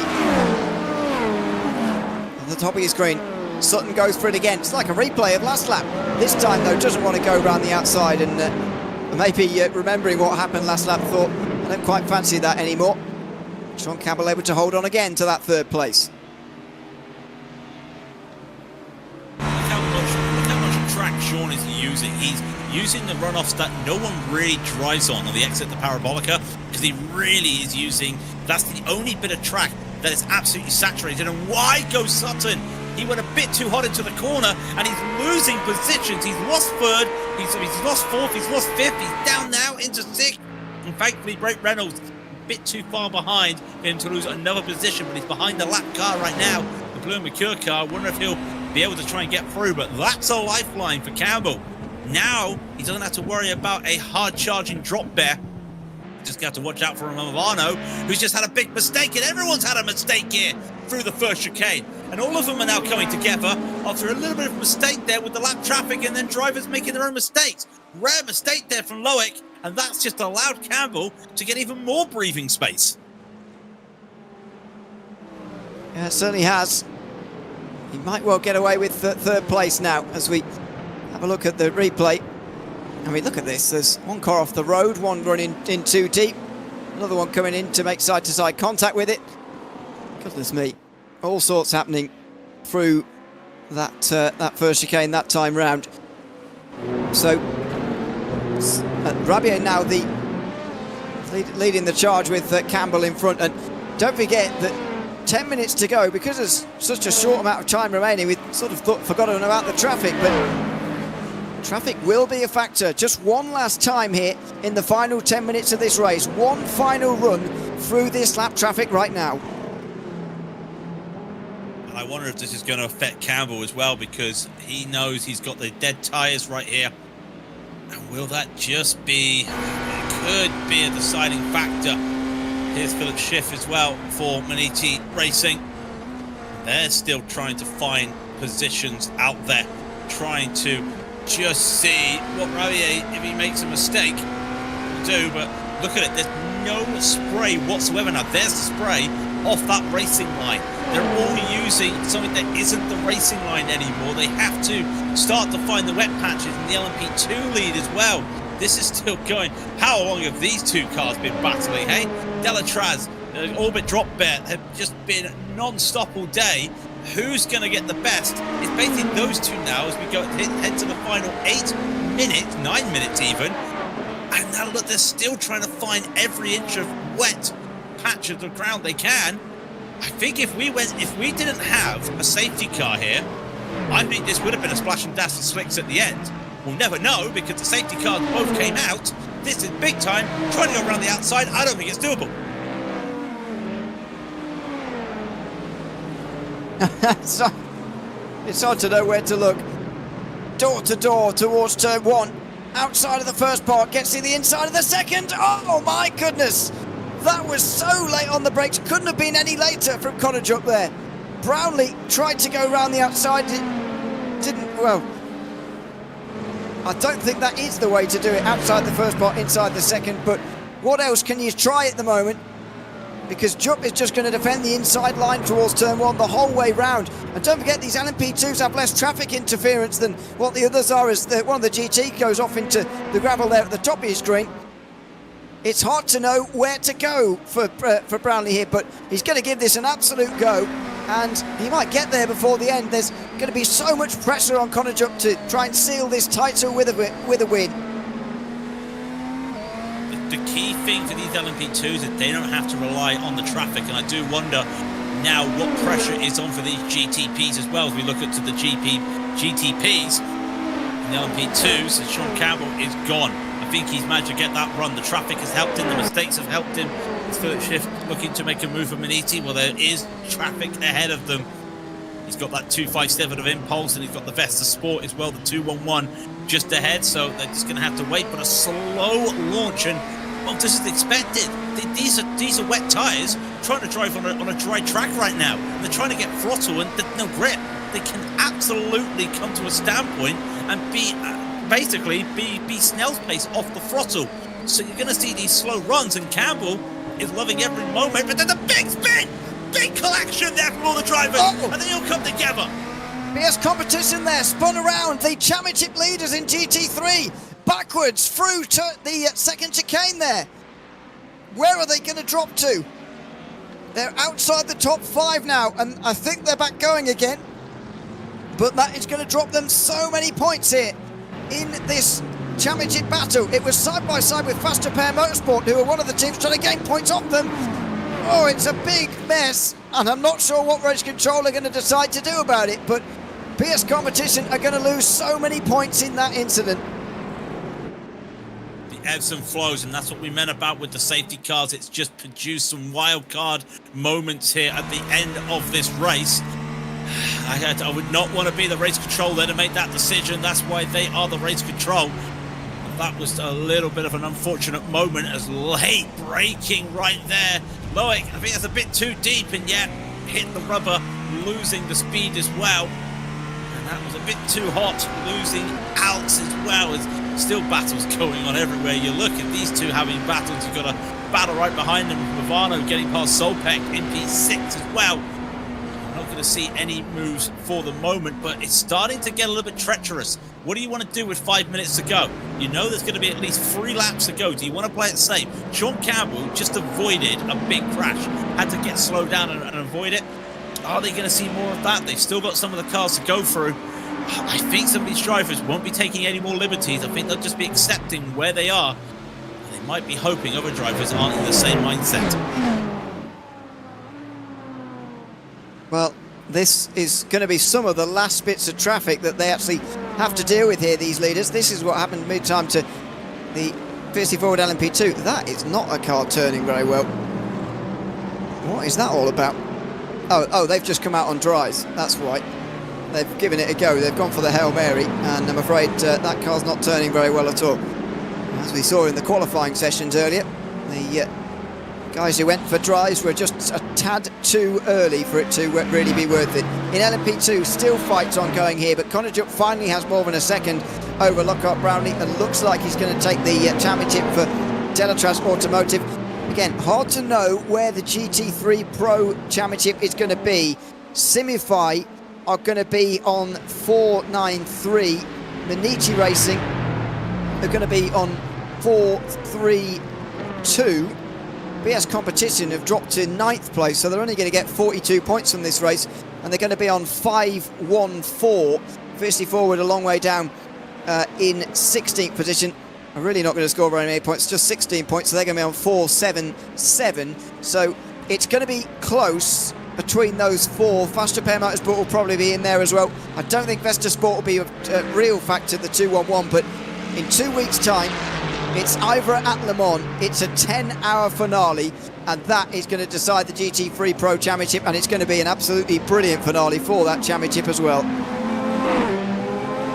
Well, Jovaz just lost P3 to Philip Shift and had to also now serve a slowdown for cutting the chicane. So that's going to be a problem. They'll be losing out. Look, Rabia can't catch up. We've got the GT3s as well. They are always coming by the LMP2s, even for P4. They're almost 3 wide, and I think that was Nürburgring Esports, and they both get taken out there. And the Auto Moves Racing Team into the gravel. Didn't hit the barrier. They're safe. But they're losing time now. They've got a bit of a gap to the rest of the field, but they were running in 4th place, and all of a sudden they've dropped down to 7th after a little moving. There's a car going hop as they go through, and that's the Hülkenberg car skipping the second chicane. I mean, even in the final minutes, still drama. I mean, I can't even begin to tell you how many penalties are coming through from race control, by the way. I'm not even going to try and begin. I'm just not even going to try. There's so many coming through. In the last hour, there's been about 35 incidents reported. So compared to the rest of the race, where we got to the end of the first half of the race with 38 reported, that just gives you an idea of the change in the race that we've seen in the last few moments. But we'll update you on all of that before IVRA at Le Mans in the 10-hour race. Any penalties that are going to change race results here. I don't see any race leaders with penalties yet, but there's so many teams under investigation. They might be by the end here. As I say, we'll update you on any big changes heading before IVRA at Le Mans in 2 weeks' time. But Nicholas Boy is not far away now from taking the white flag here. He's just halfway round this lap. He's going to take one more. The white flag will be out next time out, and here's the Hülkenberg incident again. That's a big jump over the curbs. Almost all 4 wheels off the ground there momentarily, but yeah, what a big moment for Drago Racing. Not sure whether we're going to see them ever again in the IVRA Endurance Series. They've gone out with a championship victory, we know that. But they might be about to go out with a 6th race victory in a row as well. That's great to see for Drago Racing. I mean, that's the feel-good story of the weekend. There is one penalty I do want to pick up, because the 262, the Solpec Precision GT3 running in P2, has a stop-and-go penalty. That's not what you want to see when you're running P2. It's not going to affect them for the championship. It's going to affect everybody else, because everyone's going to go up the order if need be. That can help out BS Competition after their moment. So eyes on what happens there. There'll be other ones which we're not seeing at the moment. Well, again, we'll have to look at those as well. As Hülkenberg, well, even after flying through the wings of love, they're going to have to just hold on to this and try and battle that P5, but they've only got a lap to do it. And Drago Racing, I'm seeing where Nicholas is. He's just taken the white flag, and he's got one more lap around this slightly damp Monza, and that's going to be the championship. All he's going to do is navigate it. And it's going to complete 218 laps here, just be 7 short of the actual advertised distance here, 225 laps. So we wouldn't have had to carry on for too much longer, but the 6.5 hour time limit has indeed kicked in. As I say, what a great story it would be for Drago Racing to go on and win this race. They're nearly 9 seconds ahead of Sean Campbell here, who's going to be feeling a bit hard done by, I think, based on how this race had gone generally. There was always going to be a safety car towards the end of this one, though, with the rain coming the way that it did. it probably disadvantaged Grid and Go the most out of any team. Side by side for Yao Vaz, who's still trying to rescue a good finish here. It would be a podium for Fiercely Forward or Maniti Racing. What a performance that would be for either of those two. Look, Rabier trying to take both of them though, coming down the back straight. He pulls alongside, through the kink and under the bridge. Vaz is still holding on to the position, but only for now. A defence on the inside line from the Maniti car as well. Rabier still there, and he can't get there quite. So he'll drop to 5th. Meantime, Nicholas Bowe will come around the final turn, and he'll take the checkered flag here from Monza. The penultimate race in the IVRA Endurance Series 2025-26 goes to Drago Racing again. 6 in a row this season. This time the Monza 225 goes to them. An unbelievable show of dominance from Drago Racing all over again. Behind, it is going to be a podium for Campbell, and Yao Vaz hangs on for a podium as well. He stayed out under that final safety car, and he absolutely got the reward. Further back, Simify Esports are going to vault themselves into championship contention here tonight with a brilliant performance to go on and win here from Monza, with PS Competition down the field and losing around 50 points. I think Simify will be roughly 20 or 30 points off of the championship lead heading into the final round at Le Mans. Lucas Perez gets the pleasure of taking the car over the line. In the end, only a second ahead of Solpec Precision Racing, although they will have a penalty to serve that will be added to their time post-race. And Connor Chuck through the final corner for Teletrans Automotive. They're going to win again in the LMP2 Championship. They're going to win again here, another race. Their 3rd of the season. After Imola and Indianapolis, they add Monza to their list of achievements. Teletrans Automotive crowned LMP2 champions with a round to spare as well. Absolutely breathless finish to that race. Cracking finish as well. I think Fiercely Forward Gold is just going to catch out for a P7 as there's the burnouts as well celebrating. Shout out to Orbit Drop there as well. That P2 in the LMP2s, well, the battle for the rest of the podiums is still up there for the LMP2s as well, so keep your eyes on that. BS Competition finished 8th overall provisionally as well, by the way, so keep your eyes on that. But Sean Campbell, that was a gamble to stay on those same set of tyres. We saw what Nicholas could do with Drago with those tyres, fresher tyres. He absolutely crushed it, but all of these drivers had nothing left when these tyres started to wear out. And what about this? As there goes the victory celebration. Let's just throw it into reverse. Why the hell not? That's a fantastic one there for the 122. I think that's Nick's just saying that just shows our day today. We were going backwards all day. Yeah, I haven't seen that too often, but there you go. It is Drago Racing who win in potentially their final race in the IVRA Endurance Series tonight. 12 seconds in front of Grid and Go and Fiercely Forward, who joined them on the podium. Maniti Racing held off Movano's 33 car for 4th, ahead of the reigning champions who finished in 6th place. Solpec, Tatum Brestec and Orbit Drop Bear finished on the lead lap, with Fiercely Forward's number 11 one lap down, despite running well inside the top 5 early on in the race. 2 laps down for Plume Mercure Esport, who brought out the second caution of the day. Absolute Motorsport Aslip were the very first team to crash in this race, sadly. They finished 4 down in the end. BS Competition retired late on. Simplify Esports retired very early on in that race. Teletrans Automotive win the race and the title in LMP2 ahead of Orbit Drop Bear. Great battle between those two throughout the race. NGC finished in 3rd ahead of Nürburgring Esports. Hyperion Racing rounding out the top 5 with Arete Esports just behind them. Fiercely Forward and Automoves Racing Team also on the lead lap with Effect Simulations 1 down. They fall out of championship contention tonight with Nix Esports 2 laps down in 10th. Arete Esports also 2 down with Boardness and Team Racing, who never started this race, down the back end of the field.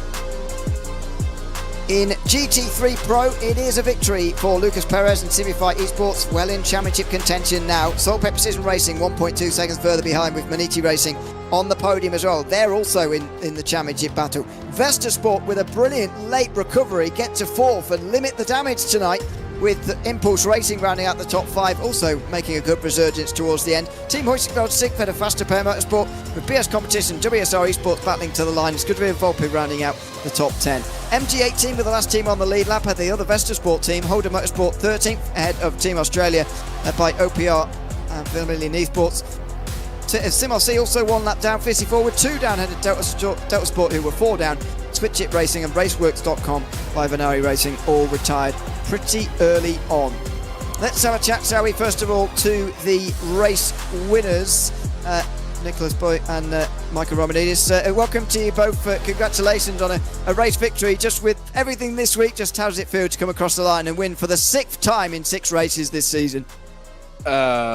I honestly didn't expect to see you guys after this race. I honestly have no clue how we managed this, and I'm absolutely at a loss for words. I can only just say thanks to Mike, our engineer. He pulled that ridiculous call at the end to go on new tires, and I think that saved us a lot. And then, I mean, I have no idea how I managed to go through the field like that. I'm speechless. I'm as happy as I could ever been. Michael, how does it feel for you? Oh, it's great. I mean, the championship I think was always quite in reach after like the first couple of races, but it's always nice to compete and compete for wins, and it's even better to win, so that's always what we're trying. As always, these races seem to be getting more and more difficult to win each time, but again, we made it somehow. Again, thanks to Mike and Nicholas. I mean, he made it look too easy at the end, so it was quite nice watching it, and always a pleasure to share the car with him. So yeah, fantastic, great series, unique to the other ones, so always nice to come here and compete against pretty good drivers. Well, congratulations to you both on a race victory tonight at Monza, and thanks for coming to chat to us at the end as well. Thank you. Thank you. Thanks so much. That's Michael Romanidis and Nicholas Boy, who win in the overall in GTP. Let's go to LMP2, where we've got champions as well as race winners. Connor Jupp and Alexander Delatraz to join us now. Welcome in to you both. Good to have you with us. How does it feel to take your 3rd race win of the season? Not only that, but I believe, anyway, provisionally, based on the race results that might change, obviously, take the championship with 1 race to spare. Just how does it feel? It feels very, very great. It was a so intense race, so stressful race. The safety car come in the wrong moment, so yeah, it was difficult. Now, talk us through those late laps, Connor. You brought the car over the line, and that late safety car must have been quite an experience. That last run, sorry.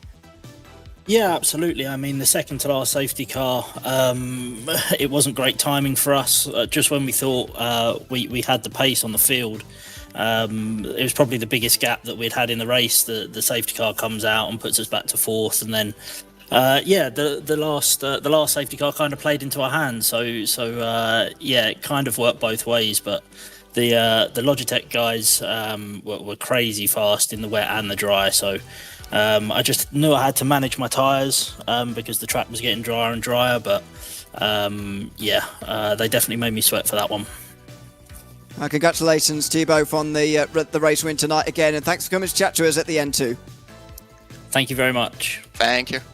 Thanks very much. That's Connor Jupp and Alexander Delatraz who win here today in LMP2. And Gabby Montoro, representative of Simify Esports, joins us now as well from the GT3 Pro win. Gabby, welcome and congratulations again. I mean, this is such a big win, not only in isolation to win here tonight, but also to get you right in the championship battle heading into Le Mans. Just how does it feel to be involved in that championship fight in 2 weeks' time and to win tonight as well? Thank you, guys. Yes, we are so happy to keep the attention to the final. We are in the battle, so we will try our best in the last one. Well, we look forward to seeing you there in 2 weeks' time. Congratulations tonight, Gabby, and thanks for chatting to us. Thank you. Thanks so much. That is Gabby Montoro, part of the Simify Esports winning team tonight. Of course, Lucas Perez taking the car over the line for them. That is just about it from us here tonight. We'll be back with more IVRA Endurance Series racing on May 23rd. We'll be back same time, same place, by the way, with the same format, but will be a 10-hour race. So a lot to still decide. A GT3 championship battle especially, which is absolutely up in the air. A big thanks to Craig King, who's been alongside me for the run to the flag here, to David Haynes, who was alongside me for the first 4.5 hours of this broadcast, and to Hugo Louise, who's been behind the cameras for the entirety of this IVRA Endurance Series race. This has been the Monza 225 from tonight. It's Drago Racing who will take away the victory. We'll see you all again in a couple of weeks' time for the finale at Le Mans. Until then, it's goodbye for now.